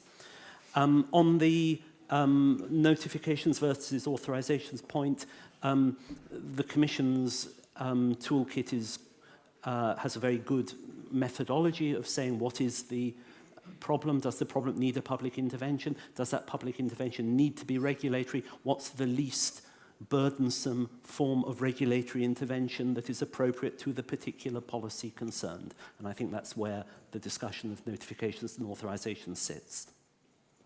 Thank you. And now the gentleman over here. Michael is coming. Jan van der Biezen from Philips. I would like to come back to this issue of where to locate R&D and in particular where to locate the rollout of its results. And then, of course, companies are looking for return on investment, not only unicorns, but also older established companies. And then you don't only need to look at the supply side of the innovation system, whether there are skills or excellent science available, but also on the demand side, on the market side. Where indeed rules and regulations play a key role, where governments can play a key role in procuring innovative solutions rather than off the shelf. So we still need to take good advantage in Europe of the possibilities of public procurement for stimulating innovation, but also the size of markets. And that is where fragmentation comes in. It was mentioned several times. We were also reminded by the OECD earlier today that Europe should embrace the possibilities of digitization. And Commissioner Oettinger is trying to do just that by his efforts to digitize Europe's industry, crucial element being digital platforms. Now we as Philips, we are trying very hard to implement a digital platform for healthcare.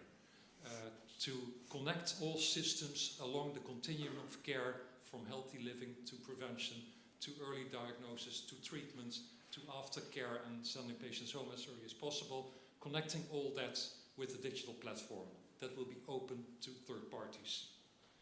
The problem is that, as was mentioned also this morning, data protection, it's different everywhere. So there is no free flow of data, not of patient data either. Of course, there should be proper precautions for privacy, but depending on the member state, patient data may or may not leave the country. And that, of course, is killing for such a system. And no need to tell you that we are also big in the United States, but even China can be a more homogeneous market than Europe at the moment is. So it's just another example. We were challenged this morning by Commissioner Moedas. Tell us concrete examples. This is another one. Would you like a response from any of the gentlemen? Or not? I'm not pushing you. I mean, I could just I'm not regulating this environment here today, so you feel free not to. Anybody is tempted to react? I mean, just to note that indeed the digital health agenda is very visible in the Commission. We're working on it, and you're aware of it. And I think your analysis is very relevant. I would maybe advise when we finish to catch Robert Madeleine, who's present here as the former Director General of Sanco, but also Connect. I think that he's well connecting these two, and I think that you can get hold of him. And let's go for another round. I already seen my colleague McIntyre from ECR. Can we give the microphone? It's coming from your left. You're looking to the right, but... Thank you very much. I chair the Better Regulation Working Group for the ECR, and so we are looking very much at the new IIA. And actually, I'd like to pay tribute to you, Pavel, and the work that you have put in from the Parliament side on trying to improve this document. Then I have to say the same vis-à-vis you, because we were part of a small group of rebels across 3 political groups providing support to the negotiator, and I think it was completely equal footing. Thank you. Well, and we're still trying. I was full of hope, partly because I heard Mr. Timmermans, when he became the first Vice President, saying a lot of very good, sensible things about better regulation and cutting red tape. And he seemed to really understand the burden that this sort of red tape placed particularly on small businesses. And he recognised the need to cut it. So I approached this whole thing with great hope. But, this Regulatory Scrutiny Board, which is indeed proposed in the IIA, is entirely a child of the Commission. It is not independent. And so much so that the Commission has gone ahead. The new interinstitutional agreement hasn't been agreed, hasn't been signed. And yet the Commission are pushing ahead with their particular vision. So I think it's a really missed opportunity there. I also think that the idea of a better regulation target and a burden reduction target is something that we should have had in there. Do you know the government ministers from 19 different countries have written to the Commission about that specific thing, and still there is nothing in there. And we shouldn't forget this impact, particularly on small businesses. Let me just finally touch on the issue raised from the trade union side. We have at the moment 24 health and safety directives in the acquis. And we have been told by the Health and Safety Executive that this could be reduced hugely, while reducing the burden on about 220,000 companies without any impact on the health and safety of workers. And I think that reducing the burden of legislation is all about reducing the complexity. If you're a small businessman trying to run your business, you are almost a one-man band in this area. You do the day job, and then at night you're the accountant, you're the HR expert, you're the health and safety expert, you're the legislation. There are just so many different things you have to cover. So if we reduce the complexity, so you can understand the laws and apply them, because most small businesses are desperately keen to do that, then we release a whole lot of talent and opportunity for these businesses to grow and employ more people. So far from cutting the health and safety, we want to cut the complexity of the legislation. And that's a very good example of where we can see better regulation. Thank you. I see nobody asking for the floor for reaction. Anybody in the room? Maybe if I just then make comment on, in fact, the two absolutely key points that have just been referred to. Yes, in my opinion, it is true that the Commission, in fact, out of the 3 institutions, is, in my opinion, the most advanced on the concept of better regulation, even though it is usually being the target for many of us for anything that goes wrong or anything that is burdensome.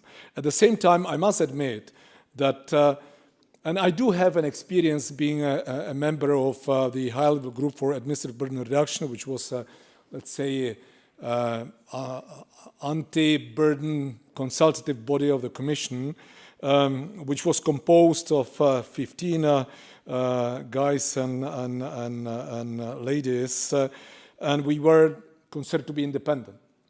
And the fact is, and I think that that's where also what you were heading, that unless you're really independent in terms of setting the agenda, that having a certain capacity of your own, certain means, and you are not dependent and you are dependent on the secretariat, so to say, which is composed of Commission officials, you will never have, let's say, the full-fledged status of an independent body. So I need to say that in this respect, I fully agree. But okay, we have a certain outcome, and I think that if we really are serious on the side of all three institutions in implementation, we can head in the right direction. On the second point, because we have touched that already with the panelists today on a couple of points, and that is the target. And again, I have personal experience. The first Barroso Commission declared 20% burden reduction target. Now, I would like to ask anybody in this room, have we achieved it? No, nobody even knows. Why? Well, for two reasons. I think that no serious measurement has been done of what has really been decreased, and there is some very solid work that has been done in those years and consequent years. But the main reason is that the 20% target basically referred to the existing legislation. The work was ex post evaluation. And again, not on all the sectors. While let's say it continued to grow. But I'm also not obsessed by the administrative burden because I think Jean-Éric was the last to say so, that it's one of the key criteria to be looking at. So there, you know that we don't disagree, that I was very much also in my paper that I was putting forward in that debate in the Parliament, working with the net target and also one in, one out, but I felt we were a minority in this respect. And I must admit that the outcome of the negotiations, let's say the annual reporting, we called it ABS, Annual Burden Survey. ABS, it does correspond, push it hard whenever possible. But I do believe that it can work. It can, in fact, replace the net target if, and that is very important, if really the Commission in its annual report, in complementary to the refit, will say sector by sector how it performed, so that we even have competition between different commissioners, that we can get a clear picture that Commissioner A was overdoing it, in fact, and there has been an increase of burden. It's not easy. It's not easy in anybody, not just in the Commission, to be also somewhat self-critical in this respect. But that's the way to do it. Otherwise, the Commission would become much more of a target later on. The second, of course, precondition is that the Commission, as I've said, does have sufficient courage to name the member states which are doing badly in terms of transposition of legislation, and therefore for gold plating and fragmentation. And I think that this is not comfortable for any government in any member state to be identified and then targeted by your own businesses, by your own social partners, but also on the European level, that you have not done well. So I think that if we have it as a conclusion in the negotiations, but if we really do well with it, I think that that might deliver. And in fact, that brings me to the ex post evaluation, which we have not really mentioned here that much today. But I would really, someone spoke of implementation. And that is key. Businesses, social partners should be looking at implementation, how this norm are being implemented. And that's why I would very much be favorable about review clauses, sunset clauses, so that we really have an ambition to return to that legislation and look at it, not only from the perspective of our experience in practice, but what did the impact assessment say? You know, do these two match really? And if they don't, a conclusion should be reached, conclusions should be made, and appropriate steps taken. Ladies and gentlemen, we still have a couple of minutes for your eventual questions before we will have a wrap up. Jean-Éric? Just one oh, word. sorry. Jean-Éric, quick reaction, and then the two ladies with whom we would be finishing. Just one word on the regulatory scrutiny board, where I think it's of course not outside the Commission. It's not deciding on behalf of the Commission what is proposed. That was never our intention. I mean, I know the debate took place. The decision on what the Commission puts forward is taken by the College, by the Commissioners. But this board, and to a large extent the previous board already, I was a member of the previous board, so of course I'm a bit biased here again, but it is very strongly independent, and it's very well equipped technically to do a very deep and demanding quality control of what my colleagues across the Commission do when they prepare impact assessment. It's all published, it's all available, so it is there for every one of us to check whether the review has been thorough.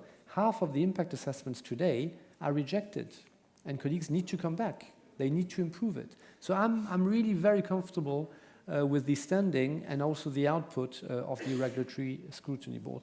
And on the targets, I think this is, of course, a very valid discussion. And we tried in the Commission to have targets. We set targets of administrative burden reductions. And I think one of the reasons why we are today more cautious than we were a number of years ago, even if First Vice President Timmermans would be very keen to be able to come with better quantification, is that when we did it, I think we found it near impossible to get the data back from the ground, from the industry, from member states. We had put 12 initiatives, you were part of it, Pavel, I think. And only on 5 of them did we get a meaningful feedback which allowed us to do some quantification. On all the others, it was just not available. So we will continue to work, and indeed there's a strong interaction with Parliament and also with many member states on how we can better quantify. Let's see how far that discussion gets us. Thank you. We have time for last question. The lady over there. Thank you. My name is Marie-Valentine Florin from IRGC, the International Risk Governance Council, and EPFL, the Swiss Federal Institute of Technology in Lausanne, Switzerland. And I'm thinking about regulation and innovation, and this is something we work on, and I would like to thank the panelists for setting the scene in a very, very relevant manner. There is something that is being studied now, mainly in academia, I would say, but also in the US and in some sectors here in Europe, that is called planned adaptive regulation. So I hope that some of you have already heard about this concept. The idea is that, of course, business needs stability, certainty, but however, since we are going into innovation and there's uncertainty that goes with that, we have to plan for some flexibility, And the idea of planning from the beginning, from the start of a new regulation, that it will be adaptable, to new knowledge, impact assessment, learning from feedback. What you have from the experience from your sandboxes or creating the space is an idea that has actually been implemented in the US for air quality, with the air quality standards, is being seriously considered by the European medicine agencies for pharmaceutical licensing, and we believe that there is something there. It's not ready yet, but there is something there because it creates the space in which you can both be flexible and also, but flexibility within certain boundaries. Thank you. Thank you. Anybody would like to react? Fully agree on the need to be more adaptable than ever, and have update and feedback possibilities. That's really the notion of the cycle of better regulation goes into that direction precisely to get the evidence. But it's also true that a lot of our legislation doesn't have that, and legislation takes time in the European Union. So that's certainly a dimension of proposals which needs to be fully taken into account. Thank you. Jyrki, I see your hand, but maybe if you would allow me, because of time constraints, that I would have one final question to every and each of you. I think that a lot has been said, both by you as well as from the audience, but is there something that you could still think of that would make a difference for innovation in the better regulation framework that has not been mentioned? Something that might seem overambitious, maybe crazy, maybe, out of this world. But maybe not now, but in the future we should consider to really develop on it, implement it, and that would make a real difference. I'll start this time from the very end. Vice President, you should have it in your pocket immediately. Businesses should know. I'm not so sure, but what I would do then, going back to the beginning of what I said, when we do things as Europe, don't sprinkle it, but focus on a few areas where you can expect real success in Europe compared to other countries, so that we create export industries in Europe. Thank you. Jyrki? Give a lot more attention than we have been able to today to the question of ex post, because that is a way of getting corrective action fast where things are going wrong, because as you say, the legislative cycle is very slow. Thank you. Julian Farrell? I think the element I'd want to emphasize is the degree to which this is a shared agenda for all the institutions, that we all can get better, and we can all get better at impact assessment, and the Council certainly needs to get better at impact assessment. And the validation, the independent validation of impact assessments is a trend that's going on in a lot of member states now, something that we could also do at the European level. We can all up our game and constantly look for the best practice around all of our member states and try and import that best practice to the European level. Thank you, Jean-Eric. And maybe one aspect of better regulation which was touched upon but not covered it very much is implementation. I think it is really sector by sector, project by project, innovation deal by innovation deal, that I think you, with our support across member states and EU institutions, can make a difference. Ladies and gentlemen, I'll make a few concluding remarks, but in fact, many of what the panelists have said, both introduction but also later on, in fact, could serve as conclusions on their own. In other words, this is a huge task where every single mean that is reasonable can make a difference. But of course, it has to be an inclusive exercise, and we need to share the objective. I have a feeling that we do share the objective, that it's not a regulation at any price, by definition, that is the goal. The truth is that not necessarily that culture, that administrative culture, is yet shared by everyone in all the institutions, not just on the European level, but on the national level. But I think here we have a common understanding in this respect. I think that it was also clear that we need to make sure that, especially as the topic is innovation, that regulation really leads to innovation, that it helps to make it happen, that it should not be a burden. Wherever it can facilitate, like the example I've made in terms of the application, that's one example. But somewhere else, it might be, in fact, a hurdle. So we should be flexible, and we do have a number of instruments that can help us in this respect, and I will refer to them in a second. But I think that for me, innovation, in fact, is also a question of how we conduct the business in our own institutions, in our own companies, etc. I'll give you one example. Many years ago, jointly with Esko Aho, the former Finnish Prime Minister, we were evaluating one of the framework programs of the EU framework programs on research and innovation. And we were struck by the fact that the recipients, both successful and non-successful, were telling us, well, it's an excellent exercise, it does contribute to better networking. And I said, but could you tell me, how did it contribute to innovation? And that is something that we were not getting good answers at all. Then I asked the Commission. And the feeling at that time, and it's really years back, I believe that the culture has changed, but I had a feeling that the goal is to utilize 99.9% of the funds, but we don't care that much how we have utilized them, and whether we have measured the degree, or let's say the scope or the intensity of innovation that we have contributed to. But we have avoided any corruption, any mishandling, and so on. And that is where I would return to the word risk. I would rather take a risk. Yeah, I can imagine that we will not utilize 100% of the funds, but 70, 80, or whatever percent, but we will utilize them well. We will utilize them in an environment which is flexible and which will really contribute to innovation. I should say so, and please don't quote me publicly, I could do even with 1 or 2 corruption cases if we are able to investigate and prosecute people. So I could do with a higher risk. And this is, I think, that something that we should have on our mind. Finally, I think we have demonstrated today that there is certain platform to work on, but we need to be able to utilize it. I've mentioned the annual, let's say, burden survey. If it is done well, it is definitely a way that can contribute to better regulation and in all respects, including innovation. The innovation tool we have agreed has to be always considered. Like many other elements, not just administrative burden and consumer protection, but innovation has to be always present. Whether it's annual burden survey, we can enlarge it, whatever. Impact assessment is absolutely key. And I think that you have all agreed on that, and it has been rightly said by Jean-Éric Paquet that it's already there, so it's the way we implement it, the way we use it.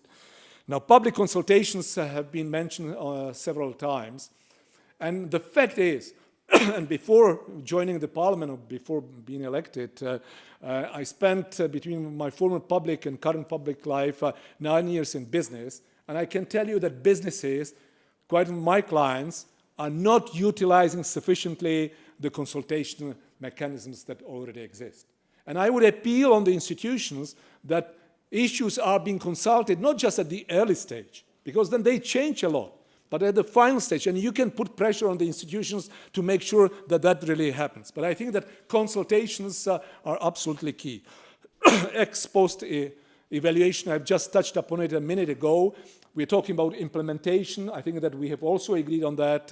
That might be really an area where we still have a certain handicap, where we still have a certain debt, but I think that in line with the other instruments, we can make a difference. And again, we should have a look whether that legislation contributed to innovation or vice versa. And we should be able to say so. And the businesses should be able to identify and say, I mean, you know, this is my experience with that. And if there is a review clause, then that should be reviewed. Or if there is a sunset clause, kill that legislation. Or even if there is none of the 2 clauses, then I think the institutions would be suicidal not to address the issue. But the pressure and the interest, I mean, the engagement has to come from you, the economic and social partners. Finally, I think that we have discussed it as well, and that is the national level. I'm very happy that Julian Farrell was here, also with his proposals that he put in front of us, but also with the British experience. But the fact is that the gold plating is a nightmare, and we all contribute to it. I can tell you that a lot of the gold plating in the national parliaments is as a result of lobbying that many of us conduct. So I think that is also fair to say that we are in the process and we are partly responsible. Ladies and gentlemen, dear panelists, sorry for taking 3 minutes of your break time, but I would like to thank all of the panelists for an excellent insight. I felt some determination there. I was a little bit disappointed that you had a high degree of agreement between you, which of course doesn't really help usually debate. Thank you for your attention, and sometime in the future again, let's see each other on the better regulation file, especially in the context of innovation. Thank you.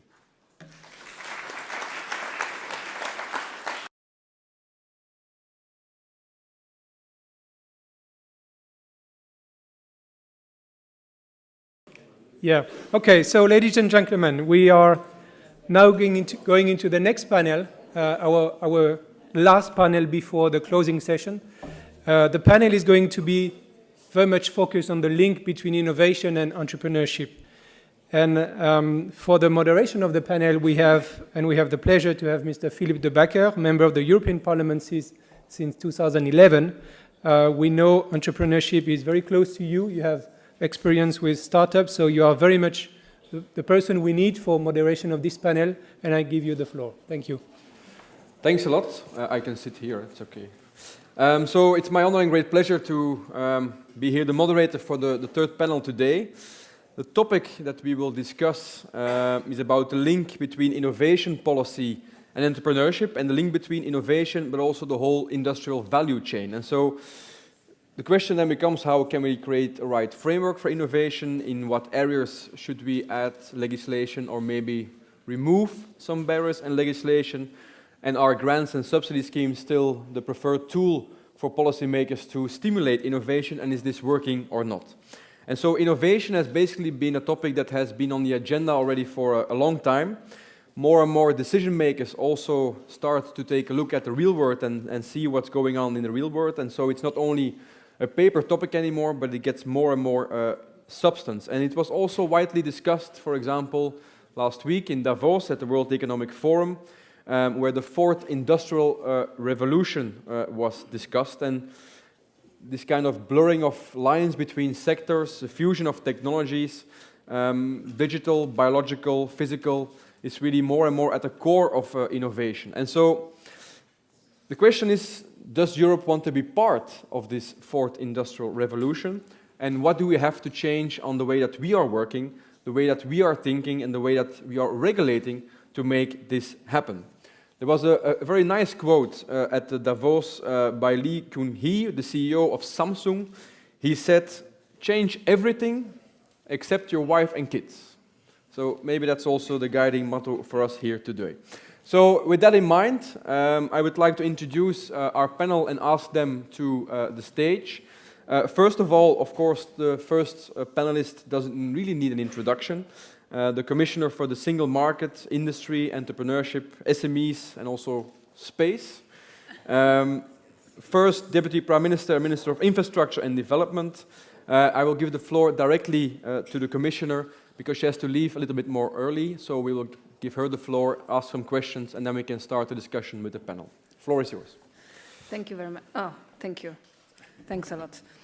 Mr. De Backer, ladies and gentlemen, I'm very happy to be here. As you've heard, I will not be able to stay longer because it's a very hot period, especially as the automotive industry is concerned. So I have to stay just for half an hour or something, but I will replace by Antti Peltomaki from my DG. It's much better than me in responding the questions. So, okay. I also want to thank the Dutch presidency for hosting this conference. Innovation is a subject very close to, I think, everyone's heart in this room. We've been discussing it a lot in Europe for many years. It is also important and close to my heart because innovation and industry goes hand in hand. And as it was just said, my portfolio's name is Single Market, Industry, Entrepreneurship, and Small and Medium-Sized Enterprises. Space not in the name, but it's there. And it's important.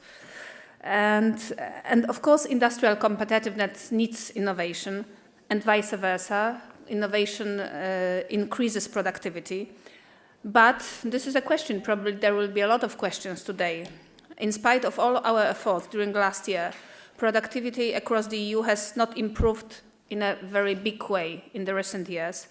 And in comparison with other advanced economies, we are still falling behind. Many people may be puzzled and are puzzled by this because we did in Europe, in many member states, a lot of structural reforms. And it's not showed up in better productivity performance. So why is it so? I think, of course, that one of the factors, but only one, is the lack of a fully integrated single market, but there are many other factors that we have to tackle and we have to cover and we have to discuss about them. And that's why the single market strategy that Commission and College adopted a few months ago, I think it's so important. It was a kind of natural during the crisis year, starting from 2007-2008, that member states were like closing their economic borders. But now it's not the case. We have to really use the full potential of the single market that we have. It will be, I think, one huge step in the innovative direction.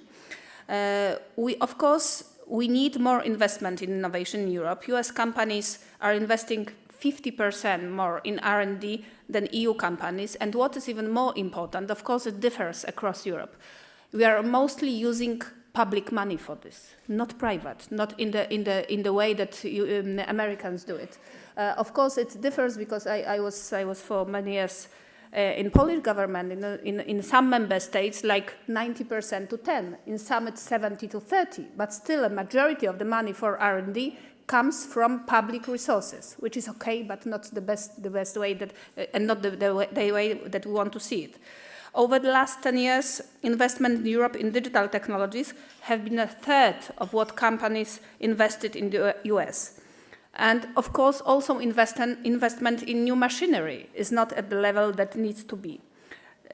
This means that our productive capacity is falling. We need to stop this trend.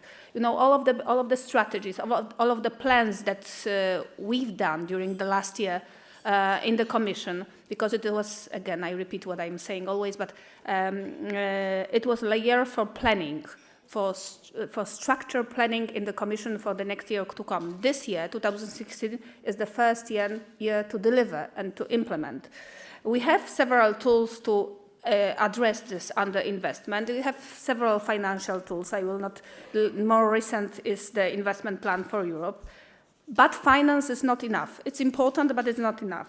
I think that the ecosystem for innovation, including regulatory environment, needs to be improved on different levels, because it's not only about Commission. I represent the European Commission, but generally a lot has to be done at the member state level and the regional level, also at the regional and local governments. First, I have to say that I strongly believe that there is a room for improving the regulatory environment for innovation. Again, single market and our tools included in the single market strategy will be an important drivers. For example, through the modernization of the standardization system and the intellectual property rights framework. Also, the recently adopted better regulation package will hopefully drive innovation. Legal certainty and the predictability of rules is really crucial and helpful here. Red tape is not. But it's not enough, what I said before, to act at the EU level. Member states really need to play their role. We will encourage innovation-friendly reforms in the framework of the European semester. We have, my DG and my services and me personally, we have our role here in the European semester, and we will use this role. And all of the tools we have to direct the European semester properly. And of course, I would rather focus on removing unnecessary burdens. Unlike the approach of innovation deals introduced by Commissioner Medas, because we need to be practical, not ideological. Second, the ecosystem needs more cooperation between local sector along the whole value chain. This is also the way we are thinking about the industry in Europe, not as a sectors in silos, but we are dealing with industry, for example, in a whole value chain, even putting the global value chain. Between industry and researchers, between large companies and young startups, across technology silos, across borders and sectors. In many places in Europe, this is currently facilitated by clusters and other business networks. I think that our SMEs especially need support services on innovation, on knowledge transfer that are offered by regional and local bodies. We cannot establish such ecosystem across Europe from Brussels, of course not. Region, I think, have a very crucial role to play, because my life before was in the regional administration. So, of course, they have to involve industry and work in very close cooperation of their own smart specialization strategies. We have such smart specialization strategies across Europe now in the regions. And third, an innovation ecosystem requires the willingness to take risk. And there we have the entrepreneurship culture, which is extremely important, and it's still a problem in Europe. We have a lot new startups in Europe, and they are really being born every day. But still, there is not such entrepreneurship culture in Europe as in the United States. So we have to encourage more startups to start and to grow in Europe, because when they start, they want to immediately move mostly to United States. We have to allow the scaling up of young, especially innovative enterprises. And I wanted to announce it here that we are preparing, as a part of the single market strategy, a startup initiative. I think I'm not extremely satisfied with this part of the strategy, so we will prepare a special document just for startups and for small companies. We will drive forward our agenda on innovation for industry in a very close, for this next 6 months, in a very close cooperation with the Dutch presidency, we reshaped during the last 6 months the formula of the Competitiveness Council. This is a very lively discussions also on the issues that we are dealing with today. So thank you very much. Thank you. Commissioner has time for one, maybe two questions, if you are all very brief. Who wants to follow up on the speech?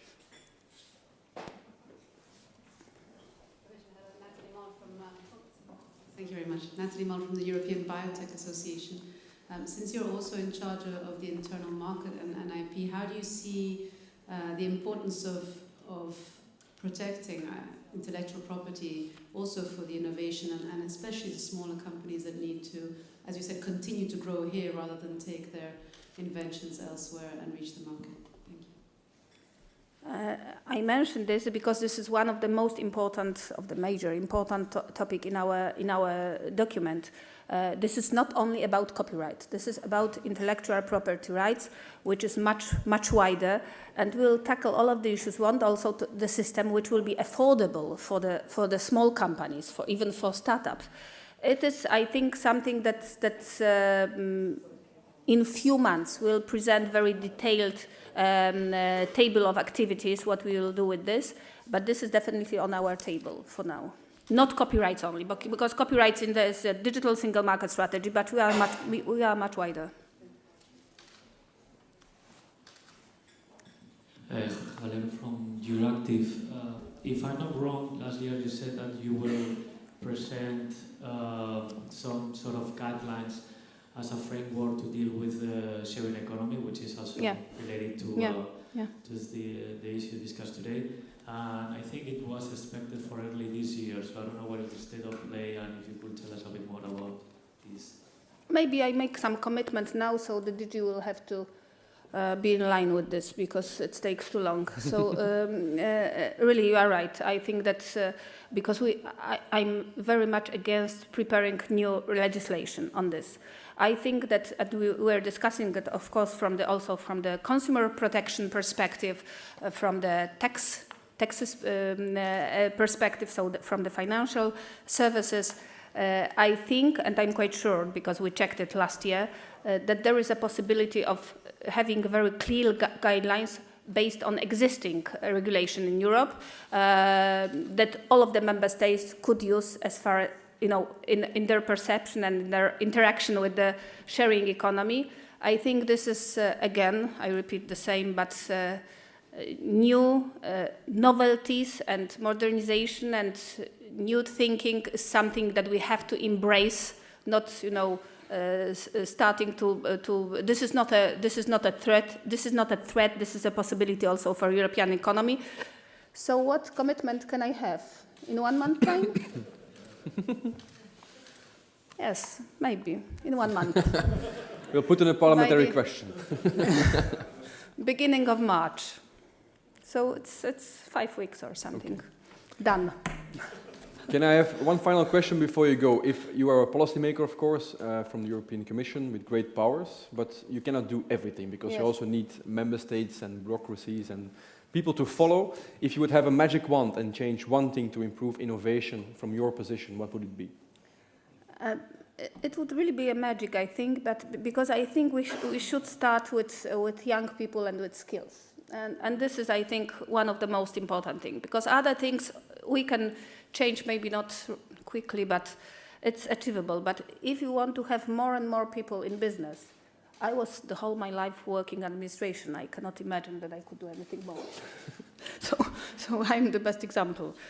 So it's really it's about education system and about the culture, entrepreneurial culture and skills. That's it.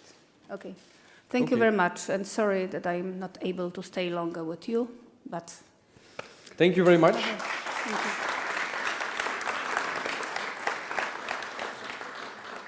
We will continue with our panel. I will ask the speakers to come forward and sit next to me. The first one is Mr. Paul de Krom, who is the CEO at TNO, the Netherlands Organization for Applied Scientific Research. previously served as the Secretary of State for Social Affairs and Employment in the Netherlands, but now TNO, which is, I think, also a very interesting challenge. The second speaker, we had a last-minute change. We were supposed to have Madame Petra Reinbold-Knapen, member of the board at IG, German trade union for mining, chemicals and energy industries. She fell ill and she will be replaced by Mr. Michael Linnaerts, who is representative of the Berlin office of IG BCE. The third speaker I would like to welcome on the stage is Mr. Kemal Malik. He was appointed to the board of management of BEYRER on the 1st of February 2014. Has a long track record in innovation, also in the medical field, and he will also be joining the panel. So, maybe to start off after the, I think, very clear speech from the Commissioner highlighting some of the important topics that policymakers are dealing with, I will maybe start by a general question for all of you. How do you assess today, and what's your feeling about the innovation culture that we're trying to spark and trying to reignite maybe in Europe? Well, I'm actually very positive. I mean, if I look at the Netherlands itself, we have great initiatives in innovation, both linking to let's say the major industry, but also in terms of startups. In fact, a former European Commissioner is leading that program called Delta. It's a program about startups, really. But also, if you look at major initiatives in innovation, may I share with you just one example, which is called QTech. That's a program we're running together with the Technical University in Delft. And that is basically also about what the innovation, in my view at least, should look like. You know, you should cover in such programs the whole innovation chain. So the fundamental knowledge about, I mean, the aim of the program is to design and develop a quantum computer. At the end of the day, it's a program running for approximately 10 years or so. So we're covering the whole innovation chain. The Technical University of Delft is providing the fundamental science, the knowledge, fundamental knowledge about quantum mechanics. We provide, as an applied research center, the engineering knowledge to actually make a computer of that. And then there's companies around it who bought into the program, if you might say, such as Intel, Microsoft. And in that way, we've designed a program running for a couple of years, soundly funded, if you like, both by ourselves, by the government, and by industry.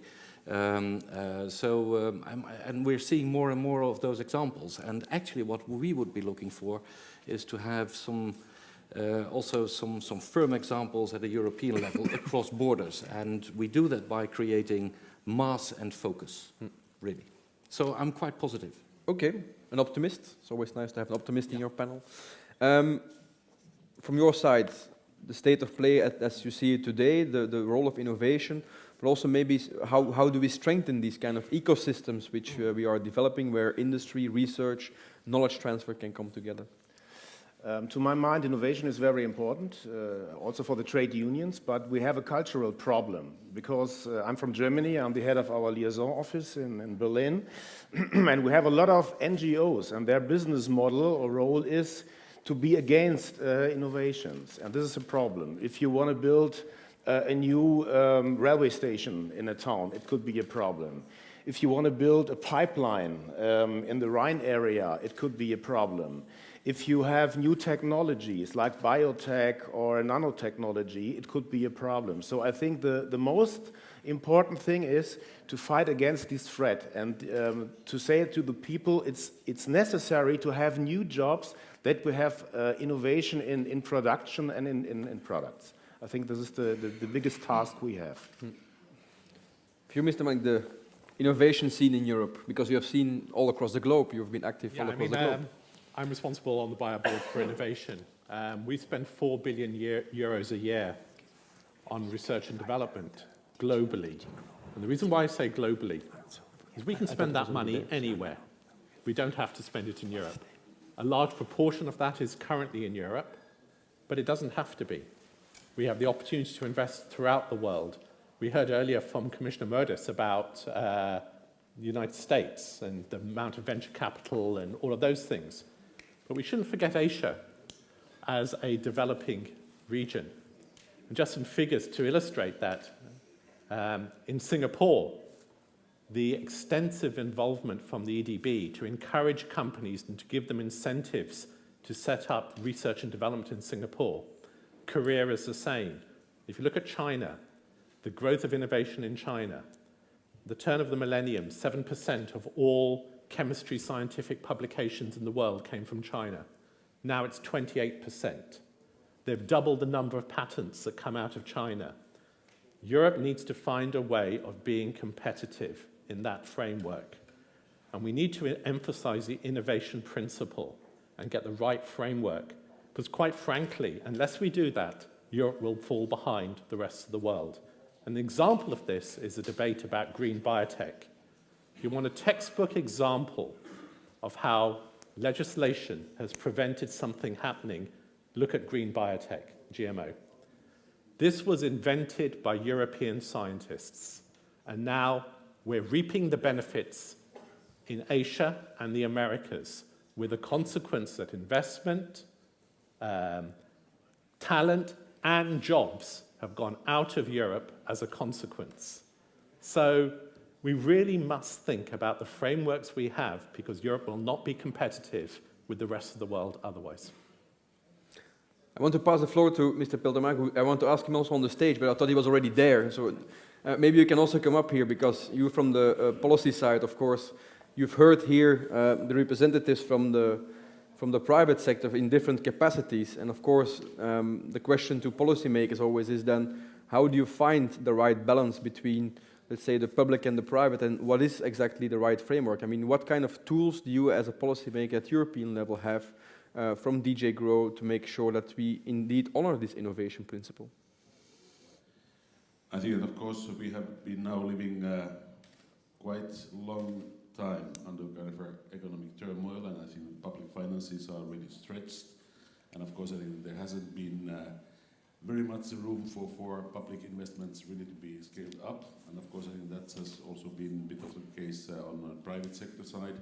And I think that's a kind of a tricky, let's say, combination at the moment where we are. And of course, I think that then comes with the question that do we really have the ways and means to drive certain kind of investments in innovation? And I guess that's perhaps now that I think what the public sector can do to get private sector players, I think, to invest in innovation.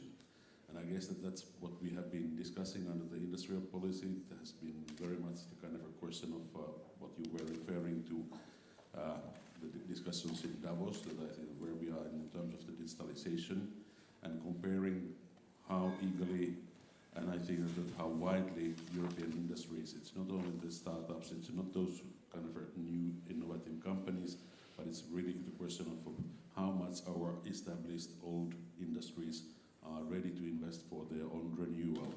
And I guess that's exactly the kind of a discussion that we are having ongoing. And I think that looking the whole of kind of a private sector from really startups all the way to established big companies. Are they ready to take the risks and then renew and even perhaps, I think that take the disruptive innovation which might put in danger certain sense also their own business models. I want to pick up on the last 2 points because, of course, I mean, the green biotech is a very nice example of how regulations can kill off innovations that happened here in Europe. On the other hand, we all understand and we all feel, I think, that the whole economy, the whole society is moving at a very rapid pace. A lot of new technology, but also a lot of new applications are coming in. Issues with big data and privacy are coming in. I mean, are the current frameworks where you see a much more sector-by-sector approach, are they still appropriate for this kind of new world where everything mixes, everything blends, and everything moves at a much faster pace? And maybe from your side, Mr. De Krom, you're working with both feet within innovation. Do you feel often hampered by some of these policy frameworks, or do you also see good examples where, from the public side, there is some help and some progress in allowing these new technologies, these new ideas to come quicker to the market? Well, just to, excuse me, just to avoid any misunderstanding, we're not a private company. No. We're a public applied research center. So we both work for society at large and for private industry, if you like. And I think that puts applied research in an excellent position to, you know, to be involved in these sort of discussions. For instance, we just discussed it right now upstairs. Last Friday, we had the labor unions visiting us, talking about indeed the challenges that go along with technical innovation. Just to give you a very concrete example, introducing smart industry, robotics in industry is a huge challenge for the current workforce. Now, how do you go about it? So that is the reason why applied research centers as ourselves also have scientists working in the social field, because technical innovation can't go forward without social innovation at the same time. So what I'm saying is that if we offer a proposition to industry, you can take account of all those aspects at the same time, and thereby get a holistic approach to those sort of issues, but make it at the same time very concrete for industry, but also taking into account these sort of factors. And that is, I think, what we can offer. Let me pass on from the private sector. Sure. Give two examples. We're at a revolution in the life sciences. Our ability to sequence a human genome is extraordinary. 10 years ago, it would take years and tens of millions. We can sequence our genomes now for less than $1,000 like that. It'll become not a research tool, it'll be done in practice when you go and see your doctor. There is a new technology that has come, which allows you to go into your DNA and snip bits out, DNA editing. We need a position in Europe about how this will be handled, and we don't have it yet. There are hundreds of millions being spent by big companies, including Bayer, Novartis, DuPont, in this technology, and we'll spend it somewhere else if we don't have a clear answer. This technology did not exist 4 years ago, and it now is going to the level where it's going to lead to treatments. We need a regulatory system that is flexible and fast-moving to allow us to accommodate the revolution that is going on. The second one I'll talk about as an example is data privacy. If you look at the real revolution that will also occur is linking that genomic data with electronic medical records and following patients longitudinally. Having availability of patient information and linking it to their genomes and what happens to them will aid society and individuals. And we go through loops and loops in Europe about data protection, and we will miss a significant opportunity compared to the rest of the world. Samsung in Korea, Google in the United States, and. The pace of change in the life sciences is staggeringly fast. We need regulations that keep up with it. Very clear. It's the first time at Business Europe I hear an applause, so you must have said something right. Maybe from the trade union side, because also I think trade unions can play an important role in this. I think there are two elements here. One is, of course, with a fast-moving economy, you also need new skills. And secondly, of course, with a fast-moving economy also comes the fact that some industries will not be able to adapt and will disappear and be replaced by other industries. How do you bring that story to your members?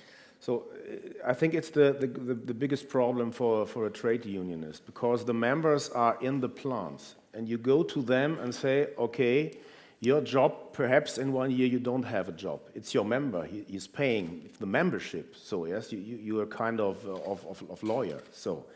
But we see that we need innovation. I think this is quite normal that you have an innovation, that the technology changed. And we don't say stop, don't use new technology. When we stop using the new technology, we are losing competitiveness. So we need it. But for us, it's a problem. Here I can say we need innovation. But when I have a member, perhaps at the Bayer company, and I go into the company, and I say to him or her, okay, you're losing your job, what you are doing. But on the political aspect of this topic, we say yes to research and innovation. I think this is quite normal. Maybe from DJ Grow, I mean, on the one hand, of course, you also heard the commissioner saying that skills is really becoming an important issue. But of course, the overall principle that was discussed by Mr. Malik, namely the innovation principle next to the precautionary principle, is that something that is alive today within the Commission when new policies are being developed, when new decisions are being taken? How does the Commission keep up with the fast pace of innovation in society? I think that when we have been discussing of our better regulation agenda in general, of course, I think that very much based that I think that we are having best understanding kind of the impacts of our piece of legislation, and I think that how it really relates to kind of a regulatory environment, and I think that we can really achieve the goals that we are expecting to have with the kind of regulation at the smallest possible costs, and I think that the type of the impacts that I think that we really have. And of course, I think the innovation principle is something that, of course, I think it's not really stated anywhere clearly that I think that's certain kind of like competitiveness proofing as such, but of course I think that we are discussing, that's very much in our minds whenever we really think that how this kind of regulatory environment should be conducive for certain type of the goals, and of course I think that driving the innovation, which is really kind of a founding kind of element for any kind of economic well-being in the future, I guess that's very much the topic, and I guess that what we have been, and I think where Commissioner was referring is so-called innovation deals, which is perhaps, I think, more research consortia type of thing. But of course, it's thinking in terms of, and I guess that it's very much kind of a Dutch origin of this whole concept, that I think that you are starting to look, what is the market take-up, what might be preventing that kind of things, where are the innovations really hitting certain kind of barriers or the hurdles.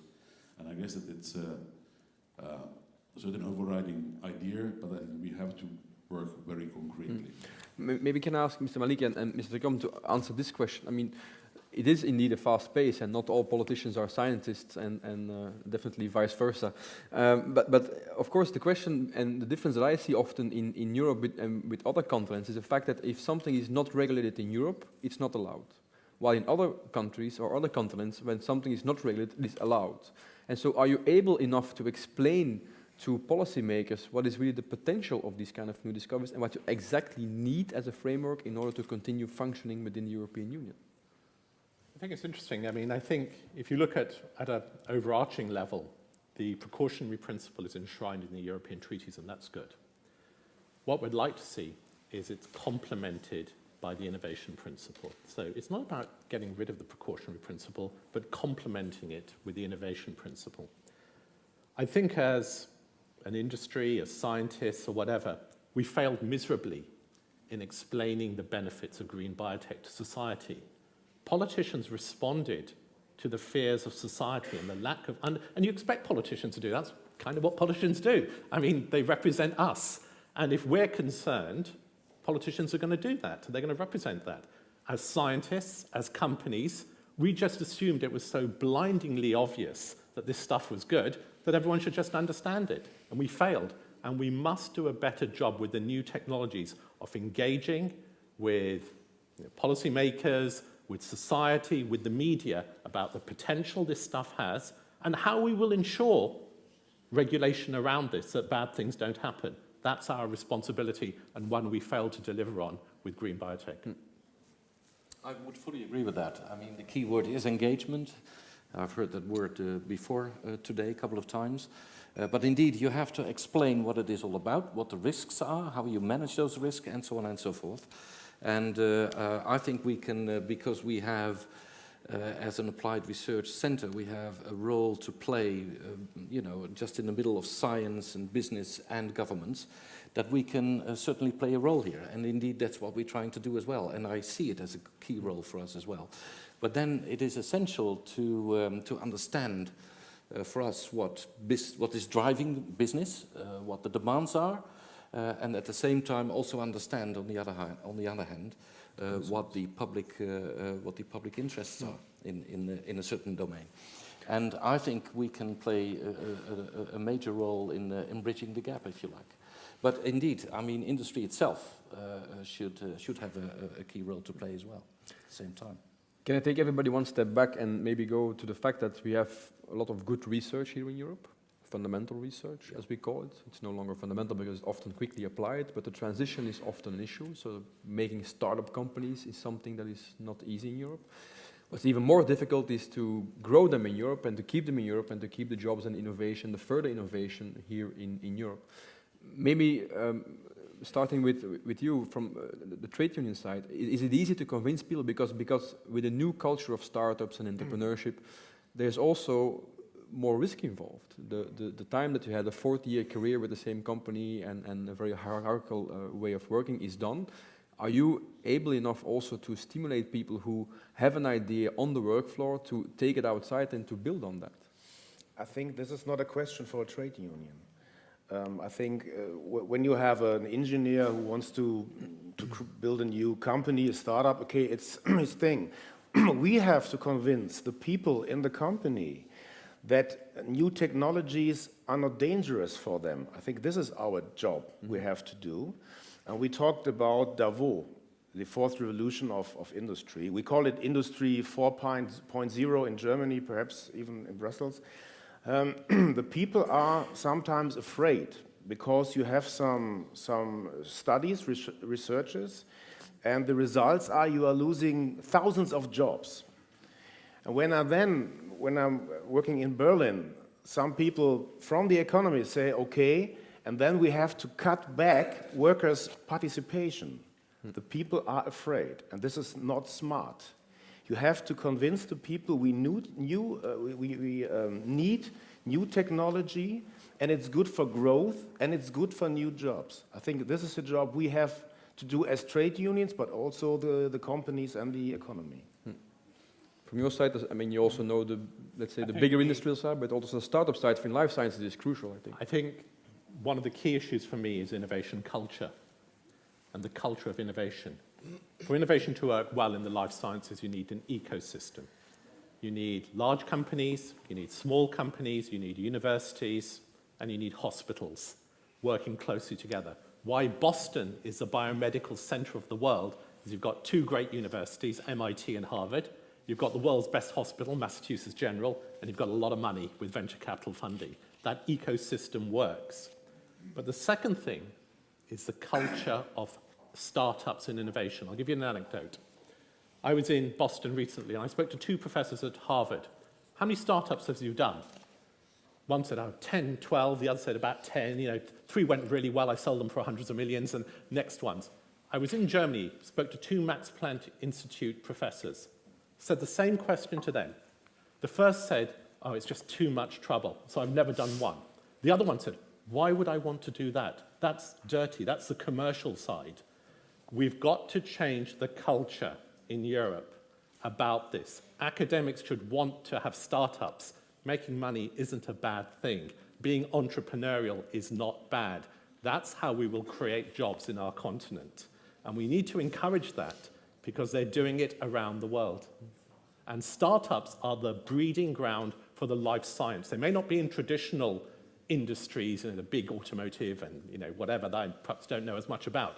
But in the life sciences, most research in the world is done in small companies and in universities.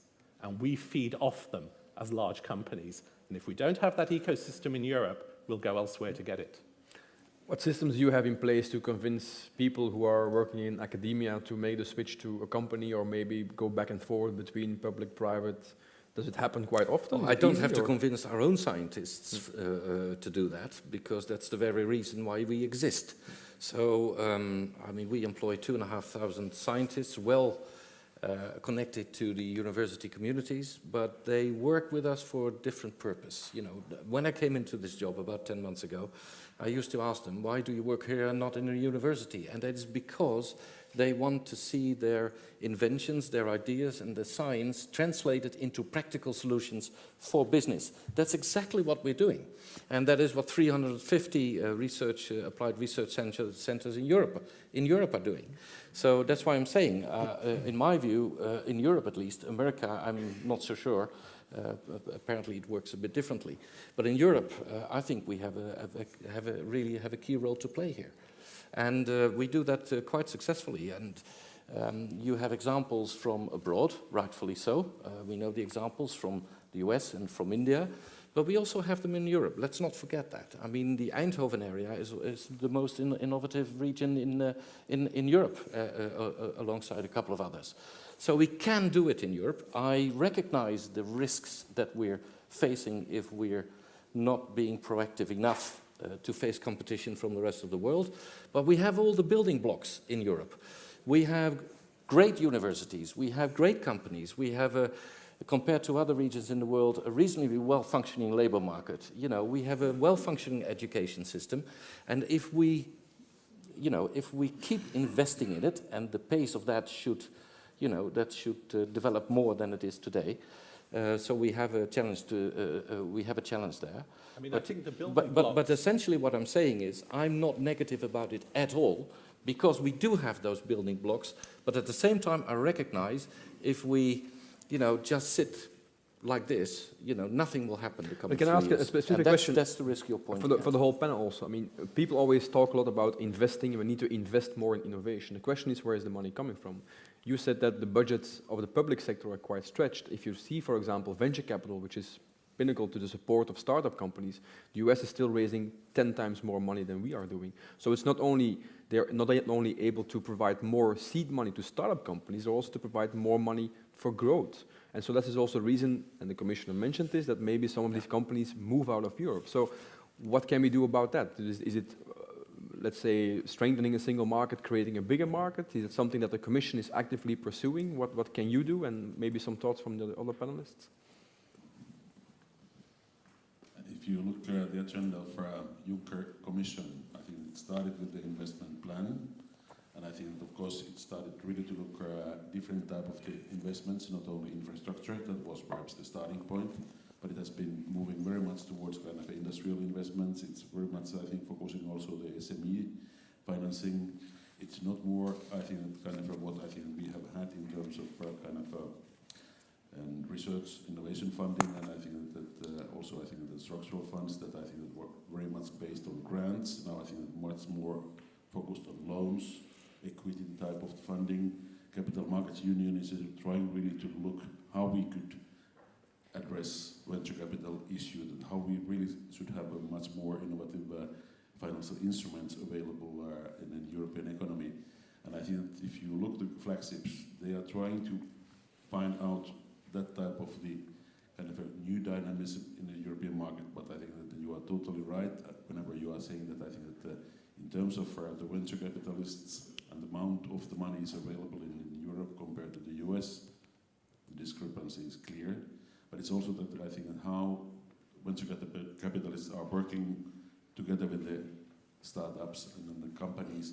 I think they are much more hands-on. That's the tradition in the US compared to the EU. I think that we are having a bit of the legacy that our banking sector has been dominating the whole of the financial services sector.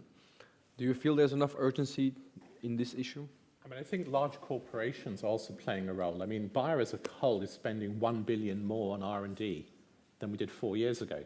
So we've actually ramped up our investment, and the board member from BSF also said that they continue to invest during the financial crisis and increase. What we need to do now, and we're doing more of, is direct involvement with startups, financing startups directly, not demanding that we then own the IP, but giving them, so what we do is we make a lot of investments in the startup communities in San Francisco and in Berlin. So we've got a healthy startup community in Berlin. We give them seed funding. We don't demand that they give us the IP. We hope that because we're helping and working with them, that subsequently they will choose to work with us. And I think large organizations need to play a part in this ecosystem. I don't think we need extra public funding, VC funding, and we have some venture capital firms in London, in Basel, etc. But the focus is still very heavily in the United States, and we need to encourage more of that in Europe. From the trade union side, how do you look at the whole, because I mean, often trade unions are still active in, let's say, the bigger industrial conglomerates. Do you feel that you also have a role to play when you're talking about startups or things like that? I think startups are necessary also for the big companies, but the big companies are also very innovative. The chemical industry in Germany is very innovative. I think it's very important that we also protect the big companies. But I want to say something about the finance. In Germany, we have a big problem with infrastructure, and we have a discussion about to finance on a private way, new infrastructure. We have problems with bridges, with streets, and so on. I think this is very important to have money for this. And we have a commission on a governmental area with the companies, with associations, with the trade unions, and they say we need private money for the infrastructure. When you have good startups, when you have good companies, but you have a bad infrastructure, I think the economy wouldn't run. It's an interesting point. I think not many trade unions in different countries would ask for more private investment. They would look at the state to do these kind of things, and I think that kind of openness shows that it is also another way. From your side? Well, first of all, the OECD, I'm referring to a report recently, indeed argues that most of the key technologies nowadays, including, for instance, the internet and genomics, they have their roots in public research. And by the way, that's the same in the United States. I mean, if you listen to a lady called Mazzucato and you read her book, you will find the same conclusion. So public funded research remains an essential part of the innovation system. And indeed, if we want to meet and match global competition, Europe has a challenge here, I should say. Now, with regards to startup community, I fully agree with Mr. Malik. You know, there is a great opportunity here for entrepreneurship, for employment, creating new job opportunities, and so on. I don't believe personally that capital is the main issue here. I mean, I talked to venture capitalists and they sat on huge funds, but they actually had a difficulty of getting to the entrepreneurs. So again, I would say it is not a matter of money here in particular, but of organizing the system in such a way that entrepreneurs, startups, and technical developments, you know, that they meet somewhere. And that's exactly what we're trying to do as well. We are a 30% shareholder in an incubator in Delft. They have created 110 startups by now.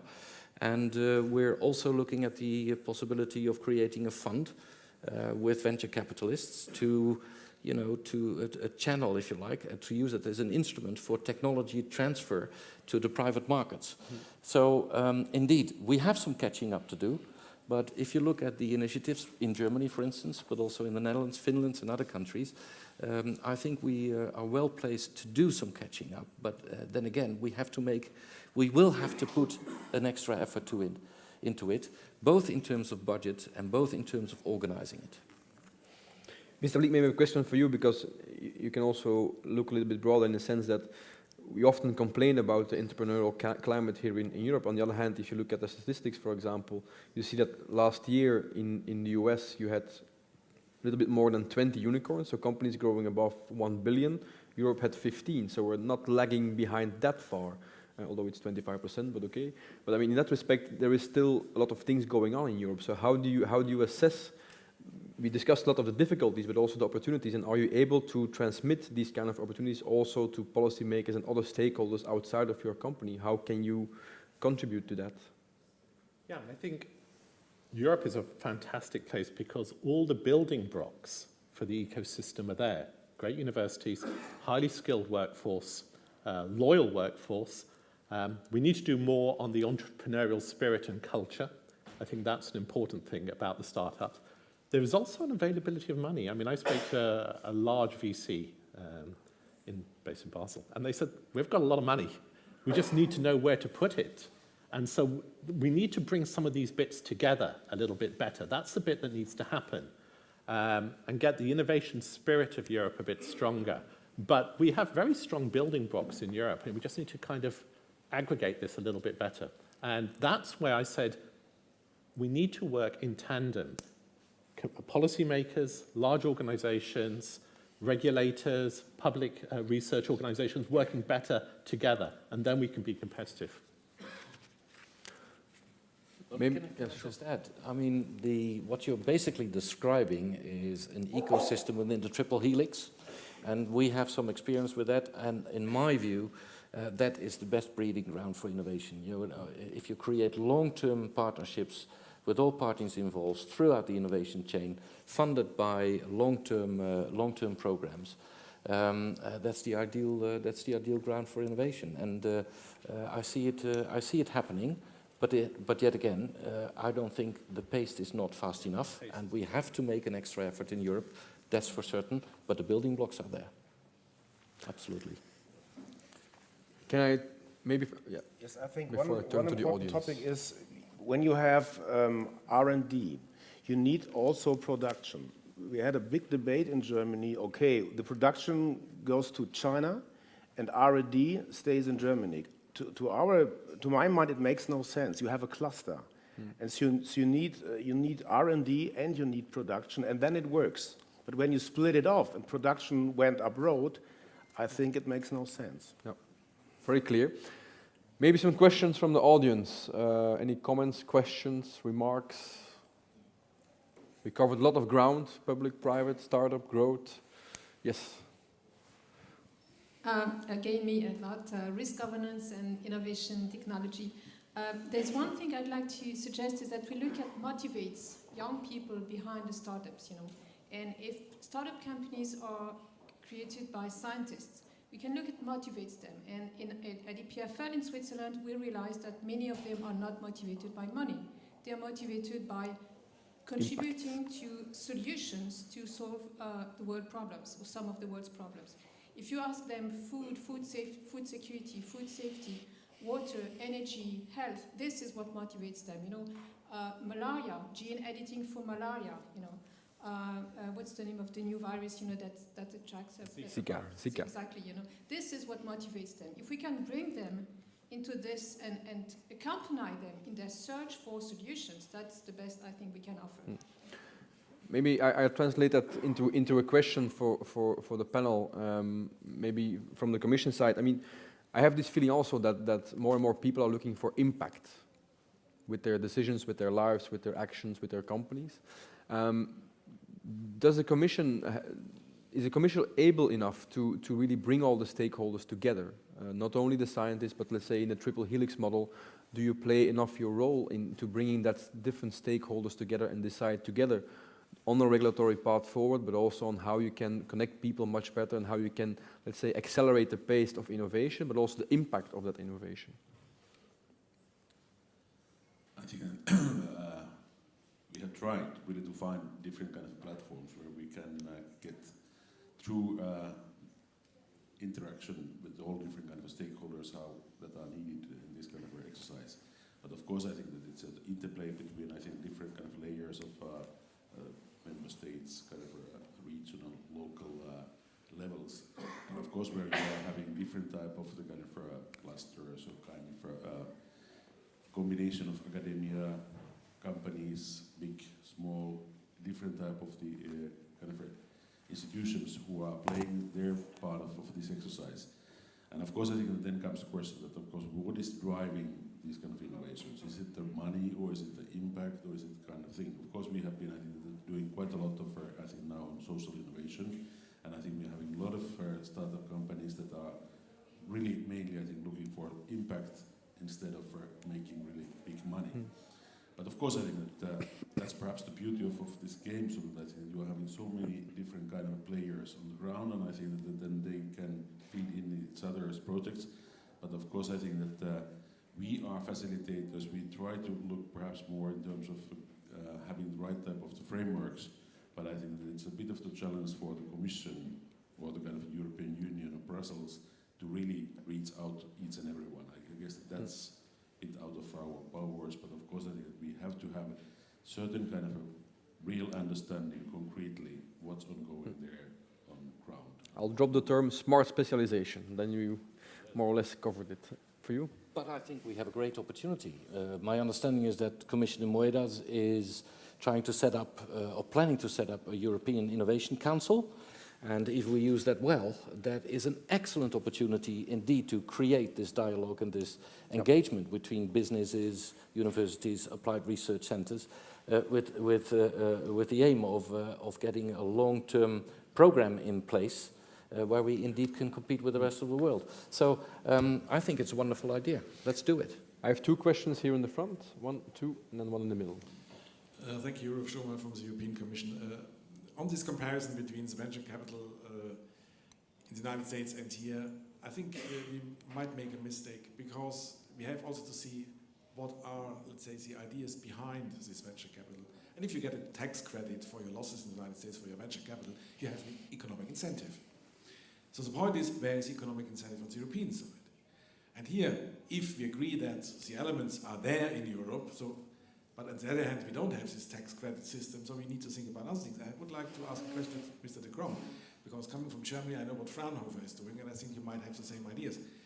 Fraunhofer has a foundation, thanks to these IPC player licenses of about 200 million, by which they can finance startups and bring them scaling up. If all RTOs in Europe would have such an instrument, the amount which could be generated would probably maybe even exceed the venture capital in the United States if we take in Europe the family offices into together. Could you imagine, whether we call this EIC or not, I don't mind, but could you imagine that such a system could close the gap in results to the United States? Or if not, what would then be additionally needed? I think it would be, potentially it's a great idea. You know, if you make the comparison with Fraunhofer, let me just put it this way, that Fraunhofer is slightly bigger than we are, and the pockets are slightly deeper than ours. Again, but that's, excuse me? You might wish to get European money for that. Absolutely. That's what I'm trying to get at. I mean, we can play as a joint effort, as you indicated. I think that could be highly successful, indeed. But then again, we would be looking for funding. You know, startup communities don't have that. You know, you need the money from somewhere else. And again, as Mazzucato indicates in the US and the OECD does here, public funding remains an important instrument to get those initiatives off the ground. But indeed, you know, I would be very keen to explore those opportunities in cooperation, for instance, with yourselves or with the European Commission. And this is also a topic that I could see well being discussed in a European Innovation Council once it's there. So I'm keen to contribute and keen to play a role in that. Absolutely. Thank you. I'm Jyrki from the European Risk Forum. I have a question that really arises from something we heard this morning. And I think it was Commissioner Moedas who said, well, if we need new regulations, let's ask those who are to be regulated what they should look like. And I think now, to overcome the sort of impasse of asking people to regulate them who know nothing about the subject, or about those who do know about the subject saying what they could live with, does that put the ball back into the court of those who are looking for certainty in order to continue their work in Europe? And I was just wondering, Mr. Malik, if this is, in a way, if the ball's thrown back to the innovators, what would they say? This is a set of regulations we could live with. I think you need to take the input from different constituencies, and I think we heard it well this morning. You can't let scientists do all the regulation. That would be wrong, and you can't let innovators decide. Society has to make decisions that are in the common benefit of society, and maybe scientists aren't the best people to judge that, but they should have the opportunity to put a scientific view that is valid and evidence-based forward. Then there are other things, and as you said this morning, there's the religious aspect of a country, the political history, your willingness to take risk, and. They all go into the mix of making a final decision. All we would ask for from a private, heavy R&D company is that the scientific view has a chance to be heard and made clearly. As long as that happens, then, you know, ultimately the decision has to be one that's made by society and the people who society elects to make those decisions. Scientists shouldn't be allowed to make those decisions independently of that. You would be very safe in European Parliament because I'm probably the only one with a PhD in green biotechnology regulating GMOs, so it would be very funny. But that's the issue, that the pace, as I said, this technology that I talked about earlier, DNA editing, didn't exist 4 years ago, and now there are startups across the world who are going to be bringing it into the clinic. If it takes 5 years, we're just going to get left behind, quite frankly. And that's the thing. It's the speed of the regulations and the flexibility that needs to happen. But do you see those regulations in other continents emerging? Is the US today having regulations on DNA editing? Well, it's the absence of regulations, I think. It's we want to regulate in the absence of knowing. They kind of just go along with the flow and see what happens. Okay. And I think that's the fundamental difference. The startups, we're just starting to deal with a company called CRISPR Therapeutics. 350 million over 3 or 4 years on DNA editing. And, you know, the company is legally based in the United Kingdom, but our research operations will start in Boston because we can do stuff there and we can do it quickly. And that's part of the issue. You can do stuff in the United States. And here, in the absence of knowledge, we start regulating, and that's the difference. They don't regulate, they wait and see. Yeah, they step aside and don't infringe on them. Okay, very clear distinction.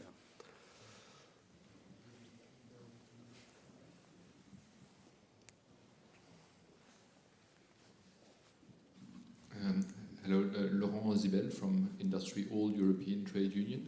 There was a big, which is the Federation of Trade Unions in industry at European level. There was a big question regarding cooperation, and indeed, it's general shared view that in order for innovation to be efficient, you need to have cooperation between big and small firms, academia, stakeholders, workers, and so on. However, you don't decree that cooperation and trust will happen.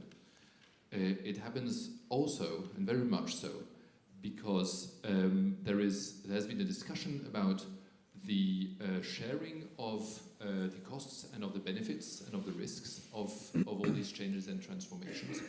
And my question to all of you would be, how much could it be a contribution to an innovation, a really innovative spirit in Europe, that the way in which all the benefits and the costs and the risks of innovation are shared among the participants in order to avoid the situation in which we can be, where people fear of being cheated, of being stolen of what their contribution has been, and therefore just don't cooperate to start with. Risk sharing? I mean, intellectual property is the most valuable thing for an innovator. And you need to find ways that the intellectual property of an innovator is protected. And in collaborations between large companies and small companies, we end up involving a lot of lawyers working on ensuring that the intellectual property is protected. And that's not unreasonable. If I come up with an idea and a company like BEYRER wants to work with me and they're going to give me a load of money, that's fine and dandy, but I want to make sure that my intellectual property is protected because I came up with the idea. And those of you who have started companies know that's really important. So I don't have a problem with that as long as and it should just be very established very clearly where the intellectual property resides. When you have relationships with academia as well, there's a very clear discussion about the intellectual property and where that resides contractually.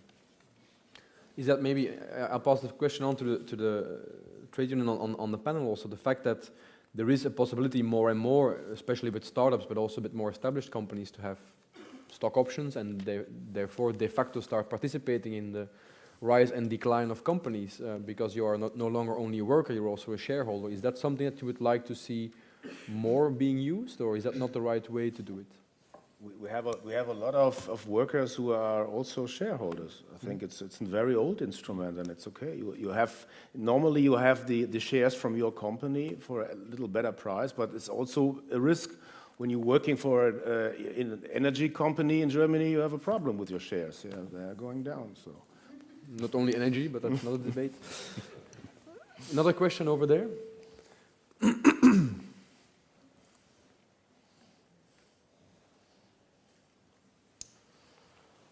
Thank you. René de Veugels from Bruegel at the University of Leuven. I have a question for Mr. Malik. So on the issue of having a better ecosystem where the large incumbent firms are better connected to the small startups, corporate venture capital will play an important role, not only because it gives finance, but also because it complements the know-how and marketing expertise.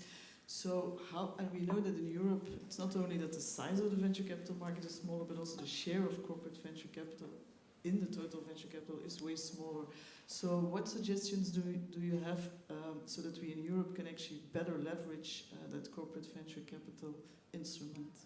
Or what is explaining why in Europe it's not? I think European companies, with a few exceptions, I mean, in my own sector, Novartis, GSK have large corporate venture capital. Some of them run almost separately from the company and are just a financial tool to make money, but they're not used as a way of sourcing innovation as such. They're just financial tools. We do venture capital investments, but we don't do it primarily for the interest of making money. We do it to source innovation. So we do it in Germany with high-tech Gründerfonds, we do it with Versant, we do it with some flagship. But their purpose is to source innovation because they will be investing in multiple startups. We have access to them via the venture capital investments. And then as a consequence, we can choose to work with startups directly. We should do more of it. European companies should do more of it because we don't do it as much as the big US companies in any way. I don't know why. I think there's been a hesitation to do that because we've never really, if you speak to people in other companies, why are you doing it? And you get a mixture between it's a way of making money, some of the big companies, it's a completely separate limb from the organization, it stands alone and it just makes money. It's an investment tool. Two, it's a way of sourcing innovation, which is a way the buyer uses it. We use it to be part of the ecosystem. But I think most companies haven't really got their heads around why are we doing it and what do we want to do with it. If you take the approach, we're using it to source innovation, you don't mind if you lose the investment because you're not doing it to make money. If you go into it unclear and you're not sure whether you want to make money or you want to source innovation, and then you lose money, you'll think, oh, we've lost money. You'll say, yeah, you've lost money because that wasn't your intent. You wanted to source innovation. My advice to most people in other companies is be clear why you want to do it, set out and do it, because I think it's a wonderful way of sourcing innovation, but then don't worry if you get your fingers burnt, because you may lose money. In your triple helix in around Eindhoven, is there room for corporate venture capital? Because, of course, it's an additional source of funding, very clearly, but it's often also perceived by smaller companies, especially, for example, in the digital economy, as being, let's say, preyed on by these larger corporate VCs and taken it out of the market before they can grow to become a competitor. Oh, the last question you would ask Mr. Malik. First you, then Mr. Malik. Yeah. Well, is there room? Of course. I mean, if there's an opportunity, there should be room for it. And I see it happening, but not to the extent as it's happening in the United States. But increasingly, I see larger companies do it as well. And indeed, as Mr. Malik points out very rightfully, you have to be clear about your intentions. And I know from some business leaders I talk to that they support setting up these sort of initiatives and funds because they want to create an ecosystem, an innovative ecosystem around their own business processes and around their own company. And that seems perfectly all right to me. So, yeah, if there are opportunities, we should take them. Can I add maybe also one additional dimension is also the fact that you in the US have also created, or they've been able to create let's say, a closed loop between successful entrepreneurs who reinvest a large part of their money back into the real economy. It's something also in Europe you don't see that often when people sell the company, that they really start to reinvest. Is that also an issue? Do you encounter more and more people now, successful entrepreneurs who want to reinvest their money by supporting startups again? Or? I think compared to other parts of the world, we're picking up quite nicely, talking for the Netherlands. I mean, we really start to develop a startup community now. And of course, we have some way to go and to catch up, but I'm very positive about it. And the entrepreneurial spirit, you see more and more students who want to become an entrepreneur, more than 10 years ago. So there is progress, I would say. It's really the startups. When you sit down with them, we have something called incubators where we allow startups to work in our facilities. They use our labs. Once again, we don't take any IP. And I sat down with the guys in Berlin. These were digital startups. And I always ask them the question, how many of you want to work for BEYRER? Not one of them. Not one of them. And I ask them, what do you want? None of them ever say we want to become multimillionaires. It's different when you're in the US, to be fair. When you sit down with the ones in San Francisco, which I do, they all want to become, multimillionaires. The ones in Europe want to make a difference. They want to cure malaria. They want to cure cancer. And They don't want to do that in our company, but their presence has an influence on us as an organization. And perhaps not the most diverse organization in the world, shall I say. And their presence changes us as an organization. It makes us a little bit more innovative, changes our culture a little bit, and that's why we like having them around. All right. Maybe time for a final question from the audience. Or is everybody satisfied? Nathalie. You'll have an excellent physical condition after this conference. Thank you very much. Yes, just one final question. How long? Mr. Malik, you mentioned we don't have to invest in Europe. We could invest everywhere or anywhere. How long or how many mistakes, like the GMO mistake, are we away from taking decisions to invest elsewhere? Look, I have a responsibility to the company that employs me and our shareholders to maximize the shareholder return and the utilization of capital. I don't have a responsibility to invest in Europe. So I need to get this right for the company that I work for. And if it means getting it right by investing in the United States or China or Japan, I have a fiduciary duty to do that as board member of BEYRER. I don't think we can have a repeat of the green biotechnology. And I said it wasn't just the regulators. I think companies blame, scientists blame, all of us. But as a continent, we can't have a repeat of that situation if we want to go forward. And that's why I'm a firm believer of the innovation principle. And if nothing else, if this is a start of this discussion, Chinese proverb, a journey of 1,000 miles starts with a small step. If today can be a small step to help us to enshrine the innovation principle, that would be a day well spent. So there you go.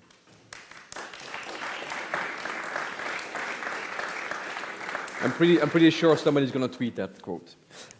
Maybe as a wrap-up question to you,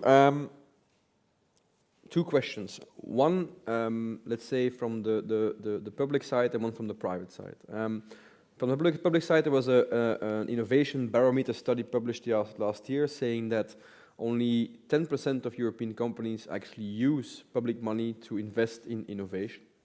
And of those 10%, 50% said that they really use the money well and otherwise would not have invested in that type of innovation without the support of public intervention. 50% said that they would have done it anyway and it was nice to have. Are we spending our money in the right way on the public side? Don't we need new tools to be developed in that respect? And the second question is, looking at the playing field that we have now, the internal market that is the European Union, what is today the biggest stumbling block for you as a stakeholder in the market in order to build bridges, to start investing more, to do more innovation and bring more innovation to the market? Two very easy wrap-up questions. 1 minute each. I would, in reply to the first question, I would like to quote Mr. Moedas, who said that we should put more focus on applied research and valorization. And secondly, I would like to say that, governments do not create jobs, businesses do. So we have to ensure that we keep up with the pace of innovation in the rest of the world by supporting businesses wherever we can. And we know we have some catching up to do, both in terms of budgets and in terms of organizing the ecosystems. But as I stated right at the beginning, I'm absolutely confident that if we join forces, and that's necessary to do so in Europe, that we can face that challenge very well. Optimism is a moral duty. Absolutely, yeah, I've been a politician before.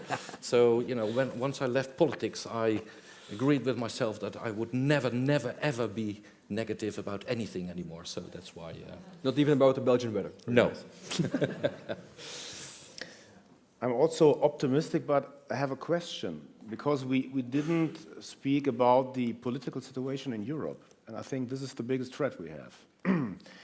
Perhaps we will close the borders in a few months, and this, I think, is a very big threat for the economy, and I think there we have to fight for a strong and unified Europe. This is good for economy and for the people. Very clear. I think, first of all, I think we have the building blocks for the ecosystem. I think part of that ecosystem is public funding, and that's important, allied with private funding and investment. The single market needs to operate. If you look at a very parochial point of view, which is pharmaceuticals, we can get pan-European approvals, and then we go country by country with pricing discussions and reimbursement. And that is ridiculous, quite frankly, because we go to France and they want this amount of data, then we go to Germany and they want this data, and we go to the UK and they want a heap of data, and then you go to Italy. If it's going to be a single market, it should operate like a single market. I think that whenever I've been working on research framework programs, and I think that now thinking of Horizon 2020, I think that we have gone quite a long way of trying to identify different type of the funding instruments and how they can be used, how we can simplify the kind of rules of the game. I guess that the same type of the discussions and kind of things has been taking place back in the member states. It's a question of how you are able to combine these kind of public inputs for different type of the kind of research innovation type of the activities. And I guess that perhaps where we have been, I think perhaps struggling through the last 5 years also, I think at the European Union level, how close to the market our funding instruments can go. And I think that how we can really bridge the kind of that it's becoming, let's say, really innovations in commercial scale, and I think that you can really commercialize those kind of things. And of course, that it's a question that we have been now discussing, that what is the linkage then for other type of the funding instruments, being them private financial services compared to kind of what we can do with the public money. But all in all, I guess that when our Commissioner Jyrki was raising very strongly the kind of the role of the demand from the market, and I think that reference to the kind of what are the kind of if not the obstacles, but at least certain kind of hindrance or kind of complications of how to reach the market in different kind of sectors. Pharmaceuticals is definitely one of the most complicated ones, but of course I think that these are the issues that we have to address and discuss, because I think that's perhaps somewhere we are really, I think, lagging behind kind of other big markets, US and China, in terms of what are the conditions, really innovations to hit the marketplace. Thank you very much. The only thing that's left for me then is to thank my panelists for the very clear statements that they have been making. I think that the conclusion has been very clear, at least for me, and I hope also for the audience. And now it's of course up to policymakers to step out of the way sometimes, and for the private sector to keep innovating and bring us new products. Thank you very much.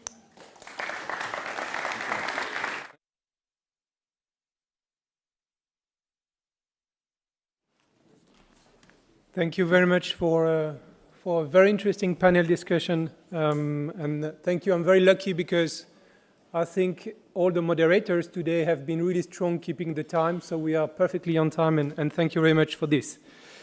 So, ladies and gentlemen, we are now, and I still need your attention because you will be involved as well, or you will have the possibility to be involved in the final session, because we are now entering into the final step of the conference, which is about the closing session. I think we had very rich debate over the day, looking into a variety of ideas how to make Europe a better place to innovate. But now the question, or some of the questions are, what are the takeaways from the discussions we had today, and what could or what should be next steps? And I'm very happy because this is not for me to make these kind of conclusions, but I'm very happy we have two, as Markus BEYRER said this morning in the beginning, we have two guests to give us their perspectives on what has been discussed today. And the first one I would like to invite on the stage is Paul Leonard. He's Head of Innovation and Technology Policy at BASF, but he's also the chair of the Innovation Principle Task Force at the European Risk Forum. And I think I'm not wrong saying that Paul has been one of the fathers of the Innovation Principle concept, and he will be speaking on behalf of the three co-organizers of the conference today, BusinessEurope, the European Risk Forum, and the European Roundtable of Industrialists. The second guest is Robert Madlin. I don't think I have to say too much about you because you are very well known in Brussels.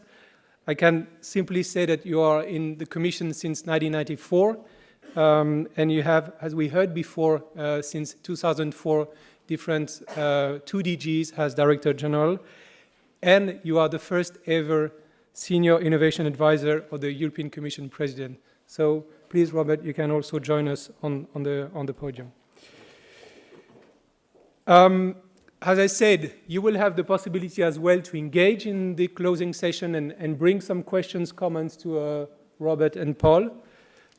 But to kick off the discussion, I would like to invite Paul to give us, in a couple of minutes, his take on the discussions today. What do you think have been the most salient points, and what do you think people here should take back home from the discussions today? So Paul, for you to kick off. Thank you, Alexander, for the introduction. What a day, ladies and gentlemen. We've had not just a good lunch, but we've had a diet of all sorts of useful ideas and observations. We've heard from so many well-informed and influential and motivated speakers. I'm feeling more than full right now. I spent the last few months and weeks looking forward to today, and I spent today getting more and more concerned about how this could possibly be summarized. I wrote 20 pages of notes. I ran out of paper. I had to get another pen, but I didn't run out of enthusiasm. I hope you haven't experienced the same feeling of saturation that I have, but I would like to just pick out some of the points. We've heard so much. We've heard about the need for innovation as a driver for jobs growth. We've heard about initiatives with innovation deals, access to venture capital, the dangers that we face in an increasingly risk-averse policy environment as innovators. We've heard about the important role of better regulation and the role of scientific evidence in the regulatory process and in policy making. We've heard about the staff working document on innovation, the idea of outcome-based regulation, which I thought was a very interesting idea. We've heard about the need for public-private partnerships, education, not just to primary school, but even to kindergarten. We've heard about repeatedly the need to access a single European market and a call for bold and strong and visionary political leadership. We've heard about the need to differentiate between a number of related concepts, between risk and hazard, between science which is fit for policy making and science which is not. We've heard about the difference between perceived conflicts of interest and bias and the need to be transparent and honest about these things. We've heard about the need to consult things other than scientific evidence, public interest, religion, even ideology, but to understand what we're doing in this context. We've heard many calls for cooperation across industries, along value chains, and even across borders. We've heard about the need to focus. And many people said that we need to take risks. We need to be willing to take risks. We need to embrace risks. And we need skills to do that. We've heard about the need to future-proof our regulation and not build regulation on past technologies, but think towards future enabling technologies. We've heard calls for a more adaptive and dynamic regulation and the need to actually use ex-post analysis to determine whether regulation is fit for purpose. We've heard warnings about the impact of gold plating on innovation. We've heard that too much regulation can stifle innovation. We've heard for calls for targets and quantification and a debate about whether those things are possible or meaningful. We've heard for calls to actually improve innovation by improving existing legislation and not necessarily looking to do things with it. We've heard that there are different business models, some which support innovation and others which may even get in the way of innovation. And we've heard warnings about how we need to act to keep Europe an attractive place to invest in innovation and the enabling technologies which will determine our future prosperity. And never has this warning been more important now than the time where we realize that innovation is accelerating at speeds we've never seen before. We've heard impassioned pleas for the scientific evidence to be heard, but we also heard recognition that that's not the only element which policymakers have to consider. And we've seen the evidence today, ladies and gentlemen, that the innovation ecosystem as a concept has the capacity to be highly complex, multifaceted, and challenging to wrestle with. Our challenge is to make it simple. The good news, ladies and gentlemen, is that in as far as that summary does no justice to what we've heard today, it's all on video. It's web streamed. There are people watching us right now. At least there may well be. No need. We don't need to worry that we've lost anything. This will all be captured. But what's really important is what will we remember? I don't know what you remember, but I'd like to just share with you a few ideas about what I will remember from today. I'll remember working together with our colleagues from the European Risk Forum, from the European Roundtable of Industrialists, from Business Europe, with the Dutch presidency, with the VNO, with the various people that made today possible. I'll remember the pleasure of the confirmations of so many eminent speakers, the satisfaction of observing so much common ground today. I didn't hear a lot of disagreement, but it's great that we saw so much agreement and so much energy, and that gives me hope and faith that we can achieve what we're setting out to achieve.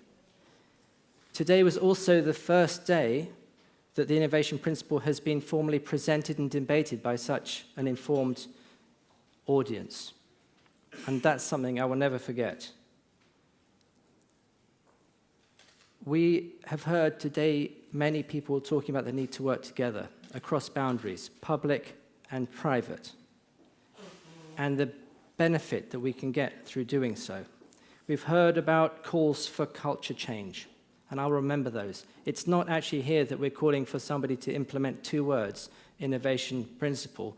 This actually represents a new way of looking at the legislative process and a new focus. And I remember Markus BEYRER's opening comment that what he believed we were here to do today was to look in the mirror and ask ourselves, how are we doing? Can we do it better? And that for me is a unique experience because I'm so used to going to conferences and hearing how brilliant everything is. I think, ladies and gentlemen, today we've been part of something very special.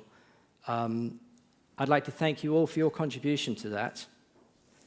And I'd like to say on behalf of the 3 organizations, we're here to work with you to maintain this momentum and put these good ideas into practice.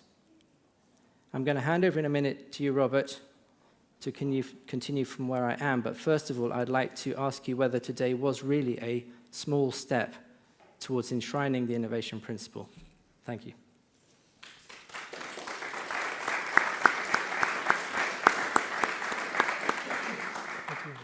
So as my old friend and mentor Leon Britton used to say, there are no inappropriate questions, only foolish answers. And so I think that it is too early to say. And indeed, one of the nice things for an innovation advisor in the Commission on this occasion is that I rely very happily on the organizers of the event to tell us what we've concluded, not only tomorrow when Markus talks to the ministers, but thereafter. And I think that what I would say is that this question of principle is a lawyer's question. And à la limite, je m'en fous. I mean, in the sense that I'm not a lawyer, and I want things to make a difference for innovation. And I think the worry with a word that lawyers like and understand is that they take it away and argue about it. Is it a principle, or is it an approach, or is it, you know? And this is the sort of debate that has been sparked in Brussels by the use of the P word. What I think we're talking about today is, can we have more innovation? And so I'm not trying to find a clever way to say, no, I don't like an innovation principle. But I think, not being a lawyer, I worry about putting words on the table that lawyers will play with. But let's see how it goes.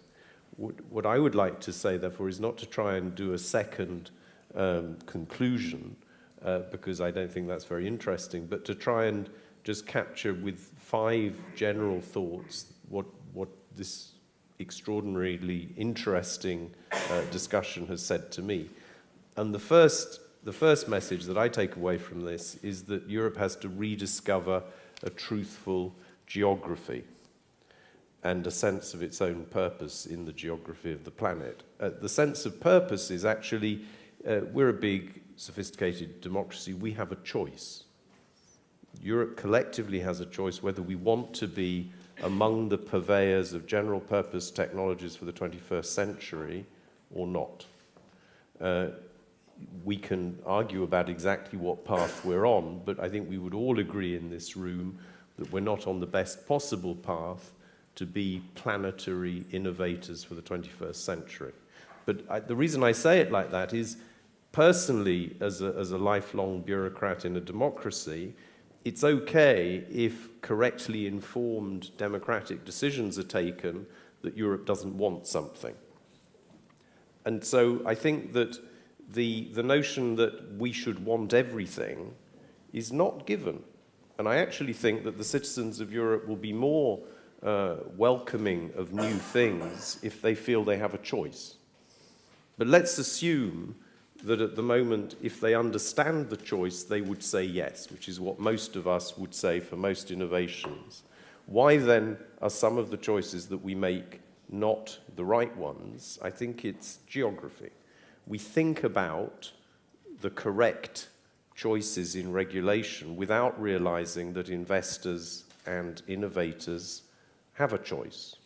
It would be nice to put less regulatory burden on our companies, but actually wherever the needle stops is where it stops. We don't go through the second round reflection, even when we do impact assessment, and say, supposing that where the needle stops means that all the laboratories are closed and the next generation of industrial high-starch potatoes and blight-free potatoes and all that stuff are created somewhere else. We actually don't, if you go back and look at impact assessment on GM regulation, we didn't look at it.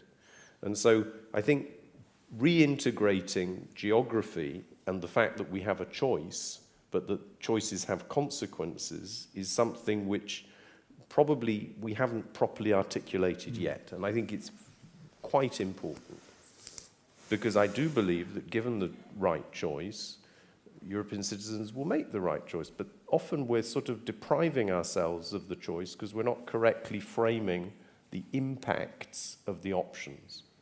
The second thing I'd say is that one of the truths that I've stumbled across in the last few months wandering around the innovation theory is that it's much more complicated than most of us think most of the time.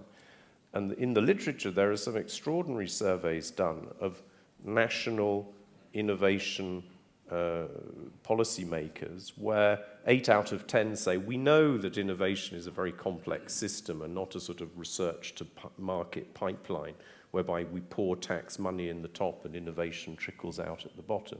And then the survey said, and how do you actually in your country run it? They said, oh, we run it like a pipeline.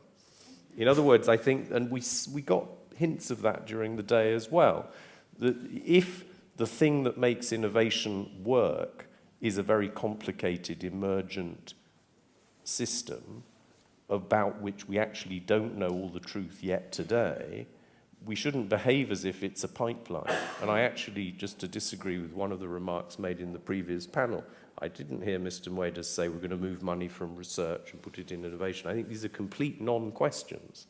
Public money is trivially small compared with private money, and we need, therefore, to, rather than worrying about the pipeline and the money, think about how we have, as President Buzek was saying, free electrons instead of clusters, and we have silos instead of networks. And I think that's a really crucial problem, not to get distracted by money and pipelines, and not to get distracted by the little bit on which I think I have something to do, but to look at really everybody who's involved. The third point I'd make, if we look at the basics, so there were two figures which were put on the table and a third which could have been. 150 billion shortfall private innovation money in Europe compared to the US, 80% shortfall VC compared to the US. Those were two Commissioner Muedas figures. And he could have added, population for population, 1 million postdoc researchers short. So if you look at the fundamentals, the starting materials, we do have these big problems. And those three problems invite solutions in different places, and I don't want to go into them, but those are basics we shouldn't lose sight of with all this stuff about can we monitor regulatory burden better. I mean, that's a Brussels issue. The fundamental issues are these big numbers where we need to do more. So that's the third point. The fourth point, I think, is there are bad basics as well. Now, this is the bit where it's almost impolite for a European official to talk about it. It's almost unconstitutional. Universities which are complacent and whose rectors will not allow governments or business access to their decision-making and will not tolerate being pushed towards the sort of entrepreneurial stance that, again, Commissioner Moedas has talked about. Primary schools, which betray by the age of 10 to 20% of our population who are functionally illiterate, functionally innumerate, non-migrant adults, plus the numbers we saw on digital illiteracy on the OECD slides. And secondary schools which don't fix any of that. It's not by accident that Montessori produced Bezos, Wales, and the two founders of Google. So we know for almost a century what sort of primary and secondary education unleashes innovative talent. And with the possible exceptions of Finnish kindergartens, we don't get close to doing it. And when Finnish startups like Rovio say, we can give you online the Finnish creativity environment, it doesn't sell at all in Europe. It sells in Africa, in Shanghai, and in Singapore. So education is not constitutionally the Commission's business, but there's a huge basic problem there. The other one, which the OECD Deputy Secretary General touched on quite delicately, but I'm here to amplify the delicate truths, is incumbent-driven, poorly designed tax breaks. So you could take the money that we forego in incumbent-driven, poorly designed tax breaks and put them behind, for example, more private $500,000 per family VC tax breaks. That would have a measurable impact on a couple of problems. So there are bad basics that we know about, but we're not fixing. And then the good news, so the fifth point is the good news. I very much like, and it's new, I think, Commissioner Moedas' idea that the thing we need is a new brand for innovation. We don't need more policies, we don't need more metrics, we probably don't need more research. We need a genuine political initiative, which is a rebranding of innovation. And I think all the elements are there. So innovation principle, why not? Have to keep it safe from the lawyers. Innovation deals. But there I would say it's got to be ambitious enough, and I'll come back to that. Innovation refit and monitoring and evaluation and all that stuff. So on the ambition of innovation deals, I think that as we finalize the thinking about them and as we pilot it around the circular economy, which is what we've said we do, we have to look at other places around Europe where innovation deals are going forward. So Julian Farrell, my old friend sitting in this chair, said, what about this sandbox? I think that speaks to a couple of things. Firstly, innovation deals locally and not only at the EU level, allowing experiments. Maybe it's more agile if it's done locally. But there's another point about that, which is it's a much more human, it's intrinsically a human process. We're putting regulators and innovators next to each other, literally, physically, day after day. So they talk and they learn to know each other and they work out what to do. So I think innovation principle, innovation deals, crucial. Innovation refit, monitoring, crucial. But the sort of pushing it down part, being local and experimental in parallel, may be relevant as well. And the example I think we have to think about in this area in terms of measuring our ambition is autonomous vehicles, and that already was touched on, because the Department of Transportation in the United States has now said we're going to come out with rules for autonomous vehicles tests in 6 months. And we're all holding our breaths. Will we finally see cars without drivers sitting in front of steering wheels with brakes allowed to go on the public roads? Now, if not, then it's just another piece of Washington hype. If yes, then we're behind again. And among the member states, we have some experiments and some not experiments around autonomous driving. Very, very important. So I think that whole area would be a big way of rebranding for the positive. Secondly, it was only said once, but it's really important. You can't have policy 2.0 in a country with an administration 1.0, nor in a continent. And so I think the modernization of all of our public institutions is quite urgent. People were very polite, so they didn't talk about it much, but I think that's one of the pieces where we're underweight. And the third part of the brand, it seems to me, and I'm stealing Industrial's slogan here, is innovation has to visibly be by all and for all if it's going to sell. And if I can be a bit politically correct, you know, there's a lot of aging males in suits like me sitting up here, not many people of a more favored gender, not many representatives of those who actually know that they need innovation of different sorts to do social change, to do social innovation, to keep the planet safe. I think there's a whole window of opportunity opened there with the global goals, the Sustainable Development Goals, the Davos Global Challenges. You see there for the first time all the governments of the world agreeing that you can't get the things we need to keep the planet safe without innovation. And if, as some people have said it in the last conversation, if we can show more clearly to the sophisticated voters I mentioned right at the beginning that this is about stuff they care about and stuff we all need, I think that part will be very powerful. And it means engagement around science and innovation. It means, I think, corporate risk-taking for different reasons, as was discussed in the previous panel. And it means, above all, I think, that we have to also engage SMEs who are not going to be innovative startups, but who could be encouraged to become faster users of innovation. And this is another point, and then I finished, that the OECD presentation touched on, but I can illustrate it in a different way. In Europe today, 80% of companies with more than 1,000 employees are using robotics. If you go down to 500 employees, the number is 30-something%. This is a huge tragedy. There's a huge number of companies out there not using the available current generation technologies, not spreading fast enough the innovations that we have. And good old-fashioned extension schemes of the sort that worked in the Midwest in the 30s and that our American friends are doing now through the Manufacturing Extension Partnership under NIST are, again, in a sort of back-to-basics way, very important. The average SME, the person in charge, maybe doesn't know that innovation is accessible to them, manageable by them, not so risky.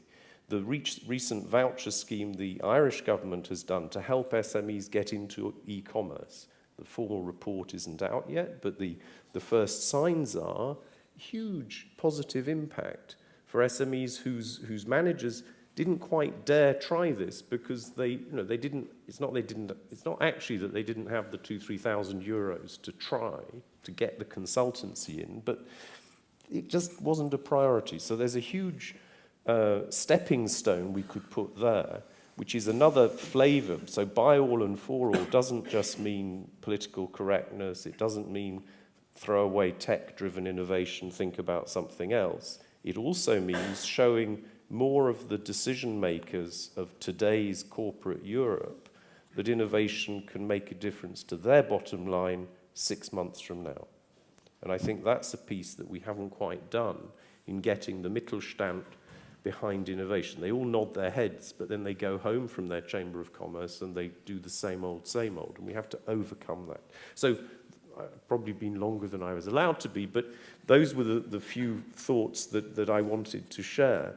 But the fundamental point is, I think, the first one, that in a way we will get more traction if we are a bit more modest. I don't personally think that the people of Europe who are brave and independent will feel too impressed. They may feel violently opposed if people say to them, we're going to go away unless you change your mind. I think we have to give the people of Europe a choice, because they are adults, and trust them to make the right choice, but give them the real elements with which to make the choice, and then Europe will be a successful innovator for the planet in this century. Thank you very much, Robert. Paul, I think, Robert, you bring a number of new perspectives on the debate we had, and Paul, I think I don't know if you've ticked all the boxes, but definitely you're probably not missing a lot of things which have been discussed.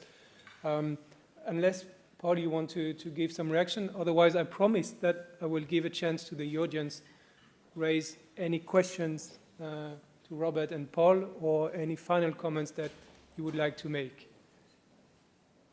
It was a long day, of course, but if someone still has a bit of energy. Okay, so the lady on the right. Yes, indeed. I arrived in the middle, so maybe I have more energy than everybody else. But I'm from BEYRER, the European Association of Research and Technology Organizations, so RTOs such as TNO, Fraunhofer, etc. I think a point that we missed a little bit in the afternoon perhaps was the regional potential. So the potential at regional level. We talk about member states, Brussels this, Brussels that. But I think there's a lot of funding, money, but also a lot of willingness from the side of the regions to participate in that, to look at an ecosystem, to try and build them and sustain them, etc. So, in your opinion, how do you see the role of the regions, and how can you help them to engage even more? We know, of course, about the smart specialization strategies going on, etc. And this is, starting slowly, but it's quite key to engage them. So, yeah, I think the regional potential is very important. Thank you. If I can comment on that, I think one of the nice things about the idea of a brand is that it doesn't have to be defined from the top down.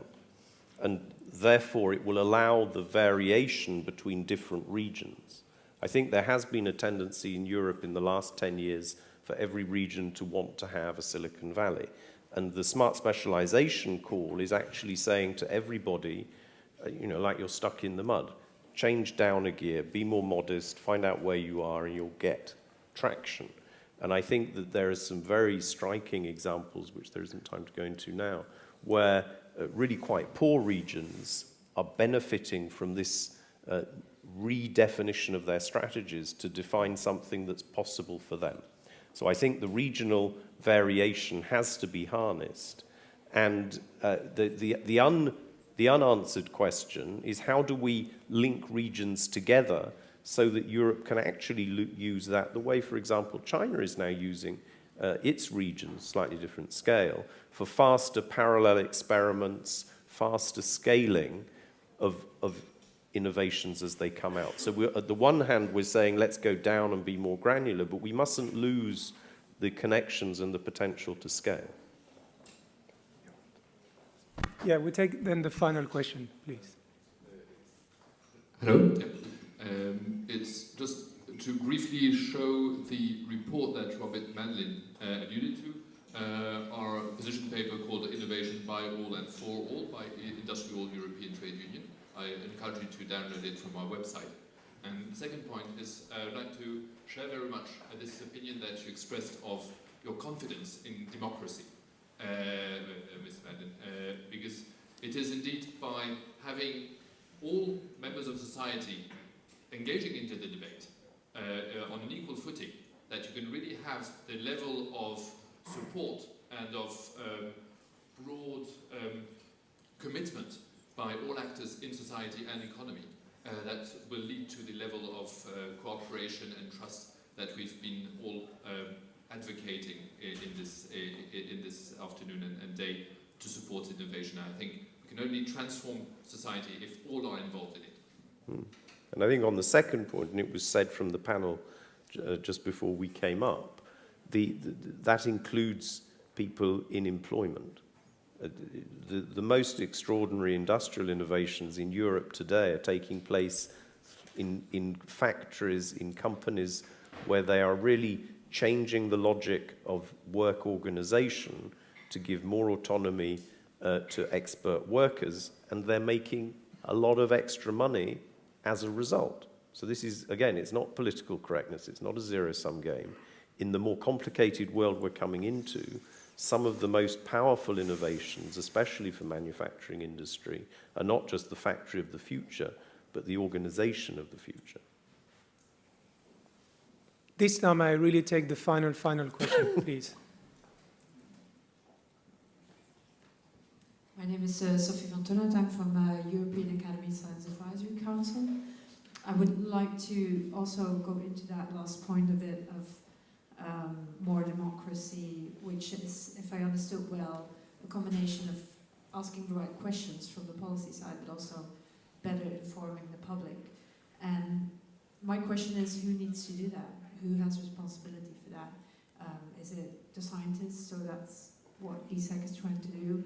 Or is it the policymakers who should promote more knowledge among the public? Should it be societal organizations? So I guess it's a bit of a shared responsibility, but somebody has to start that. So I think my main question is then, what can the Commission do to increase that? So I think that, firstly, everybody has to do it. I've talked about inspiring experiences. I had a very uninspiring experience somewhere in the suburbs of Brussels, not with a European-based company recently, where they said engagement really important. And I said, and where do you engage? And they say, oh, head office does that. And I say, what about the primary school down the road? So the answer is everybody has to do it. We finished just recently, it's DG Research project, a project called Engage 2020, which is actually a sort of meta-analysis of the deep experience in Europe of how to engage citizens with science. So it's an extraordinary compendium of proven ways of doing it. And here one of the tragedies is scaling. You have lots of little silos of decades-long practice showing that this is not about the north it works, the south it doesn't. All cultures it works. Some of the best in class in Europe sell these skills as consultancy in all the continents of the world, but we don't do it at scale in Europe. So I think there's plenty of material, thanks to the Commission, that's just been encapsulated now. Everybody should just get out and do it. Okay, well, I would like to thank you very much, Robert and Paul, for these final conclusions. And I think you deserve a round of applause. So thank you very much. A brief one. It's now time to close the conference. I would like to, on behalf of the three co-organizers, say thank you to the Dutch permanent representation for hosting the conference. I think it was really very well organized and the host was really great. I would like to thank all the speakers, the moderators, and the sponsors again for making the conference, the discussions possible. And of course, I would like to thank you, the audience, for your active participation. We have been also, as it was mentioned a few times, followed via the web stream. So also a big thank to the one which have been following the conference through internet. Thank you very much again, and I now invite you to join us for a final drink upstairs. Thank you very much.